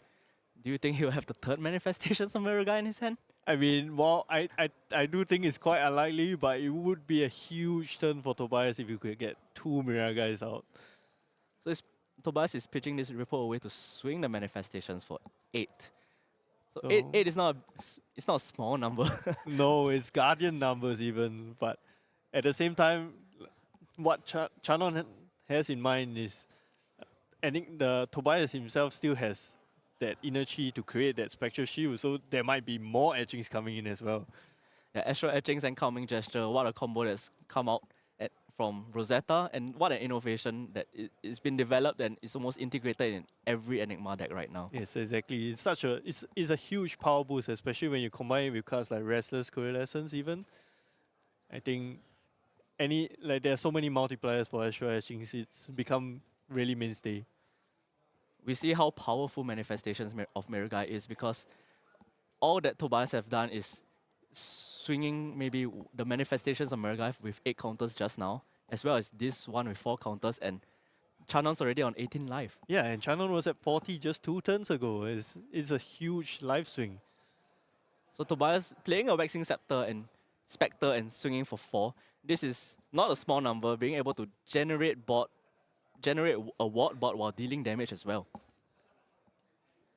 Well, I think at this point, maybe Tobias will have some issues with blocks in future turns because he doesn't have an arsenal, and Chanon is actually just gonna take it all. So Chanon opts to take this 4 damage. I think he feels like he needs to keep cards in hand to be able to swing the daggers to threaten this Waxing Spectre and the manifestations of Miragai at Ward 3 and Ward 4 respectively. Oh, and instead he starts off with a Bonds of Agony. I think this card is more commonly seen, like from Nu, but from Uzuri, I think it's quite interesting in the sense that you can swap it with itself just to activate the Uzuri's ability. I think what Chanon is looking to do is to hope for an overextension on Tobias and to block this Bonds of Agony, maybe with 2 or 3 cards, and then with the Snapdragon Scalers, he can really pressure the board using the daggers or maybe another stealth card like Pick to Pieces. Well, yeah, because itself is a stealth card, so when you swap it out, you can actually swap it for Pick to Pieces, and it also fulfills the condition for reaction for Pick to Pieces. Yes, so we also know that Chanon had the red strat that was revealed of the Ravenous Rebel just now. So it's probably the card in Arsenal right now. Oh, and now that Tobias has only blocked for 3, okay, it's not a Pick to Pieces, but it's still a Death Touch, which is coming in for 6. So Death Touch, such an important card, and such an efficient damage for Uzuri to be able to present. So we do see the red strat coming out from Arsenal, taking that essence of Ancestry Mind from 3 block down to 0. And also, something to take note, Death Touch is also a card that costs 1 or less, which means that Snapdragon Scalers is also active. So if Tobias decides to continue blocking this Death Touch, Chanon could possibly, use his Snapdragon Scalers for go again and continue the offense. So Tobias plays the Majestic Restless Coalescence in order to transfer 1 counter from the Waxing Spectre. This allows him to create a wider board of ward in order to prevent this Death Touch on hit. Okay, so right now, Tobias is effectively, he's blocking for 0, but with so much ward on the field, there's always a chance that, Tobias actually doesn't take any damage. But one of Chanon's priorities here is that he wants to get as much of it off the board as possible. If anything, even taking the Miragai off the board is great. So I think the line of play here is that Tobias is asking if Chanon wanted to react, especially with the Vambrace of Determination. But Chanon just says, no, I'm just going to take your manifestations of Miragai and the Waxing Spectre.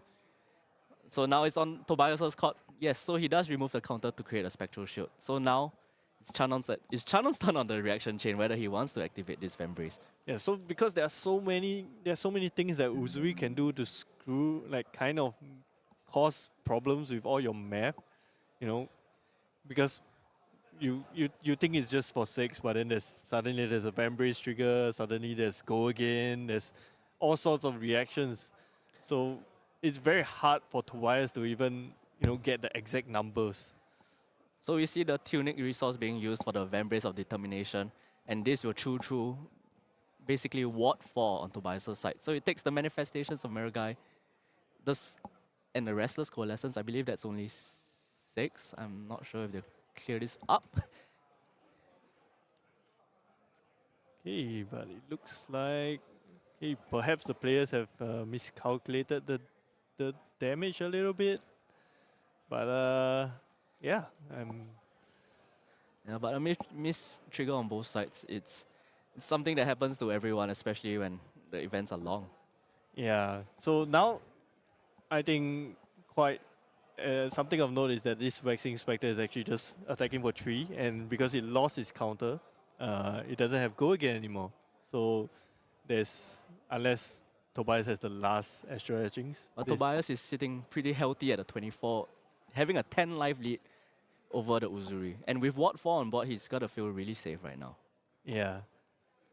So blocking with a spreading play, actually one of the more interesting cards this matchup, but I think with the Codex in hand, Chanon feels like he's ready to blow through this Ward board. Yeah, and especially when he has like 2 pick 2 pieces at the current moment.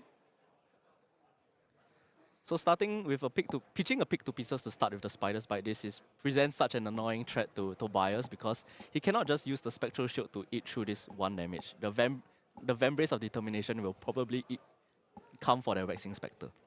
Yep, he's just activating the Vambrace here, and the Waxing Spectre will now that there's a Vambrace trigger as well, I think when you use your Ward 3, you circumvent it. But it's like you use 3 for 1. Is it really worth it? But at the end of the day, it's Uzuri's job to manage the board so that you don't just die to all these weapons on the Enigma side. So we see the Nerve Scalpel coming in for 1 as well. This is very easily covered by the Spectral Shield that should be dead. But we will see how Tobias decides to navigate this turn. So the Spectral Shield dies in place. Tobias will be playing the Leave No Witness, threatening the Arsenal. Such a key card at this point. Okay, so Chanon's last card is actually a Codex of Frailty, which he could use to, after he uses his Snapdragon Scalers to give the Leave No Witnesses go again, he could use it to bring back the Death Touch, which has been quite pivotal in this matchup. Even at this point, he has 1 pitch floating. Going for the Snapdragon Scalers in the Codex, you might actually favor the Death Touch in this point because you want to push the Blood Rot token to prevent any board that Tobias might be setting up. And also, I think it's good to keep in mind that Leave No Witnesses itself has an on-hit effect. So if Tobias chooses to block less than 4, the on-hit will take out the Arsenal as well. So Tobias thinking very deeply and choosing to block, I believe, 6 on this Leave No Witness. And Chanon, without hesitation, is going for the Snapdragon's play and playing the Codex of Frailty. Yep, and Codex of Frailty, other than returning one of your attacks from the graveyard to allow you to use it again, the Frailty also hampers Tobias' ability to start an offense because all your wards suddenly attack for 1 less. So utilizing the 1 resource, as mentioned previously, Chanon's going for the Death Touch. He really wants to maintain this tempo and use the Blood Rot token and Frailty tokens to just stymie Tobias' offense. You can see that Chanon has sequenced this turn in such a way that it really generates as much value as possible. Well, in a matchup where you're unfavored as the Uzuri, you really want to be able to get as much value as you can from every single card. Yeah, so continuing the offense with another Blood Rot rather than stack up the Frailties. Also keep in mind that now that the Traverser Universe is gone, Chi is no longer so readily available.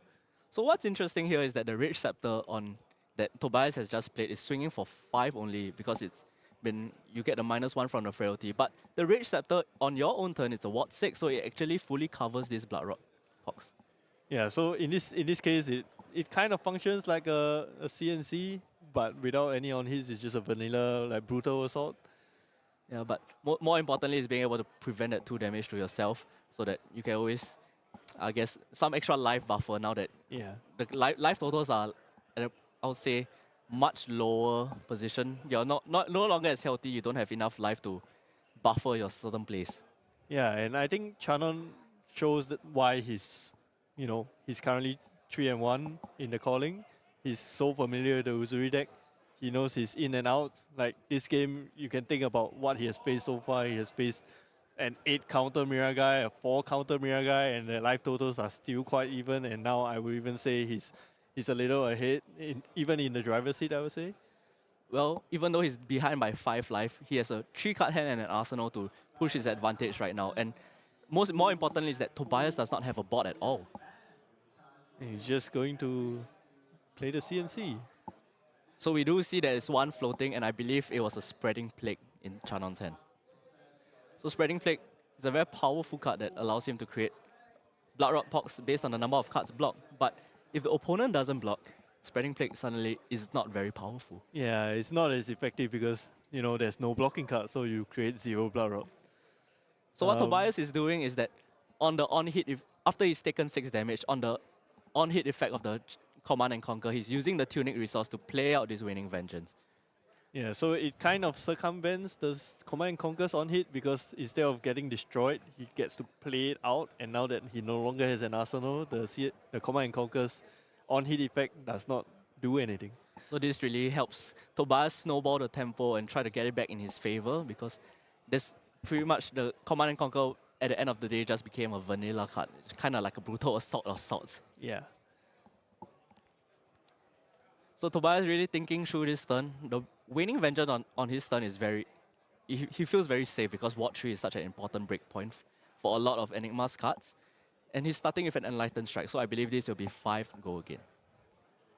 Looks like go again, he still has multiple cards in his hand, and it looks like he also has a Command and Conquer, and Chanon does so happen to have an arsenal this turn. Well, more importantly on Chanon's side is that he's preserved the Crown of Providence till now. So if he ever feels like he needs to keep tempo by not blocking this Command and Conquer, he can use the Crown of Providence to sink his arsenal and draw a card. I think one of the more interesting cards in Chanon's hand right now is actually Inertia Trap.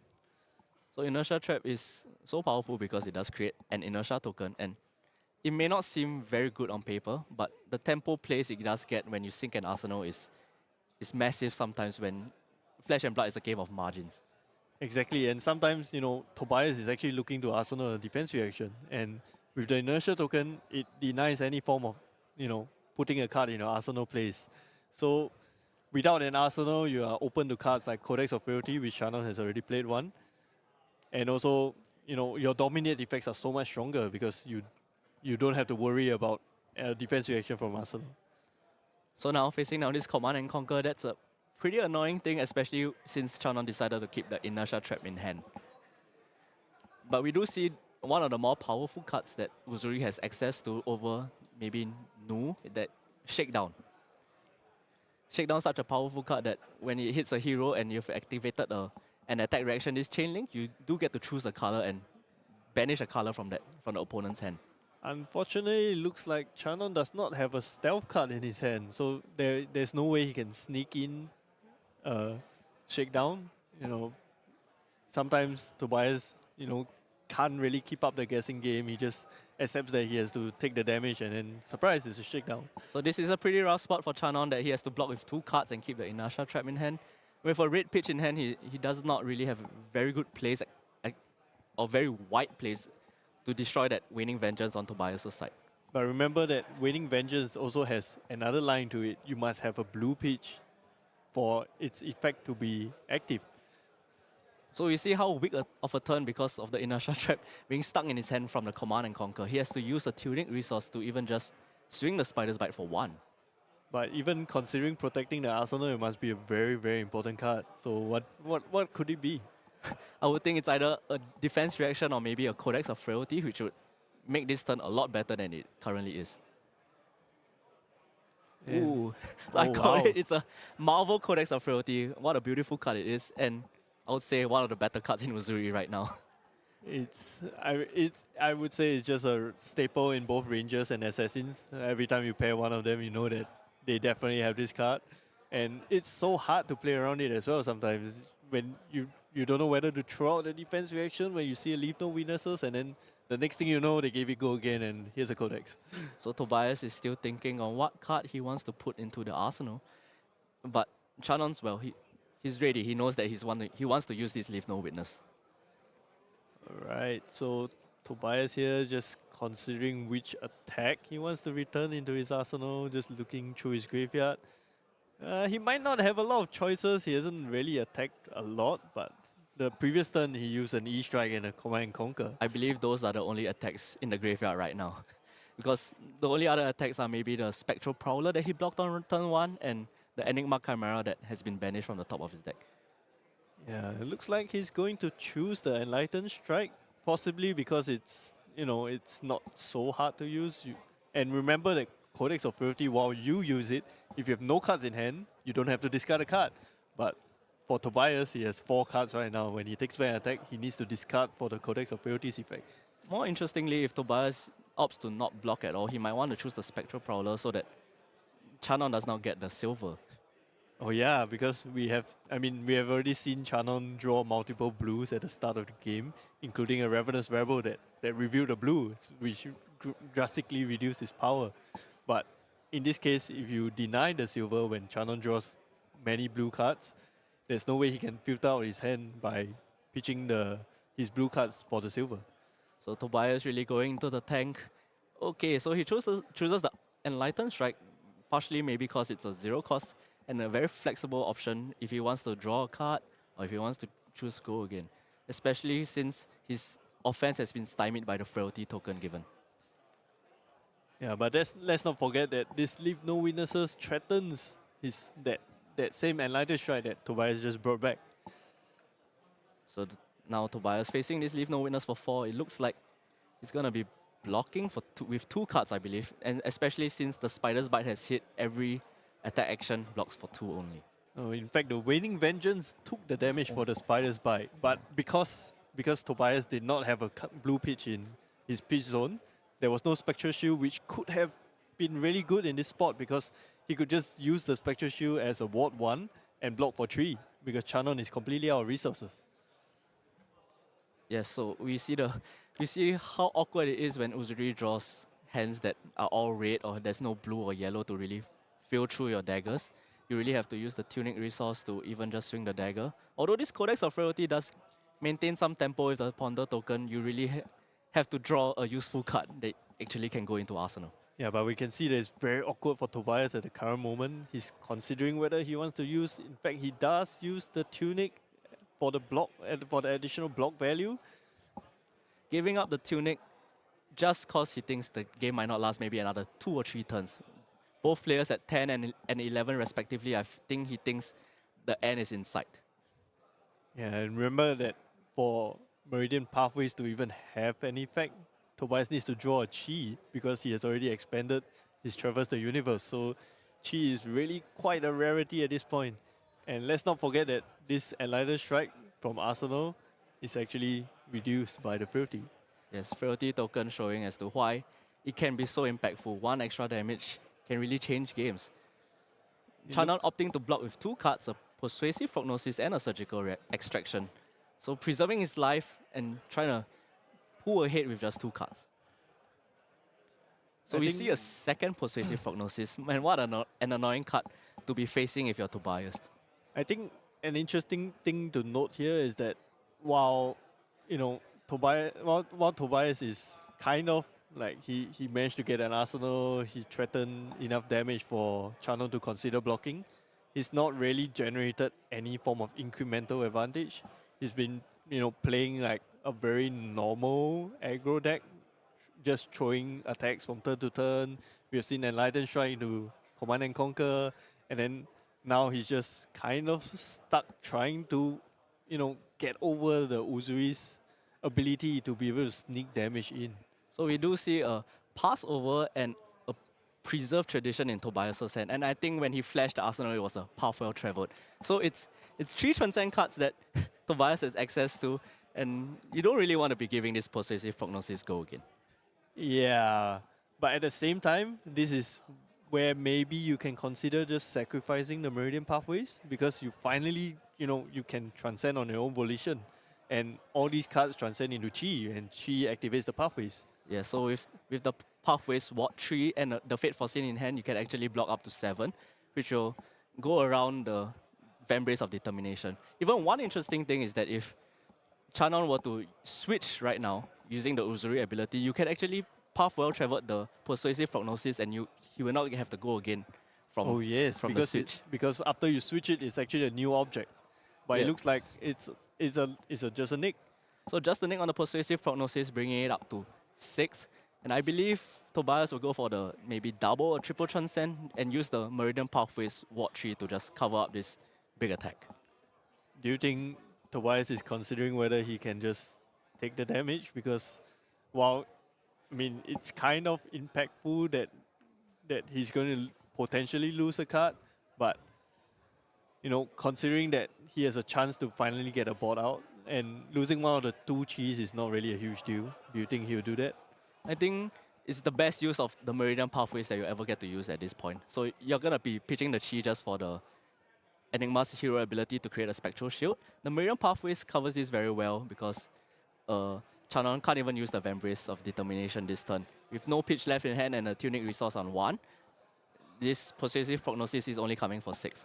The only downside is that if he gets blown up by a Shred right now, he might actually turn the tables into his Chanon's favor. Yeah, that's what I was considering. That's what I was thinking if I was Tobias here, you know, having seen a red Shred and it's like, oh my god, this Uzuri still has Shred. Like, there are just so many things that you have to consider, you know, knowing that Chanon has a card in arsenal. So it looks like this time he does trigger the Meridian Pathways bot tree after pitching the Chi for the Spectral Shield. So we see there's no follow-up, there's no Shred from Arsenal. This is a very clean block 7 on the Persuasive Prognosis, just a nick. So it looks like Tobias' turn is most likely just going to be the Spectral Shield for 2 into the Command and Conquer for 6. I think Tobias here is trying to see if he has a window to play the Pathway Travel that we know is in his arsenal. Yes, so actually, I believe there's only the window that you can play it after the chain link has resolved. As in, after you moved on and before you close the combat chain. So after the link step of this combat chain. Yep. So now we're just clarifying with our judges over here. So I would think Tobias feels very comfortable at this point because he's leading not just in life, but he actually has a Spectral Shield and a Command and Conquer in hand to be able to push 2 to 8 damage with an on-hit next turn. Yeah, but while Tobias has a Command and Conquer in hand, remember the Crown of Providence that Chanon has held on for so long. So there is a potential blowout here from Chanon because Tobias is not exactly very healthy anymore. He's on 11. Yeah, any attack for 6 could just do, like, any attack for 6 that has an on-hit that would disrupt Tobias might just seal the game. So it looks like they came to a conclusion after a judge check, and Tobias is playing the Path Well Traveled after the chain link has resolved completely. So it might take a while to clarify the specific ruling as to how this turn is going to play out. And okay, yes, the Path Well Traveled is transcended, I believe, because Tobias has put it back in hand. Although Tobias is not presenting lethal, and I think that's the key part that of next turn is that with the Spectral Shield and the Command and Conquer, he's not presenting lethal, and that Chanon can always turn the tables on him with the Crown of Providence. Yeah, as long as you're not, you know, as long as you're not reduced to 0 life, there's always a chance that you can get back in the game. Even bigger is that both players missed out because of the judge call, is that Tobias actually missed the Spectral Shield that is supposed to be alive from the previous turn. So, well, I mean, we're kind of past that point, so let's, well, this Spectral Shield is coming in for 2.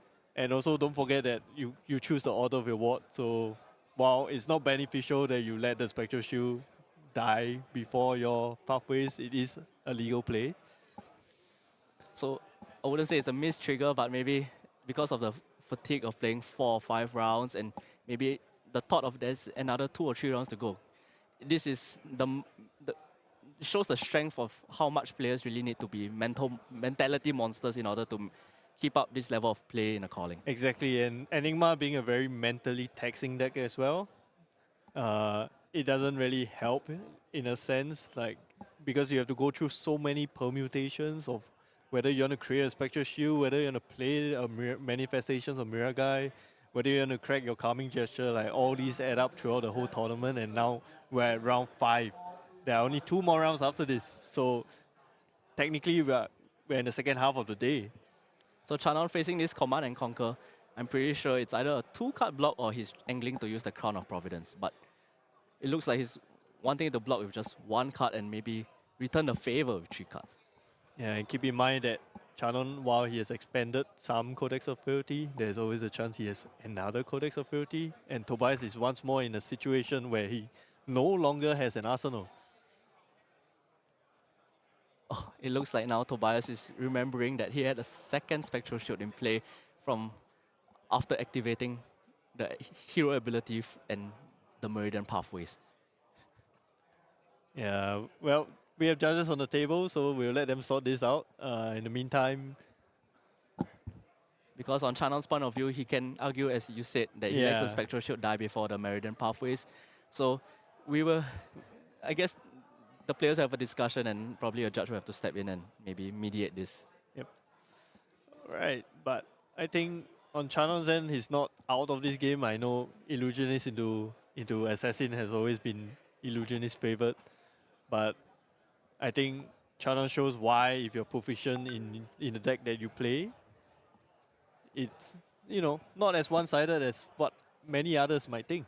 Well, Uzuri has and always will be kind of a dark horse deck, as Shoma showed that even though she's a dark horse, she can always win, because Uzuri is a hero that has such powerful play patterns with attack reactions and things like Shred or his switching ability being able to catch a lot of players off guard. Yeah, we can see that, and Chanon is probably looking to block with 1 extra card just to preserve that 3 extra life. Maybe he thinks he cannot use that extra 1 card in his hand. Uzuri is always lacking pitch because she wants to run a lot of yellows and reds and don't really want to run too many blues. So Chanon's blocking just the 2 and switching the Arsenal card out. So he's taking 4 damage from this Command and Conquer, putting him at 4 life. This game is not for long. Yeah, and well, Tobias, while he's at 11, 5 cards is a lot of cards in Flesh and Blood. And we'll see what Chanon can put together in this turn. With 4 cards in hand, he's really looking to push Tobias down to 0, hopefully. With a Command and Conquer in hand, I believe there was a Shred in hand as well, which is very powerful.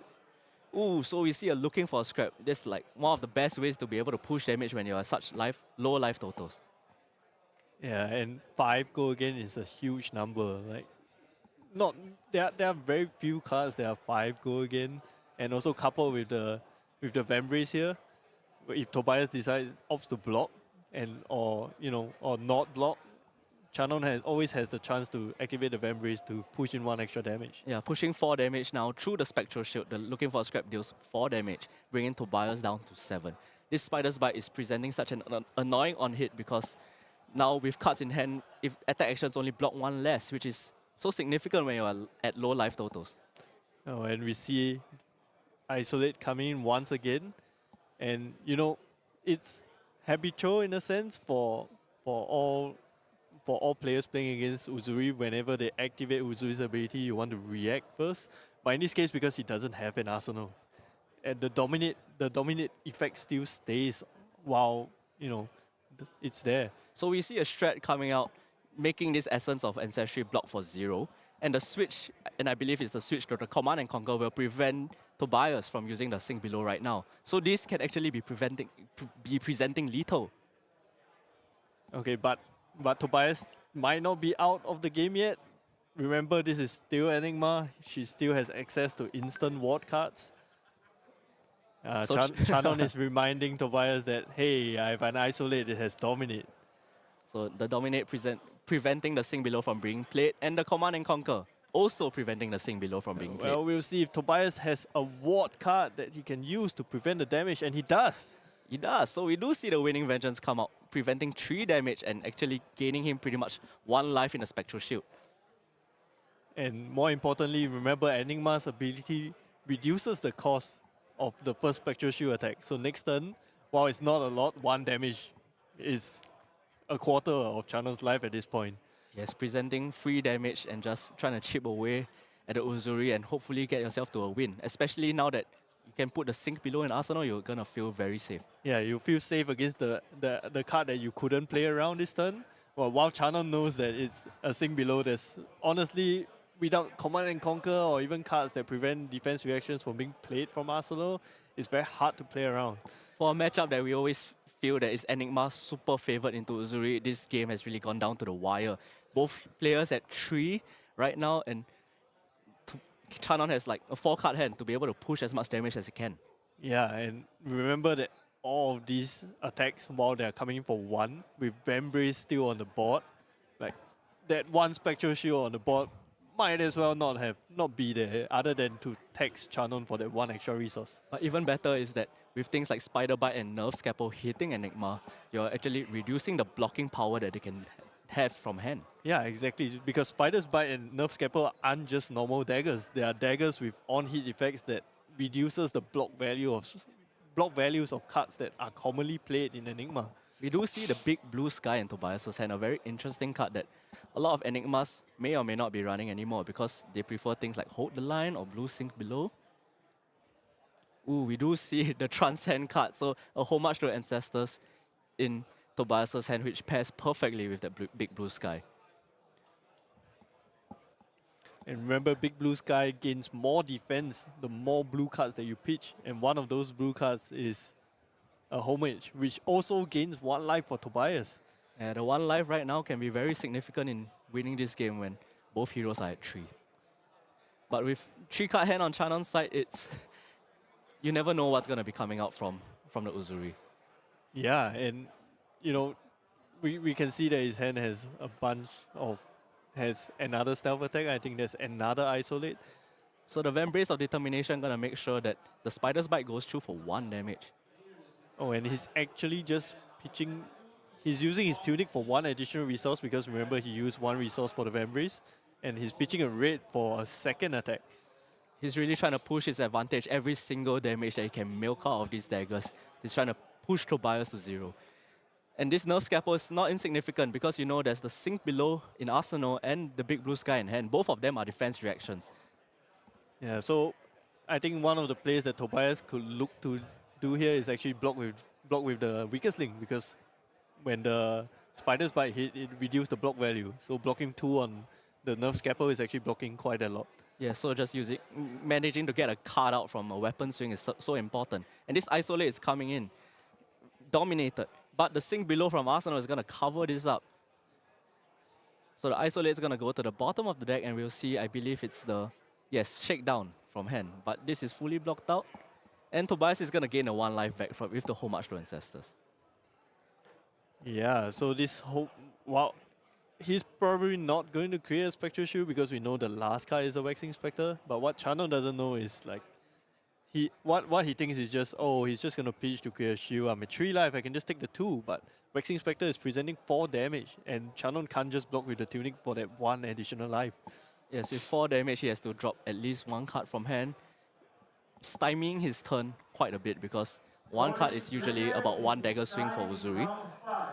And I do see the Inertia Trap, which I guess at this point, even if the Inertia Trap, you can give an Inertia token, it might not matter too much anymore at this point. Well, it might matter if Tobias actually just makes the Spectral Shield. So now he can't even keep the Waxing Spectre in hand. So this Inertia Trap is going to get its maximum value because of this play. This Spectral Shield will be swinging for 2, but the Inertia Trap will cover it up with a block 3 and creating an Inertia token as well. Oh, and Tobias does not expect the Inertia Trap. And because the shield its power is greater than what its base power is, so Inertia Trap is active. So now he has an Inertia token, he loses the Waxing Spectre, which he could have swung with. What a big loss of tempo that the Waxing Spectre is gone now. And Chanon is ready to push ahead with 3 cards in hand. I believe it's a Ravenous Rebel, a Shakedown, and a Shred in hand. Okay, so we're just clarifying the pitch because by right, the Inertia token is supposed to put the Waxing Spectre from the hand at the bottom before the pitch goes down. Yes, so players just clarifying with the judge as to the order of the cards that are going to the bottom of the deck. Yep, and Tobias draws up, and we'll see what Chanon, and it's the Ravenous Rebel. And I think Chanon has gone through enough of his deck for it to not be blue. It's a yellow in case this time. With a yellow Shred being off the top, Tobias is not really happy to see that because you know that next turn he's going to have a Shred in hand. And Shred is such a powerful attack reaction, especially when you're at low life. And when you have no arsenal, which means you have no defense reactions or any way to respond to it outside of playing more cards from your hand, which is more tempo loss. So I believe one of the last 2 cards in hand for Chanon is the Shakedown. Especially with a blue pitch, he's able to play the Shakedown and activate an attack reaction, that Chain Link. And that attack reaction can be a Vambrace activation. So we'll see if it's a blue, but it looks... is it gonna be? He's pitching the Shakedown just for a Vambrace activation. Oh, it's a red Shred in hand, so he can't even pay for a Shakedown. Oh, the low pitch curve of Uzuri coming to bite her in the back because not being able to pitch for the Shakedown is a massive swing this turn. Yeah, if he could have pitched for the Shakedown, he could have threatened lethal on Tobias, and if it was a blue pitch, he can disregard the shield, which forces 2 cards out. The Spectral Shield being able to swing for free is threatening 2 damage, and I believe Chanon has taken it down to 1. And the weakest link coming in for 6 is very big damage, especially when you're at 1 life. Yeah, and with more cards taken out of Chanon's hand, I'm not sure he has enough to push for lethal. But keep in mind, he still has a Shred in Arsenal, so it could amount to something. And more importantly is that he's blocked with the Shred that he's revealed off the top from Ravenous Rebel. So Tobias does not know that it's a Shred in Arsenal right now. Oh, and it's yet another Isolate. So if Tobias does not have a defense reaction in Arsenal, it could prove to be lethal if he has a 6 power attack as well, because Tobias can only block with 1 card. We do see the Sink Below in hand, which is, I guess you feel very safe maybe just blocking 1 card against this Isolate, unless it's a Command and Conquer. Command and Conquer right now in hand would be very devastating on Tobias' side, because this Sink Below in hand is pretty much useless, or being able to only block for 4. It looks like a blue Isolate. If it's a blue Isolate, it does open up certain plays, such as if you were to just a nick into a Shred, it might be able to push you over the line and get the 3 damage down. Oh, and we were so caught up in the action, we actually missed that time has been called as well. Yeah, so I believe it's the last few turns that these players will make. They did have a time extension because the game started a little late. Yeah, and it's really come down to the wire. This matchup where a lot of people just wrote off like, hey, Uzuri has no chance at all, let's just get it over with. But look at Chanon here. He's forced Tobias into a situation where he's not even sure whether he could block properly. So Tobias really in the tank, thinking if there's any way out if it were to be just a nick and into a Shred. Do you think Tobias caught on that it might be a red Shred in hand because the previous turn he pitched the shakedown? Well, you never know, because when you're sitting down and playing these kind of games, you're in a very stressful situation that you might not be able to think of all these options that the opponent might be thinking of as well. You're really caught up in the stress of being on camera and usually thinking of your own plays. But I believe it's time of the round and he's conceded? Yeah, I think Tobias. Or they've taken the draw, I'm not sure. This one. No, I think Tobias has give Chanon a win here because he's not sure whether he could block this. And Chanon did indeed have just a nick and a Shred. Yes, so this will be 6 attack with like a -4 in hand, so it's unlikely that Tobias will even be able to block this out at all. It's actually just enough because it's a red Shred and the Mirror Guy had no chi. Yeah, so the Mirror Guy can only prevent 2 damage and he's going to be taking 3 damage regardless. So Chanon looks like Chanon took the win. He got the win, got over the line with the Just a Nick and Isolate. Who knew? And what a win from Uzuri as well. From an uphill battle, remember there was a Mirror Guy coming in with 8 counters, followed by a Mirror Guy for 4 counters.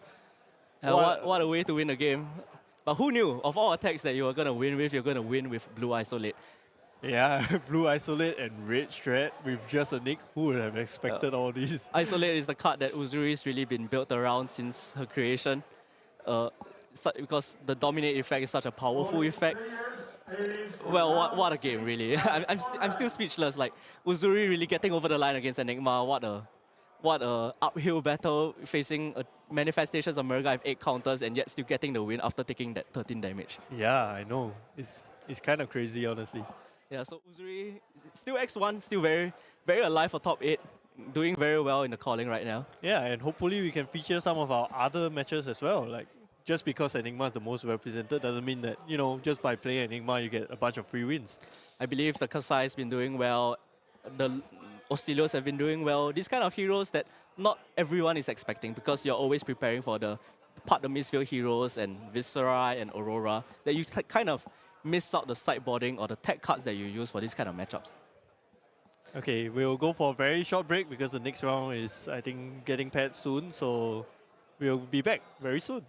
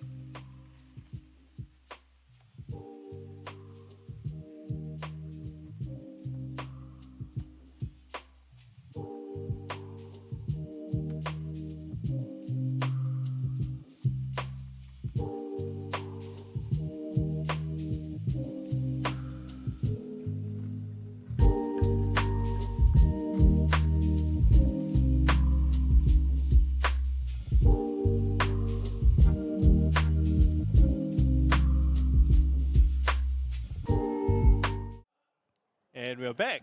It was a very short break. The next round has been paired, and we have, boy, do we have a matchup for you. And when you Yes. think Uzuri versus Enigma was like, Uzuri winning the Enigma, who would have thought? But our upcoming match is something you won't normally see, which is Prism against Vynnset. Yep, we are jumping right back to Dusk Till Dawn days. Two of these heroes premiered in that set and are essentially newer incarnations of, previously loved heroes, Chain and Old Prism. Yeah, basically this is an age-old matchup. Previously we had Prism, what's the previous one? Sculptor of Arclight. Yeah. And of course Chain, battling out in Monarch, and then we move to Dusk Till Dawn, and it's like, all right, we'll have another Prism now. It's Awakener of Soul against Vynnset, Iron Maiden. Yes, these two heroes have not been talked a lot about, I guess, in the current meta game. But clearly, these two players have proved everyone were wrong, going 4-1 in this calling here today. Yeah, and the Vynnset players, of course, rocking the Vynnset shirt. Yes, are very on brand, and that's why it's 4-1. Yeah, and we talk so much about familiarity with your own deck. We saw Chanon on Uzuri being so familiar, he managed to navigate his way through a very difficult matchup in Enigma. And now we see Hongkai here on Vynnset, clearly very familiar with his deck, beating out most of his competition against Prism. Yeah, I think, Flesh and Blood was always a game that rewarded investment into a hero and I guess reps, gameplay and familiarity with the matchups and your class. So clearly these two are masters of their class and I think it's a real pleasure that we get to see them play off against each other in round 5. And of course we talked about the Vynnset upgrades that she received in Rosetta. Remember Rosetta, it was a set with Runeblade upgrade cards like Malefic Incantation. Really, really good for Vynnset to keep up the tempo. You can keep attacking Runegate cards without thinking whether you have to take an off turn to generate back the Rune chance to be able to play your Runegate cards out from Banish. But keep in mind, Prism also had changes. I mean, not of the more positive kind because the old style of Prism could no longer be played. Remember that Luminaris was, the old Luminaris went with the Sculptor of Arclight Prism. And now with the new Luminaries, you're kind of forced into the Hero game plan. You have to play more with big Hero attacks, attack with Angels for go again. Yep, and I think ever since, the Great Book burning, the Spectra game plan isn't too popular now. Yeah, Arclight Sentinel isn't as easy to play out now, especially when your deck requires you to play so many yellows so that your Luminaries Angel, I think it's Angel's Fury, right? Or is it Angel's Glow? Celestial Fury. No, Celestial Fury is the original one. Oh, that's the original. Oh shit. Okay. Yeah, but yeah. So with the new Luminaries, I think you have to add more yellow cards into your deck so that you can play out your heroes with attacks. So we'll see how it goes. Remember, Vynnset also has the entire cycle where her widespread Majestics, they are all 6 power, so they're automatically poppers. Yep, and now, Malefic Incantation helps Viserai because he just has more damage, more rune chance. But for Vynnset, it's a core part of her gameplay. The ability to rune gate cards out from your banish for free. And the Malefic Incantation kind of works like a consistency engine, right? To a certain extent. Yeah, exactly. So your high cost rune gate cards, normally when you're gated by those, you can't really take turn after turn of rune gate attacks. You have to take some time off. Okay, I'll play this rune chan incantation, for example, just to rune blood incantation, just to generate those rune chants. But now you can just play the 0 cost Malefic Incantation for the maximum value because you're attacking every turn. Yeah, and I think you've played some Prism yourself. From the Prism perspective, what do you think he's gonna be looking to do against Vynnset? Okay, so for the Prism's perspective, because most of Vynnset's poppers are 6 power, you can actually sneak in some attacks, especially when you have all the Celestial Reprimands. Yes, yeah. Or you can even use the Halo to find your Figment of Triumph, which reduces the attack value of Vynnset's blocking power cards. Yep, and stop those pesky popping effects from stopping you from getting Heralds in your soul and flipping Angels. And also, maybe you can consider not trying to generate a huge ward board because, Vynnset doesn't just have to banish a card at the start of her turn. she also has a secondary effect when she plays a shadow card. Shadow non-attack action. She can pay a life, and that rune chant becomes unblockable. Yeah, and that is quite devastating to the two illusionists that are currently plaguing the meta, right? Which both rely somewhat on Prism less so. Yep. But it is one of the win cons into Enigma, I would say. Yeah, so here we are just trying to see if Prism, because Vynnset might not have a popper every hand, so we'll see if the Prism coupled with Phantasmal Footsteps can try and sneak in, you know, her very huge hero attacks. And some of them even have relevant on-hits. We have seen cards like Herald of Judgment do fantastic things against Vynnset because it shuts off Rune Gate. You can no longer play cards from Banish. Yeah, a card that has, like, it keeps making its way in and out of, like, decks based on the meta. Yeah, and it's also like a change of kind of a change in archetype where Prism used to be able to play some mixed form of Heralds plus Auras, you know, with Parable, you get your attacks through easier. But with the loss of Tome of Divinity, there's really less incentive to try to activate your Vestige of Soul because you no longer have access to as many cards. Yep. And so, if I'm not wrong, most of them are running the other chess piece, right? The Amphibian Rapture. Yeah, Amphibian Rapture. Yeah, so the Amphibian Rapture allows for kind of discounted Ward 4. So each time you activate an angel, the Vynnset does not come at you with say, an unblockable rune chant, for example. You can just use Arcane Barrier for the rune chants and let the angel, you know, take the rest of the damage. Yep, and that's what the angels are good for, right? They deal damage, they have a specific effect depending on the situation, and then they can block for, provided Vynnset doesn't use her hero power. Yeah. All right, so the players are just about ready. We'll see how the matchup goes and whether, you know, anyone has any special secret tag that, you know, might change the matchup a little bit. Yeah, you can see that Hongkai here is running the signed Vynnset. Of course, signed cards always better than the original. You know, approved by the artists themselves. Yeah, exactly. All right, the fist bump is out. Looks like they're gonna be heading straight into the game. Okay, and Vynnset opting for, oh, interesting, there's a Tunic involved. So one of Prism's core cards is Herald of Erudition. So what it does is it has Dominate, and thanks to Luminaries, it gains Go again. And when it hits, it goes into Soul, and not just goes into Soul, you get to draw 2 cards off it. Yep. So not having armor is kind of like, it makes you weaker into Herald Erudition, but of course it has Phantasm, so maybe Hongkai here thinks that he has enough poppers to deal with the Erudition, or maybe he'll just block with the Crown of Providence. Yeah, possibly. And looks like Hongkai is gonna have the first move here, banishing Screaming Death. Deathly Will. Deathly Will. Deathly Will. Deathly Will. Yeah, so Deathly Will here is a 3-cost Rune Gate attack. Whenever someone takes damage, you get to create a rune chant when the combat chain closes. So all of Vynnset's attacks are like this. Whenever someone takes any damage, you create that many rune chants. Yeah, and that's why Vynnset's hero ability does damage to herself. So Well, not necessarily just rune chants, because some of them are just negative effects. So banishing Arsenal, banishing top deck, banishing hand, yeah, or gaining life. There's a couple of effects. And so here we go. Activating Vynnset's ability, I think, by playing Funeral Moon, which is a shadow action card. Then not necessarily. He could just play out the Funeral Moon as his action. So he banished Deathly Will as part of his start of turn activation, and then for his own action point, he plays the Funeral Moon. So remember that nowadays Prism no longer really plays into the whole Aura game plan as much. So when you take turns like this, you're no longer as punished because you know that, hey, there's no more instant auras anyway. Oh yes. So no turn 0 shenanigans from Prism side.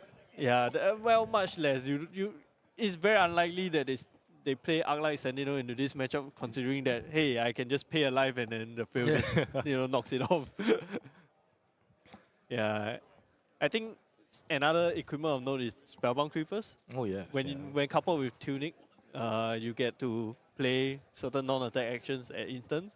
If they have Go Again, they actually net you additional action points. But if they don't have Go Again, then you get go again. Yeah, exactly. You get to play, if your attack has go again, you get to play out another card for free, Yeah. basically, because you have one unblockable rune chant.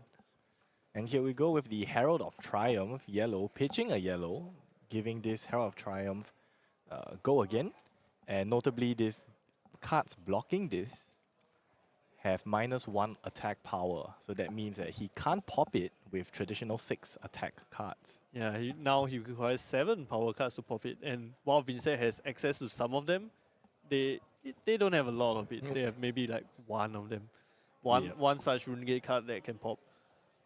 Yeah, and there we go, using Prism, sending a Herald into Soul, allowing him to search the deck for a Figment if he chooses to.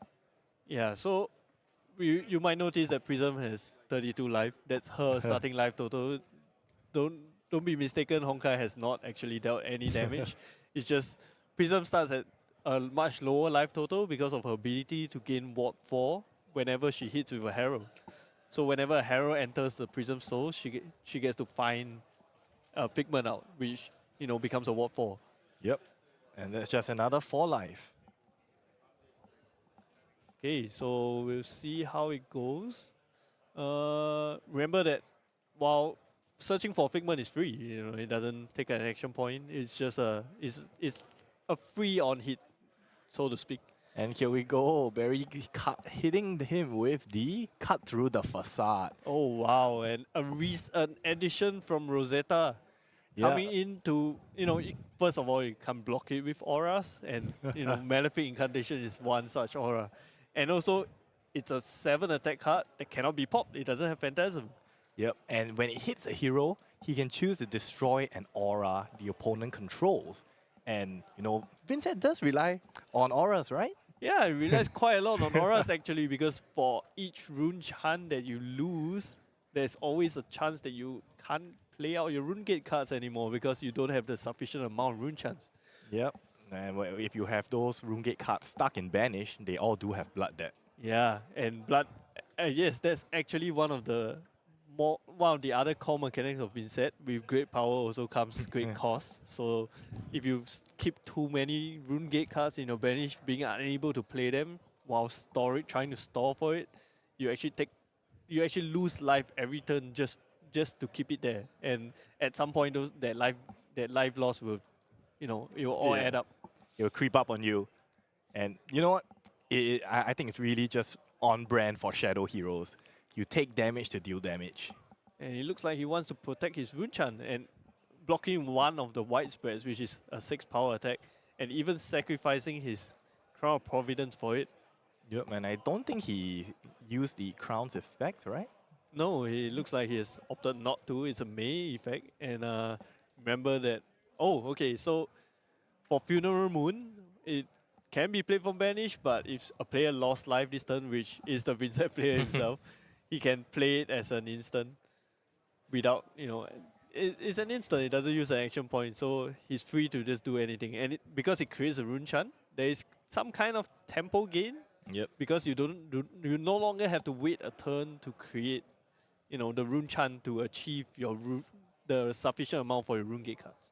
Yep, and looks like Hongkai has banished Eloquent Eulogy. Yeah. At the start of his turn. Yeah, we can see Barry picking up a lot of Honkai's cards because he's not too familiar with how Vynnset functions.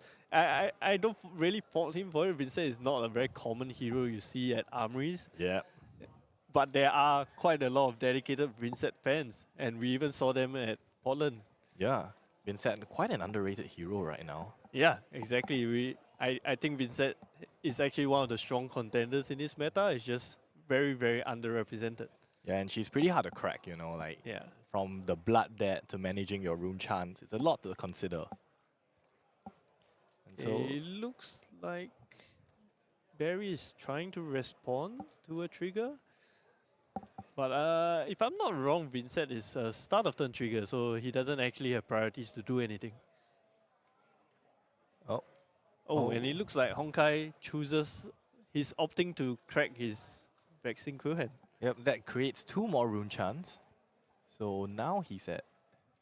He should be on 6. And it looks like he's looking to play... Oh, it's the is the Vynnset specialization. All the shadow heroes have one of such cards, and it's this one is, it looks like he has reached the exact number of rune chance, which is 6. So it looks to be playing the Oblivion. Wait, that's actually crazy. I've never actually seen this card played. So for the slower matchups, you can actually consider playing such a card because for one, it doesn't use an action point. Once you hit the prerequisite, you can play as an instant, just like Doomsday or Eclipse, both of which also have certain restrictions. But when you achieve it, you get to kind of summon this huge 6 power monster. And it looks like in response to the activation of the Quill Hand, Barry is opting to use his Halo to put a Harrow in his soul. Yep, and this one... And it digs out a Figment of Judgment. Yeah, which is quite an important figment in this matchup, right? Because it interacts with the Banished Zone and turns it face down. So now Hongkai can't play out that Runegate card. Yes, exactly. So cards that are face down is very similar to how it functions in Levia. If you have watched a lot of Levia games, once it's face down, it's a card that's considered just a face down card. You can't play it out, it just exists as a face down card. So it has nothing, it has no ability. And it looks like, wow, Hongkai is playing the Oblivion. Here we go, turn 2 Oblivion. Or turn 1 actually for Hongkai. And also, interestingly, because you're playing against a light hero, which relies quite heavily on Soul, there's also an on-hit from Nasref, which we don't see very often. Yeah, like, you know, these shadow heroes and light heroes have cards specifically interacting with the opposing talent, and usually we don't see them in play. But here we can see in full force, you know, light and dark, and Nasref ready to steal the soul out of Prism. Yeah, it looks like Barry has some really interesting cards in hand as well. I think that doesn't look very like a light card actually. Yes. That kind of looks like a lunging press. Wow, it's very good on offense. I mean, when Nasref is attacking you and you're blocking for 2, that doesn't seem like a very optimal thing to do. And notably, he actually cashed in his Halo to do this play to block out one of the Runegate cards. No. He cashed in a Halo to search out the Judgment. Oh, yes. Yeah, because it allows him to voluntarily put a Harrow in the soul. Yeah, and trigger Prism's ability, right? Yes, exactly. Yeah. So now Nasref is attacking, and while Nasref is attacking, why are the rune chants not going out? Because Nasref is an ally. Yep. And allies are quite, you know, when we talk about allies, we're talking about Dromai, you know, we're talking about Prism, Angel allies, but when it comes to Vynnset, it's like ally, like this is the only ally she has, which is Nasref, the Soul Harrow. And allies, you know, I think maybe newer players into the scene would know them from the Angels and know that they have ward, so you can just target the player and the Angels will die first. But for Nasref, you have to target Nasref to kill it. Because Nasref is not an attack, or you're not even playing an attack, it's not a weapon attack, it doesn't actually trigger rune chance at all, it's just an attack. Yeah. So the rune chance get to stay for later turn, so Barry here is not actually, you know, preventing any arcane damage because he has no arcane damage to prevent. Yep. And the rune chants are still on board for Runegate later on. Yeah. Oh, looks like there's some... Oh, okay. We're clarifying because Barry accidentally put his pitch to the bottom of the deck. The turn is still ongoing, and yeah, our judges are making sure that the play is proper. And also, I think Barry has a Figment in his hand, and I think an important thing to note is Figments do not block as well. Yeah. Figments are all instants. You like to see your Figments in the deck, straight onto the field and not in your hand. Yeah. What you want to see are attacks, so to be able to clear out this Nasref, which potentially can stay another turn because it doesn't look like Barry actually has any attacks in hand. Yeah, and Nasref doesn't cost anything to attack with. Yeah, it costs 0 to attack. And so if Barry's not gonna take out the Nasref, it might just be a 0 card 6 each turn.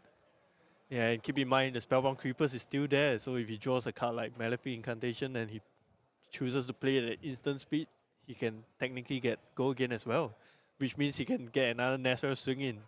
And each Nasref swing is actually quite detrimental for Barry, because for each card that he loses from Soul, he can no longer awaken an Angel.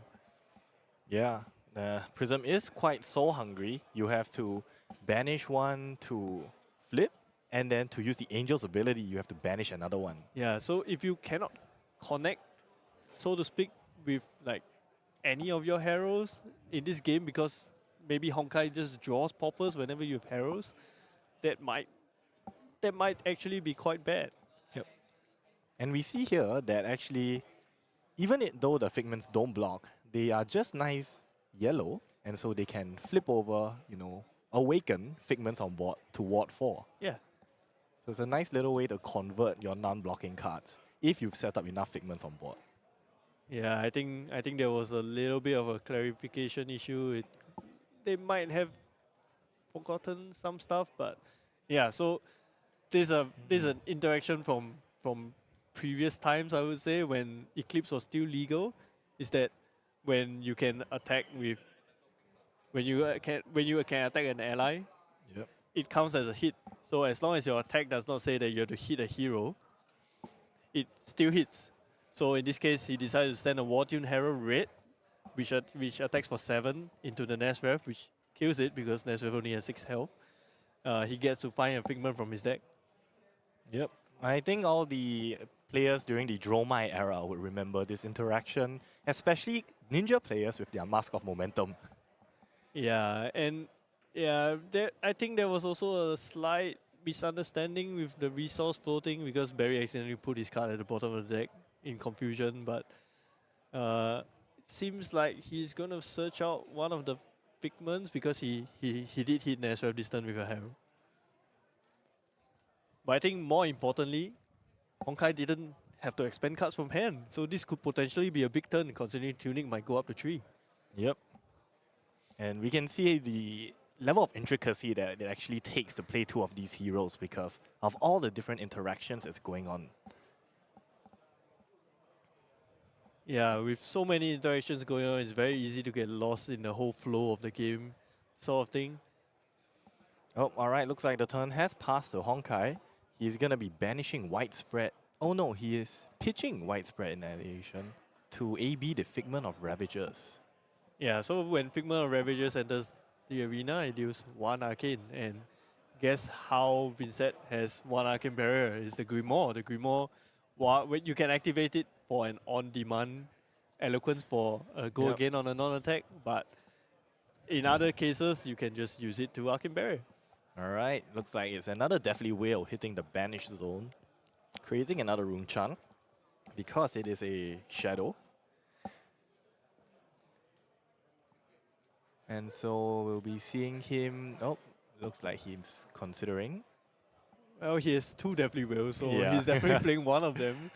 And that's a lot of Rune Chants behind it. So keep in mind that Prism is a primarily yellow deck, so it's kind of unlikely he gets to block this many Rune Chants. And I believe that's a yellow Deathly Whale, so it comes in for 5 instead of 6. Yep, and if at any point on this combat chain, Barry takes any damage, Deathly Whale's ability is turned on. Yeah, and there is a chance that Hongkai here wants to go for a bigger turn, considering he was considering like which Deathly Whale should I play? Because if Barry decides to take a whole bunch of damage, he can extend the turn a little bit by playing another non-attack using Creepers. Yeah. And then with that potential action point, he can swing the flail and it actually generates even more Rune Chants. Yep, so Barry having a think here. Yeah, really interesting because, Hongkai has 2 cards left and technically Deathly Whale does not have Go Again. So I think he's really considering what's the follow-up here. Barry decided he can't block so much arcane damage from the Rune Chants and he's just going to take it, which means Deathly Whale is now active. Yeah, it's going to refund 1 Rune Chant when the chain closes, and that is important, very important for Vynnset. It looks like Barry doesn't have a card that extends his turn, and because he has no Go Again, he's going to take 1 Blood Depth from the Deathly Whale still hanging out in his banish zone. I think another interesting thing of note is that Barry has used his Figment of Judgment to block. So he can no longer use the Figment of Judgment's active ability, which is to do what the Figment side enters the arena does, which is to banish cards in, which is to turn cards in banish face down. Yeah, he doesn't have that, hey, I don't like that card anymore, you can't play it button anymore.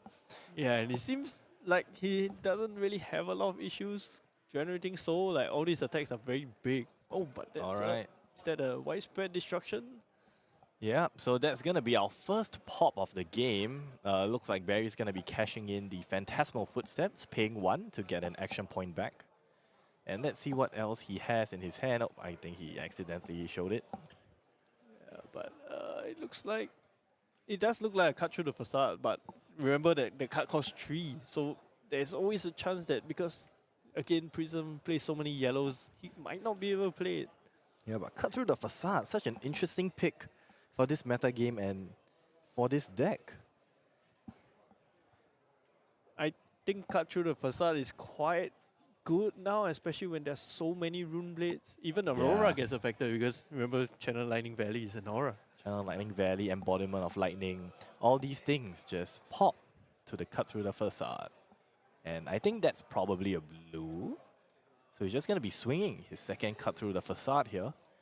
4/7, threatening to destroy that rune chant and possibly locking the Deathly Whale in the banished zone if Hongkai cannot create 2 rune chants on his turn. Yeah, so one of the latest additions as well to Vynnset from Rosetta, while we talk about all the Malefics and stuff, is actually Deadwood Dirge. Yes, because Vynnset creates a rune chant at the start of your turn. When you play Deadwood Dirge, is an instant 3 rune chants, which allows you to play most of your rune gate cards, if not all of them. Yep. And yeah, so today we are actually having 7 rounds of Classic Constructed. This is the second last round for day 1 of calling KL. And then we'll be back tomorrow for a few more rounds and then the top 8. Yep. Both of these players looking to improve their scores. Of course, you try to go into the second day with a overall positive win record. Yep. I mean, to even make the second day, you must have a pretty good record. Yeah, but these 2 players showing that, you know, they can make these off-meta heroes work. And it looks like Hongkai decided to take the damage. Yeah, he decided not to block because 7 is kind of hard when you have no armor at all. Yep. So there goes the rune chant. Yep, and they're just clarifying the life totals. They are updating the life totals actually from their end. And yeah, and that's Barry's turn. So, I mean, while cut through the facade is good, remember it doesn't actually generate soul. So while Barry has 2 figments on the board, it's very hard for him to activate both when you can only, you only have 1 soul to activate 1. Yep. But he does have one of the strongest figments on the board, which is the Figment of Erudition. That one allows him to draw 2 cards if he attacks with that angel. So possibly that's something to take note of. Yeah, so when Barry gets another hero or even, cards like Soul Shield into his soul, he's just looking to activate Erudition to get even more cards. So hopefully he can fuel future turns as well. And oh, there we go. This is one of the extenders that actually allows Vynnset to swing more than 1 time, right? Yeah. And that is Shadow Puppetry, a card, from Monarch, played in Chain, now in Vynnset. Yeah, and it's from a very long time ago.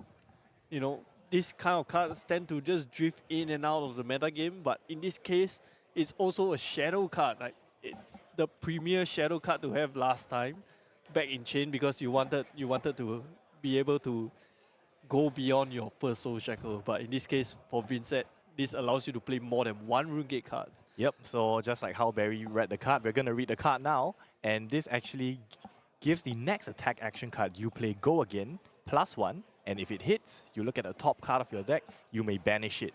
And that's especially good if you can play cards from banish. Yeah, and in this case, Hongkai has 1 card in banish that he's looking to play as well, but he can actually also filter the top card of his deck. If he doesn't like the card, he can just banish it. Oh, and he took it, It's a Bounding Demigod. Another card from Monarch that we haven't seen in a while. And if you played a non-attack action this turn, you can play it from your banish zone. Yep. Oh, and he had the Malefic in hand. Yeah, the Malefic Incantation, the Rosetta card I think we were talking about earlier. a significant improvement to Vynnset's, tools that she has. Yeah. So, so I see the idea behind Honkai's sequencing. Well, it looks like he wasted the Eloquence token because Malefic Incantation has Go Again by itself. He's looking to store the rune chance for a future turn. Yes. So he... And Bounding Demigod does not have Rune Gate, so you can always play out as long as you fulfill the condition that you have already played a non-attack action this turn. And he's coming in for 4. Oh yes, that makes so much sense. So now he has 1 rune chant left on board. Next turn, if he makes 1 more of Vynnset's ability, he can play the Deathly Wail out. Exactly, and he can actually block with his whole hand right now. And he still gets to play... Well, he can block with 3 cards, banish the last card for the last rune chant, and still get to play his turn. Yeah, that's the power of Vynnset. You're kind of cheating the resource curve a bit because you're using alternative resources. Yeah, and it looks like he actually drew the Deadwood Dirge that we had talked about, which creates even more rune chance. Yep. And ladies and gentlemen, this is not the last match of today. We'll still have 1 more match coming after this, so stay tuned for that while we watch this Dusk Till Dawn show up. Alright, now it's thinking on the block of Herald of Triumph. Once again, this cannot be popped. So it's going to be a bit more of a difficult block. And it's a reduced to rune chance. So Honkai is storing all these rune chants not just for Rune Gate, but also to reduce the cost of cards like reduce to rune chant that you can play for 0 cost if you have rune chants. Yeah, having rune chants as Vynnset really unlocks a large portion of your deck. And it looks, it's an erase phase. Alright, so erase phase, I think there's a kind of hidden text here, but it doesn't really affect Vynnset that much because RuneGate cares about names. So I think an appropriate card here would be Amnesia actually. Oh, yes. Because Amnesia removes the name of rune chants, so it actually turns off RuneGate. Yeah, in this case, erase phase is... in terms of talent, so I guess one notable thing it turns off is the keyword Shadow. So perhaps, it turns off Vynnset's second ability of unpreventable that's damage. But I think that may or may not be very relevant now. We'll see. He has Honkai. Remember that Honkai has kept this tunic counter around for the longest time. I think this is the 3rd turn he has left it around.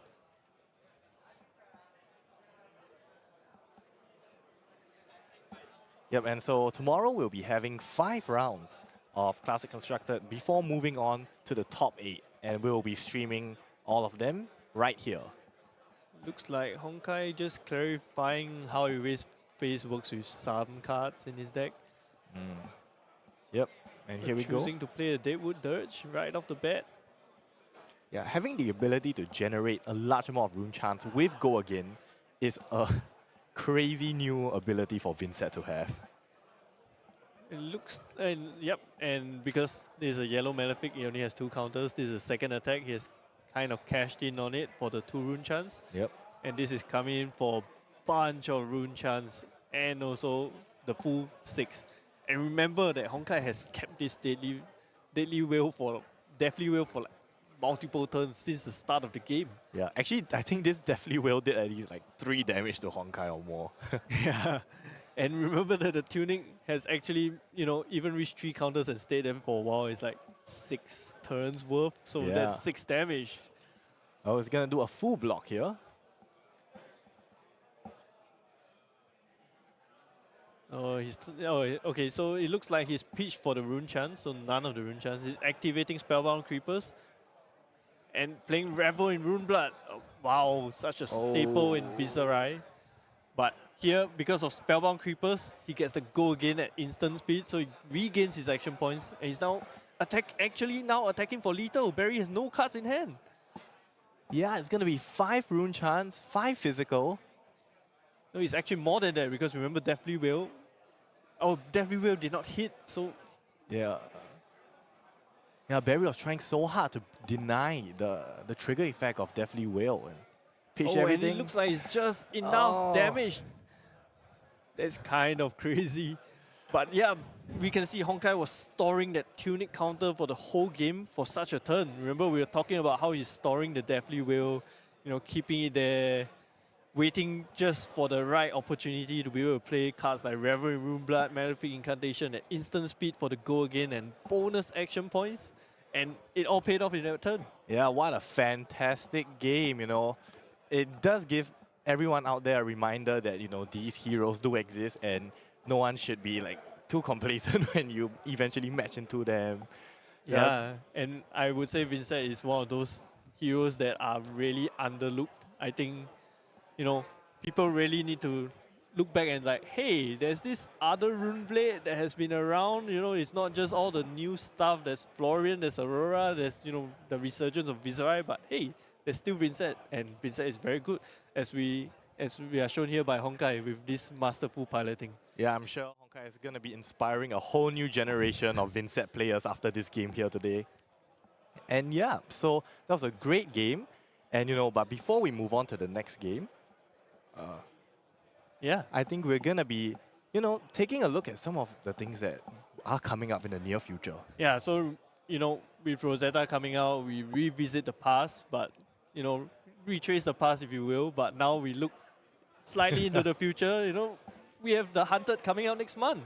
Yeah, the Hunted World Premiere in Prague, January 17th and 19th, showing us 3 new heroes. Here's one of them, Feng, Drakai of Blades. Yeah, so Feng was spoiled at Portland. It was shown to us at Portland, and you know, the set is called the Hunted, and there's the keyword here is marked, right? You want you're chasing down this target. You have marked him. You just want him. Yep. Here is the hunter, one of the hunters at least. Feng, when his ability reads, whenever you hit a marked hero, create a fealty token. This is a new token coming out in the Hunted. So what the fealty token does is it lets you generate draconic cards by converting, you know, your non-draconic cards into draconic cards. So having this fealty token enables all your draconic synergistic cards or cards that require you to have draconic attacks. Yeah, and Feng has another use of the fealty tokens, which is that if you control 3 or more, dagger attacks cost you 1 resource less to activate. Yeah, so I suppose, you know, just from looking at Feng's ability, we are trying to generate those 3 fealty tokens and attacking multiple times, or, you know, attacking with both your daggers, because we know that warriors currently have access to 1 dagger. Yep. But it's one-handed, so you can play 2 of them. Yeah, and you know, given that he's a draconic warrior hero, looking back at the other warriors we have, you know, Kasai of the Golden Sand, you know, she also has a similar ability, right? That reduces the cost of your weapons. Yeah, so all these cost reduction abilities tie back to cards like Courage or Blade Hole. Yeah. But instead of it being on your equipment, it frees you to play other equipment cards, possibly even, you know, Grains or Blood Spill. And all these free attacks, there might be cards that allow you to attack with daggers multiple times instead of just once a turn. So, you know, being able to string all these free attacks might be what you're trying to look for as Feng. Yeah, Feng looks to be, you know, just going with daggers, attacking additional times with the same daggers. Really kind of like blood on her hands kind of vibe, right? Yeah. So, also to take note, Feng is also a draconic hero, which all the draconic heroes are known to build chain links. So yeah, all this eventually will tie into some sort of payoff, which we will probably see in future in the Hunted, because it is, after all, a draconic set. Yep. And, you know, Feng's not the only new hero. The other Royal Draconic hero, Syndra, Drakai of Retribution. She's a Royal Draconic ninja. Yep, so we can see the same ability. She's hunting. Yep, she is hunting, yes. Yep. Well, hunting who? That's for you to find out, I guess. Yeah. And also, you know, yet another Royal Draconic hero that keys off daggers, because we can see that her ability is quite similar to Fi's. It costs 3, it gets reduced by Draconic Chain Links, and you get to re-equip 2 Draconic daggers. Yep. Looks like, you know, looking at the card art, you see all the daggers floating around her, and reading the abilities, it really seems like she's going to be throwing those daggers at you. And I think the first time we saw that was Flick Knives, right? Yeah, Flick Knives, hurl all cards from outsiders, where, you know, Arachne kind of came from. So it's kind of a throwback, you know, not just assassins throw daggers, like maybe even ninjas start throwing daggers. Yeah, Flick Knives is a dual class card, so it can be used in both classes. Yeah, exactly. And also keep in mind, you know, back in Uprising, we had our very commoner kind of draconic heroes, Oh, and now yes. they are all royal draconic heroes. So, who knows, we might get cards that are just royal draconic cards. Yep, the royal keyword is something that hasn't really been explored, and I think the fact that they printed it on the hero is something to really look forward to. And also, I mean, we just know that these two heroes, we just got revealed to their abilities, but let's not forget that, there's also another hero that was spoiled in Osaka initially, and it's Arachne. Yes, and the countdown to chaos has begun. And also, remember that all of this, now that we have 7 Arachnes, like, what do these guys do? And, Arachne himself, kind of unassuming. He has Regicide, which is pretty good in Royal. But imagine now he has 7 different forms. And some of them even, some of them even look female. So what's up with that? Yeah, what is up with these 7 Arachnes? They all look really cool. No idea what they do. I'm pretty sure they do something cool. And we have seen one of them is Arachne slip through the cracks. And that's the world premiere promo, right? Yep. And yeah, so look out for that. That's coming December 17. December 17, countdown to chaos, and that's where we're gonna... So that's in about 10 days. So, I'm looking forward to chaos. I don't know what chaos does, but it sounds really cool. Yeah, man, the word chaos, or back to like draconic, you're a really hardcore metal kind of set that we're gonna be getting. And also, more assassin support. We've seen Uzuri. Can you imagine what Uzuri can do with even more cards? Like, I'm so excited for that. Yeah, we just saw Uzuri take on her worst matchup, come out like swinging, and now she's gonna get more. Yeah, that's insane. And I'm looking forward to just Arachnes. Yep, all right, so, we've talked a lot about the Hunter, but we still have one more match to go today. Yeah, it's not the end of the day, so stay tuned. We have one more round coming after this. We'll try to get a Yao, we'll try to get a Florian. Who knows? But yeah, we'll take a break and we'll be back for round 7. Yep, stay tuned.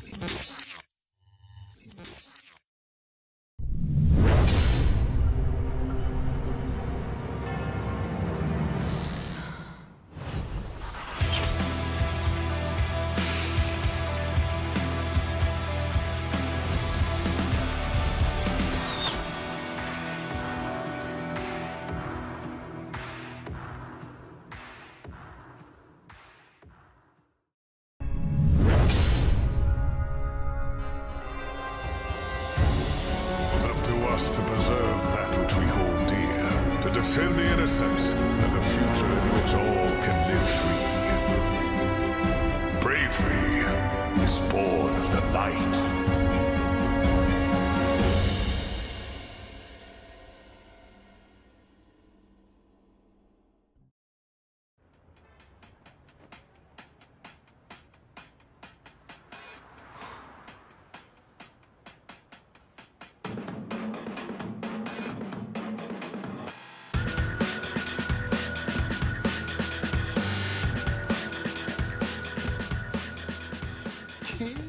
Let's go! You made it! Welcome to your first Flesh and Blood Armory.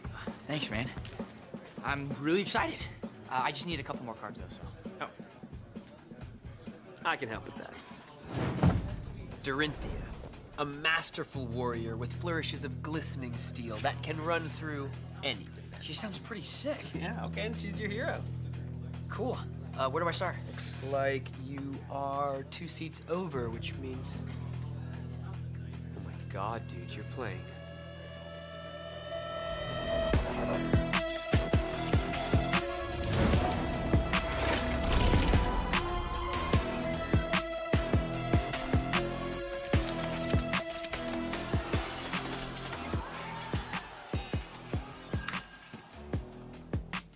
Oh, Dory, this'll be fun. Dude, how'd it go? He got it. But it was 1-to-1, it was super close. It's just so hard to block physical and arcane damage. Brody's really cool. Oh, dude, Brody's the best, but 1-to-1? Are you kidding me? That's awesome. You totally got the next one. I mean, it literally can't get... Oh, no.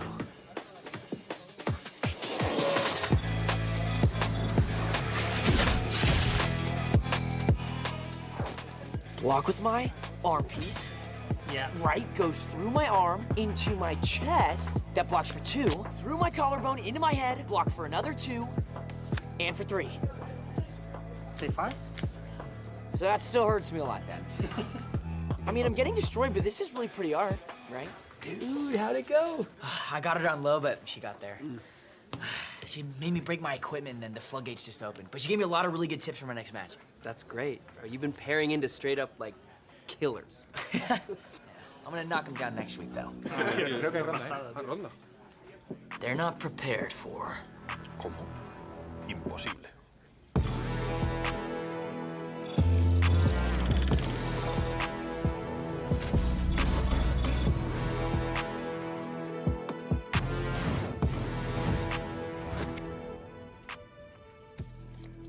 Attack with Dawnblade.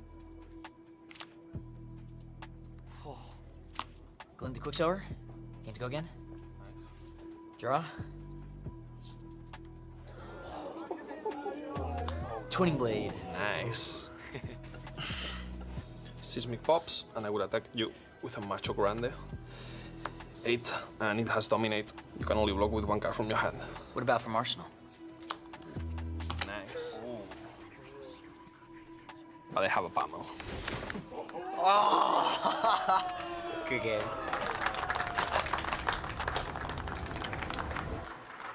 Let's go again.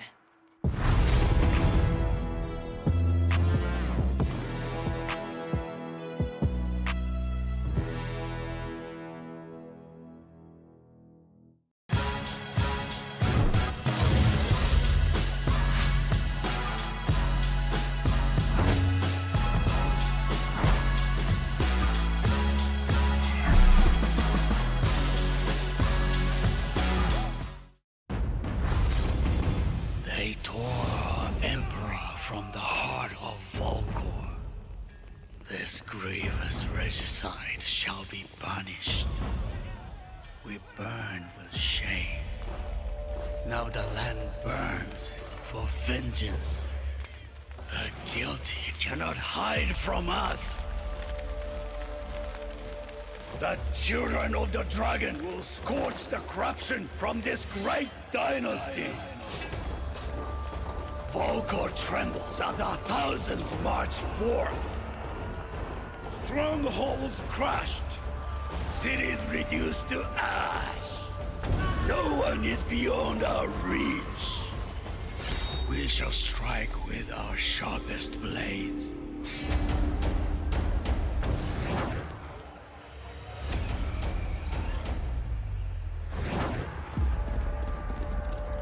The hunter becomes the hunted.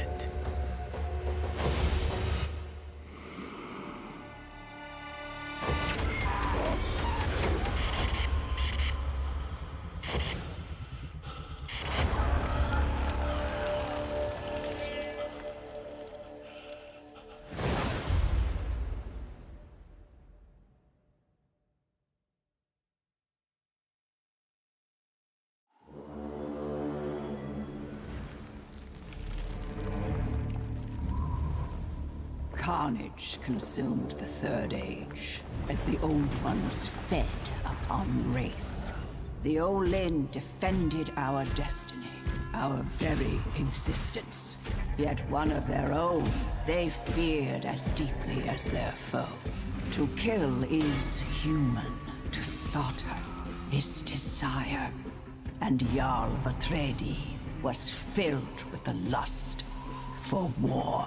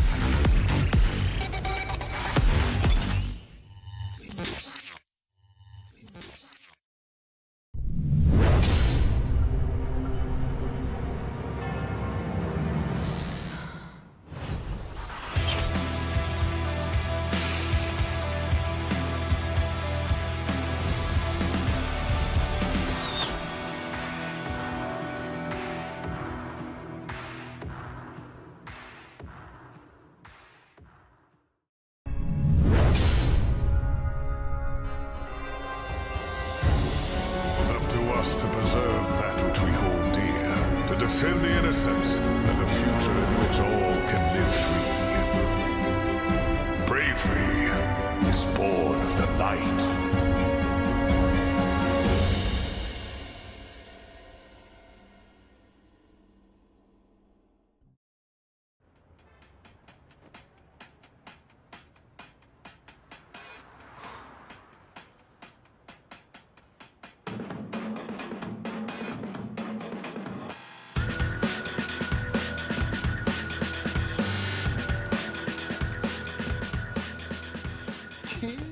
Let's go! You made it! Welcome to your first Flesh and Blood Armory. Thanks, man. I'm really excited. I just need a couple more cards, though, so. Oh. I can help with that. Dorinthia, a masterful warrior with flourishes of glistening steel that can run through any defense. She sounds pretty sick. Yeah, okay, and she's your hero. Cool. Where do I start? Looks like you are 2 seats over, which means... Oh my god, dude, you're playing.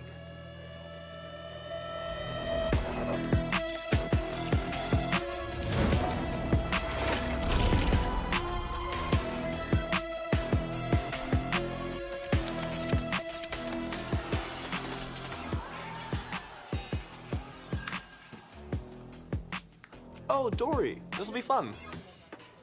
Dude, how'd it go? He got it. But it was 1-to-1, it was super close. It's just so hard to block physical and arcane damage. Brody's really cool. Oh, dude, Brody's the best, but 1-to-1? Are you kidding me? That's awesome. You totally got the next one. I mean, it literally can't get... Oh, no.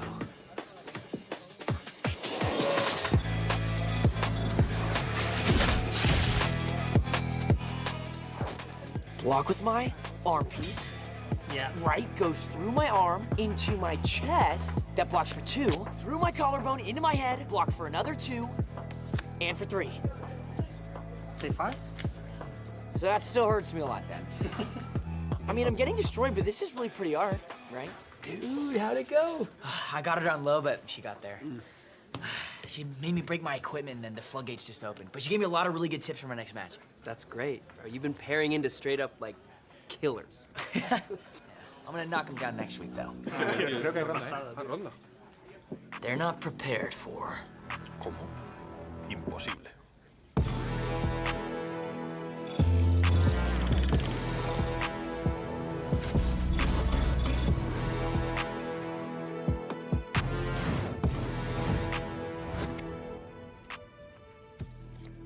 Attack with Dawnblade. Oh. Go into Quicksilver. Game to go again. Draw.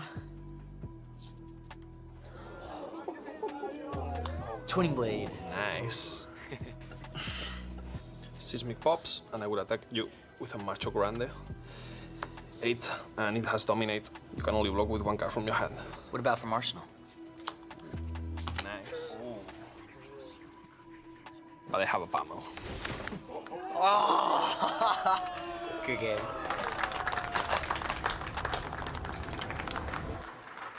Let's go again.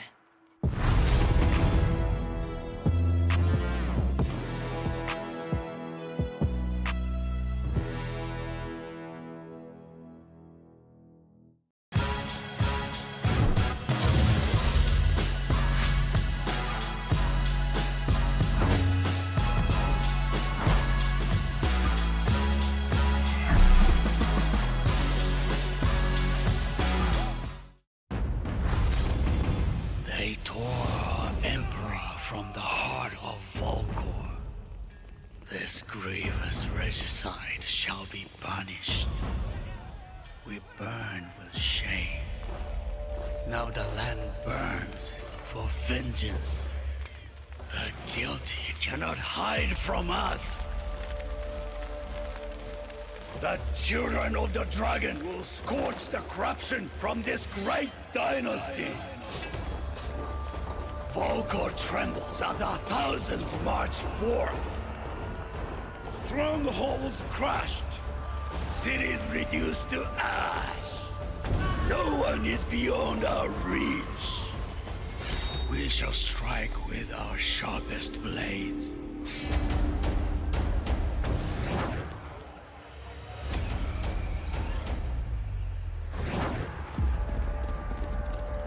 The hunter becomes the hunted.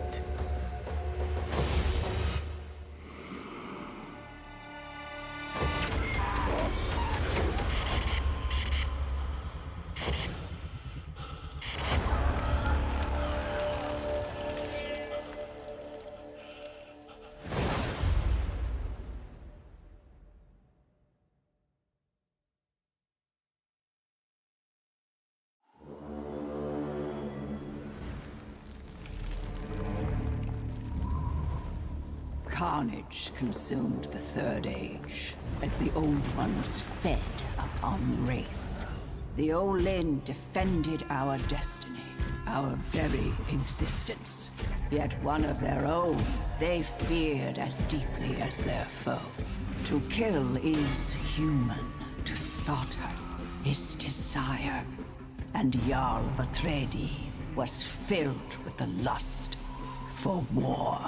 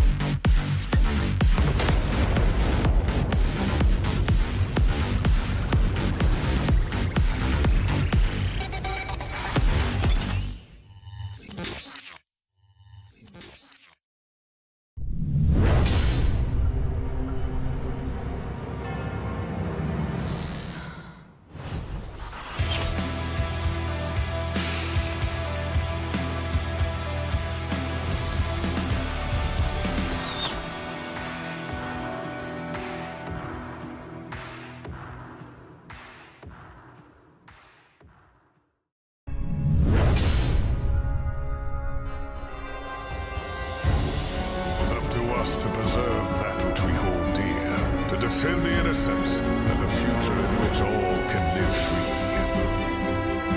Bravery is born of the light.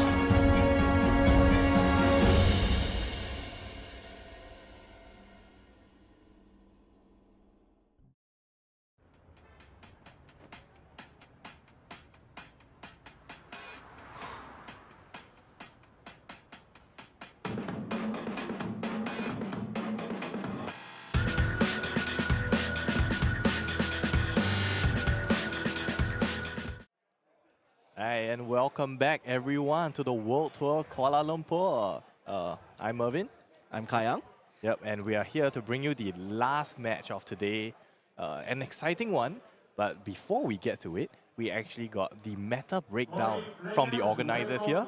So we have it here. I think some of you guys have probably seen it circulating around your social groups.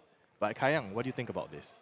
Well, the key important thing is that this time we did not leave Dorinthia out of this meta breakdown. So Yes. Dorinthia sitting pretty at 6 players representing her right behind Levier.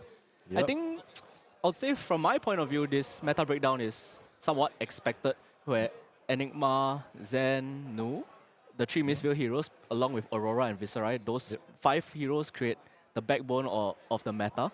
So Yes. they are viewed as the most powerful heroes currently, and I would say because of the aggression or the popularity of this kind of decks, they tend to be at the top of the meta.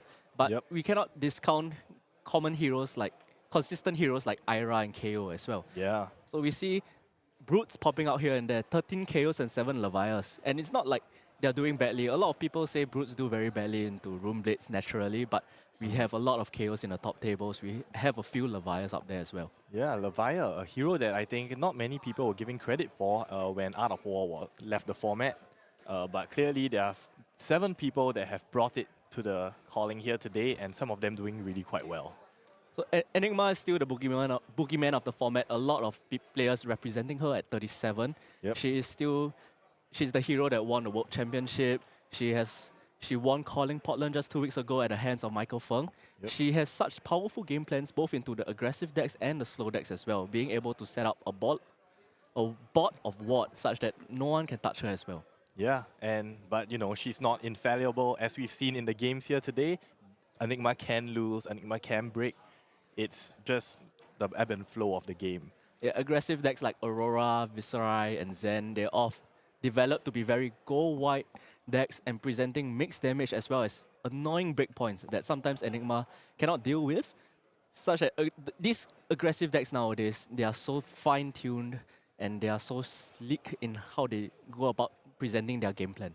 Yeah, and you know, apart from these popular heroes, and I think we featured some of the less popular heroes on stream here today, and it turns out, you know, they're not really represented a lot. We can see Prism and Vynnset we just showed on stream, 4 each. I think we also showed that Uzuri, there's only 2 here, but yet they were still at the top tables. Yeah, these Dark Horse heroes, even though not a lot of people give them credit, they do have game plans that are so powerful that sometimes a lot of the top meta decks find it very hard to stop. Such like Vynnset being able to present unblockable arcane damage, destroys the entire board of Enigma. So it's such a bad matchup for Enigma, but because Vynnset's like kind of hiding in the shadow of Viserai, that she's just not as represented, and we see a lot more Viserais and Enigma dominating the meta. Yeah, sometimes it's, you know, the familiarity with the hero that does play a part in the actual gameplay. And, you know, we can also see down over here, Dash.io and Dash still being represented, albeit not by a lot. Without High Octane, they're still very powerful heroes. But one hero I want to point out is that Florian, another Rosetta hero, even though he's in the shadow of Aurora being represented at the top, he's still a very powerful hero in his own right, being able to use things like Chanon the Millennium Tree, or using Plow Under and Felling of the Tree. Felling of the Crown, sorry. Felling of the Crown to be able to push powerful effects and hard and big damage that opponents can no longer deal with it. Yeah, and just right there, we talked about Florian, and here we see G-Team representing Florian Rodwood Harbinger. So local superhero G-Team is second highest elo in Malaysia, I believe. Rocking the Florian against Aurora, so this is a Rosetta showdown. Yep, and then Law Wen doing the Aurora. I think it's not Enigma on the screen, it is Aurora. Yeah, so Team Earth of Team Lightning, this has always been the question that LSS has been asking us since the release of Rosetta. Yep. I am personally Team Earth. I love Earth Heroes. Felling of the Crown and Plow Under are such powerful cards that I love to play because there are effects that opponents can't really interact with, and you feel very powerful doing these kind of things. Yeah, but you know, Lightning is all about sending that damage.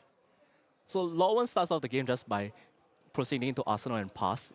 Maybe he didn't have a Lightning card to play out and create an embodiment, but it looks like G-Team, on the other hand, he's just making a Rune Chant and swinging the Cadaverous, stealing for, I believe, 6 or 4? Depends whether it's blue. But he's pitched in a very interesting card, so the Canopy Shelter. Okay, what does Canopy Shelter do? The Canopy Shelter is actually not an attack action, nor is it a non-attack action. It's just an Earth block card. So what it does is it blocks for 2, but it creates a Might token. Okay. One of the new block cards that it's not really recent anymore, but it is a relatively new type of card. Yes, being able to have an Earth card that blocks as well as generating Might for your own turn is allows you to maintain tempo a lot. So what G-Team is trying to do now is he's trying to build the graveyard to have as many Earth cards as possible so that he can play these decomposed cards. Yep, and that's why for Florian it's good to block, right? Which is what he's doing now. Blocking with the Autumn's Touch, which is an Earth card, and it's going the graveyard. So Scar for Scar coming for 4 go again. It's been a card that's making its way into many Aurora lists just because of its efficiency of 4 go again. Yep, and Lowen representing that EA Scar for Scar, man. It's a beautiful card in its own right, and it's very hard to find nowadays. Yep, and here we go, Entwine Lightning 4, and then blocking with an E-Strike. So G-Team very happy to be blocking right now, to be able to fill his graveyard with cards that he wants to decompose later on. Yep, and here we go, Flittering Charge, another 4. Well, presenting 4, 4, and 4 in true Aurora style. Looks like G-Team is just not going to be blocking this and taking the full 7 damage here. Yeah, look at that hand, all 0 cost. Just play out the 4 cards. Taking a lot of damage, crucially, for the Aurora to be able to push as much damage as possible before Florian gets his ability online. Yep, and Florian going to be discarding Fruits of the Forest, getting 2 life, and swinging the Reaping Blade after creating a Rune Chant from Grasp of the Arknight. Discarding the Fruits of the Forest instead of blocking with it kind of just hides information from Lowen so that he doesn't know what G-Team's going to be doing. But it's a very simple heal 2 life and then swing with a 1 Rune Chant and Reaping Blade for G-Team on this turn. Yeah, but you know, once Florian gets his hero power online, it's going to be 2 Rune Chants. Yeah, so G-Team just playing a very patient game right now. He wants to be able to build this graveyard while chipping a little bit of damage. Then once his ability is online, he's able to use cards like Arcane Seeds or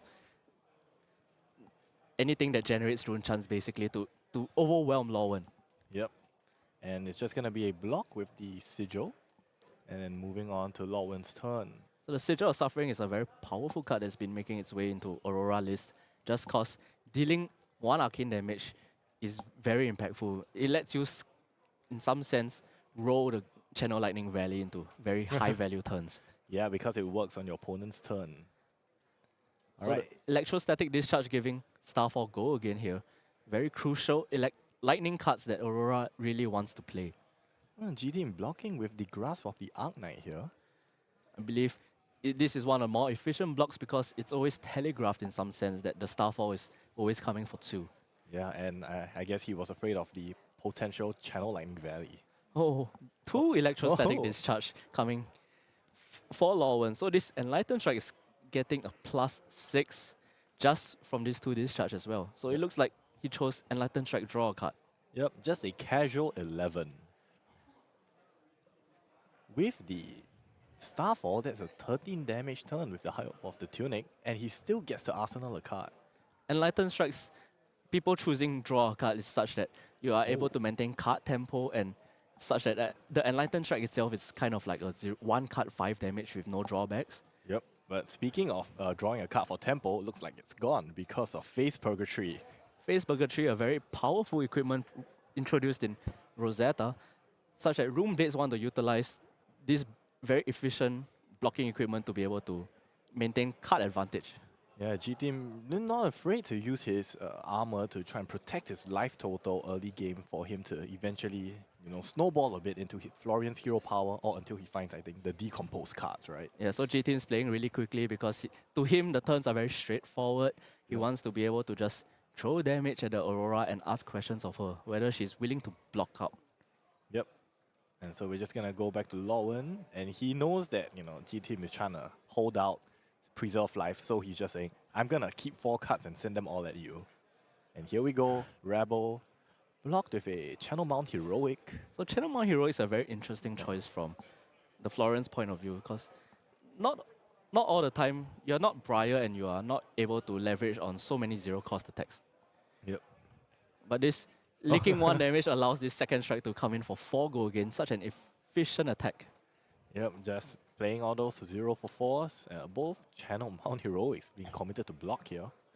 The players really playing very fast because they understand the deck very well. They understand this matchup. It's a very common matchup for the Rosetta season. And this is especially important because this is the win and in for both players today too. Yep. Oh, what a beautiful hand from Lauren, ending off with a Static Shock. Static Shock being able to present an on-hit, which on-hit will deal 1 arcane damage to G-Team. Being able to take all the cards from G-Team's hand as well as equipment. Very efficient turn by Lauren. Yeah, and he even had a 2-float to make an embodiment of lightning. So he's coming into this turn with Go Again already on the board. This embodiment of lightning is the key to every single Aurora turn. The Go Against from your generic attacks, being able to string lightning attacks into Starfall and then just snowballing this advantage turn to turn. Yep, and now he's going to be thinking about how he's going to convert this 4-card hand. And, G-Team already has a lot of Earth cards in the graveyard. So actually his Decompose is looking pretty nice now. Crucially is that G-Team has yet to play a Decompose card aside from the Cadaverous tailing on turn 0. Yeah, hasn't got to Decompose yet. Yeah, it's very important for G-Team to stay relatively healthy when he's trying to decompose, because once he gets his hero ability up, he wants to be in a manageable life range. He doesn't want to be too far behind in the life. Yep. And here we go, the Starfall, G-Team ready for the blocks. This Starfall is currently only coming for 1 because he hasn't played a lightning attack yet, this lightning action or lightning card this game. Yep, and there it is, the 3rd Electrostatic Discharge, and followed by the Rebel, same Snatch revealed off the top. So 2 Ravenous Rebels, both coming, revealing the red Snatch on top. Very efficient damage, as well as the 2 pitch remaining from the current funnel, allowing Lauren to just keep cycling this embodiment of lightning. Yeah, G-Team though, we see him block with his whole hand, no Decompose in his hand. It's a bit of unlucky draws on G-Team's end. He really wants to look for this Plow Under and Felling of the Crown. Most particularly Felling of the Crown because it's the most powerful card. One of the best Decompose is also Rootbound Carapace. Defensively being able to block for 4 and Decompose without using an action point is what Earth heroes really want to do. But it's kind of unlucky that G-Team is unable to find any of these Decompose cards and is finding all his power cards in terms of like Channel Mount Heroic as well. Those are 3 Channel Mount Heroics gone, committed to the blocks. This Tunic resource being so efficient that every 3 turns, the Aurora is able to generate 2 damage with the Starfall. Yep, just gonna chip in that damage because, G-Team is gonna be blocking all the 4s with his 3s. This is a 2 that's gonna be very difficult to block. It looks like G-Team finally drew Decompose, but he drew both the Felling of the Crown and the Plow Under in a single hand. Oh no. And this Snatch is presenting a very annoying on-hit.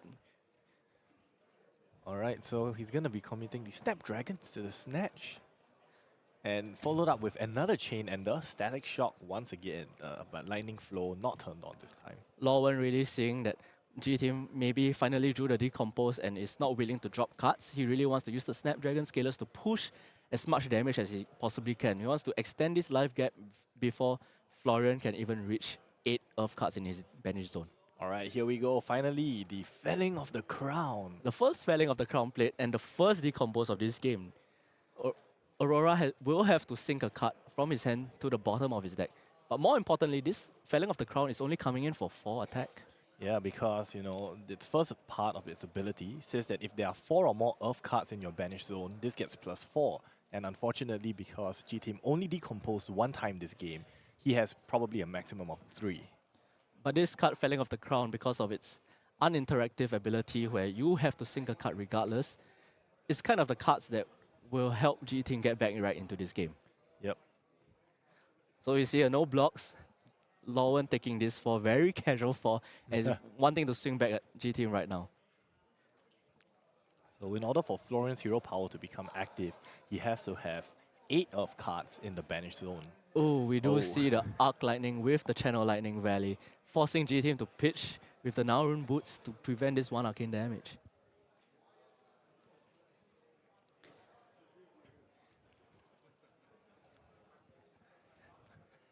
Yep, and looks like the Aurora is going to be swinging the Starfall. Starfall now doing 3 because of Arc Lightning.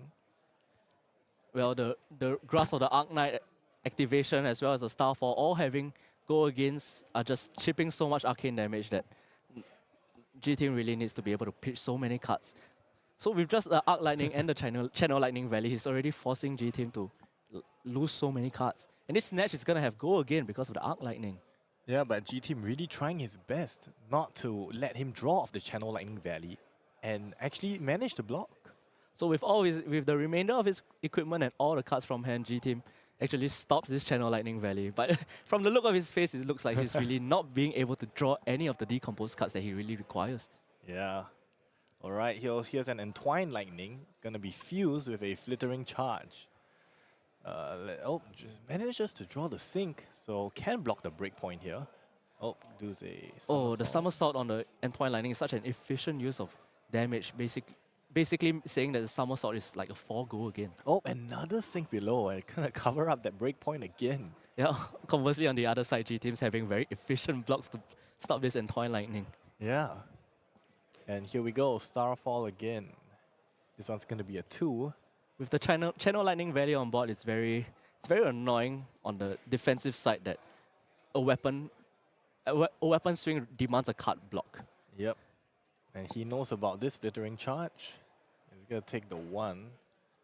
So the Channel Lightning Valley finally paying off and allowing the Aurora to draw a card for Arsenal.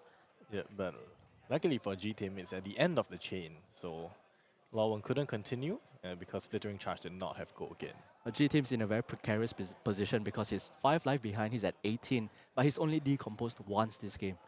Yes. He's really hoping that the Aurora, without Snapdragon Scalers, will actually fall into a brick hand, so that he's unable to go as wide, maybe not enough lightning cards that has go again. Yep, and here we see the first non-lightning go again, apart from the Rebels and the Scars, which is the E-Strike. It's going to be bouncing the E-Strike. The Electromagnetic Somersault, such a powerful card, both defensively and offensively. A powerful card that every lightning hero really wants to utilize to the maximum. Yep. So now, here we go, the every 3 turns free Starfall coming in. The 2 damage been racking up. It's been about 9 turns now. The Starfall's been swinging every turn, and G Team just can't find a decompose to save his life. Yeah. And the Electromagnetic Somersault activating the Starfall, even though his first attack was not a lightning. We do see a lightning press, and we know that an Enlightened Strike is in Lauren's hand, so he is presenting a lot of damage this turn. Yep, and alright, Arcanic Shockwave showing the lightning press.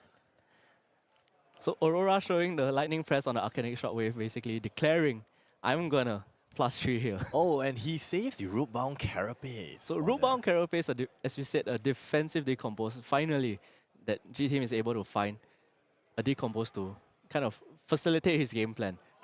Yeah, so now cards like Felling of the Crown, Plow Under do more damage because it hits the first threshold of 4 Earth cards in Banish, but it's yet to turn on Florian's ability. I believe he is at 5 Earth cards in the Banish zone right now, so he still requires 1 more decompose to really hit the ground running. Yeah.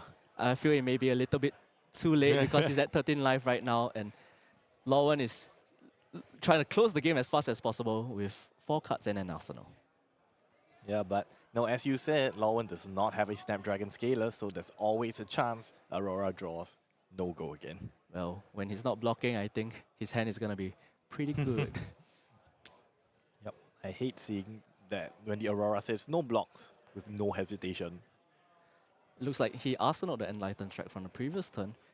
Always being able to present 5 go again is very useful on the Aurora side. Yep. Thinking of what card at the bottom here, Aurora has been just hitting him non-stop. The damage from this Rune Blade. And without armor to even buffer life anymore, G-Team's feeling very exposed as an Earth hero.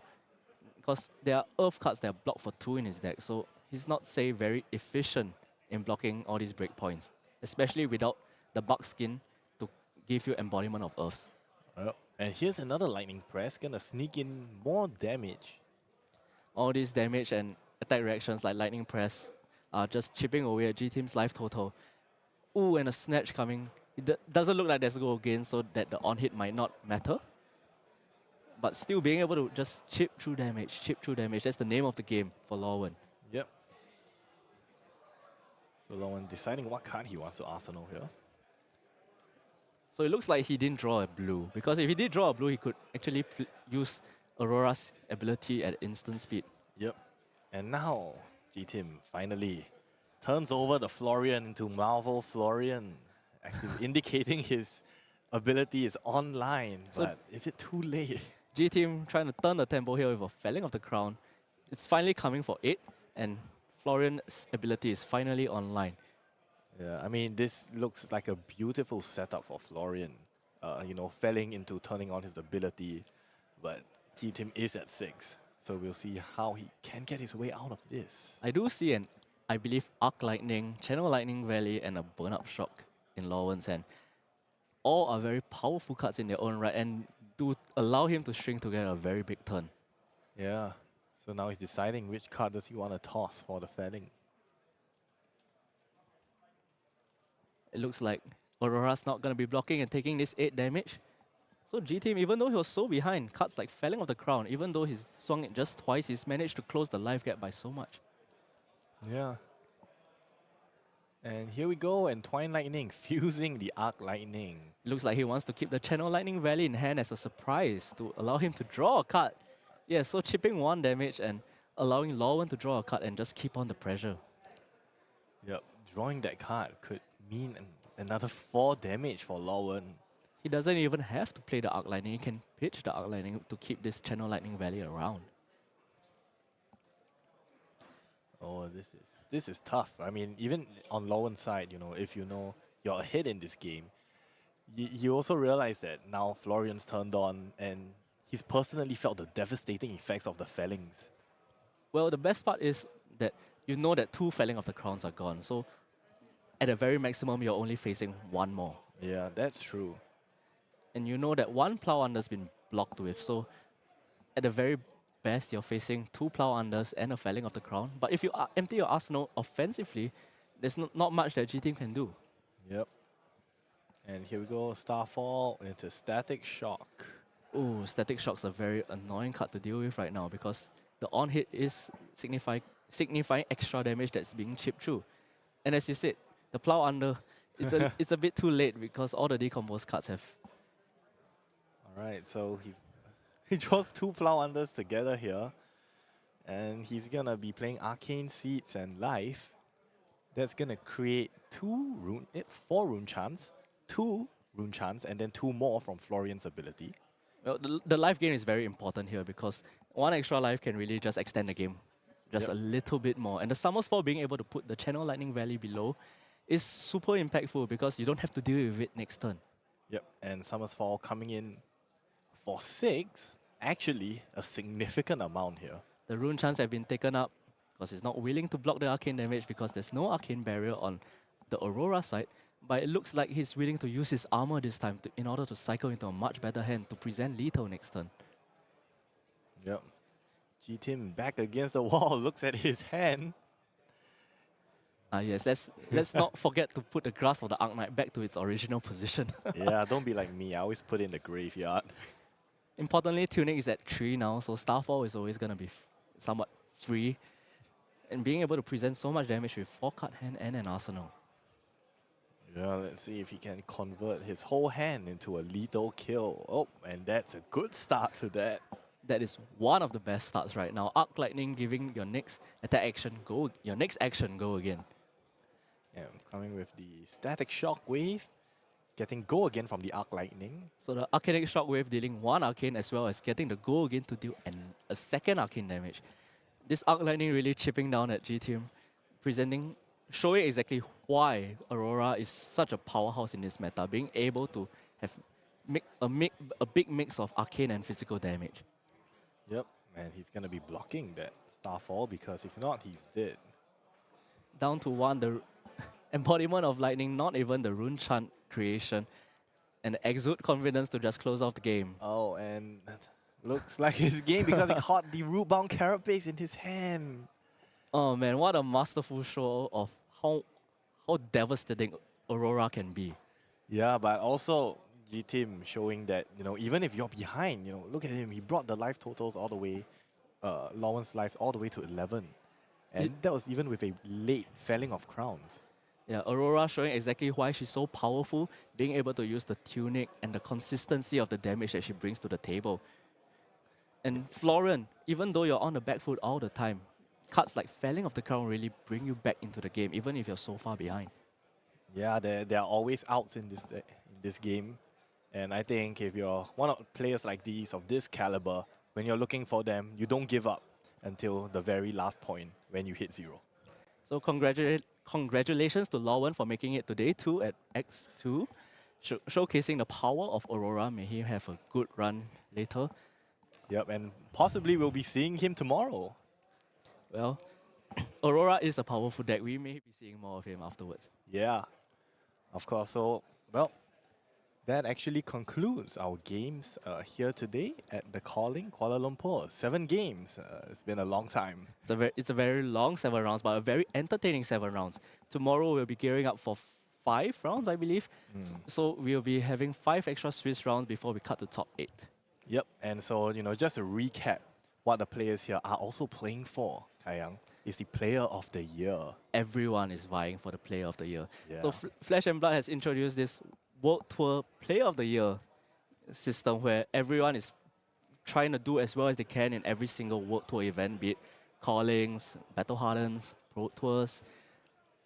Here in World Tour World Tour Kuala Lumpur, sorry. World Tour Kuala Lumpur, they are fighting for the Calling Champion. Calling Champion, you are getting up to 16 World Tour points. 16 is a lot. 16 is going to put you right at number 2. Yes, because we just started this World Tour. This is the second Calling. Yes. So every Calling win is going to get you very high up the list. As we see, Michael Feng is currently leading the board with 1 Battle Hardened win, 1 Calling win, and his accomplice, Brody Spurlock, following closely behind at 16. Yes, representing the USA in the North America region.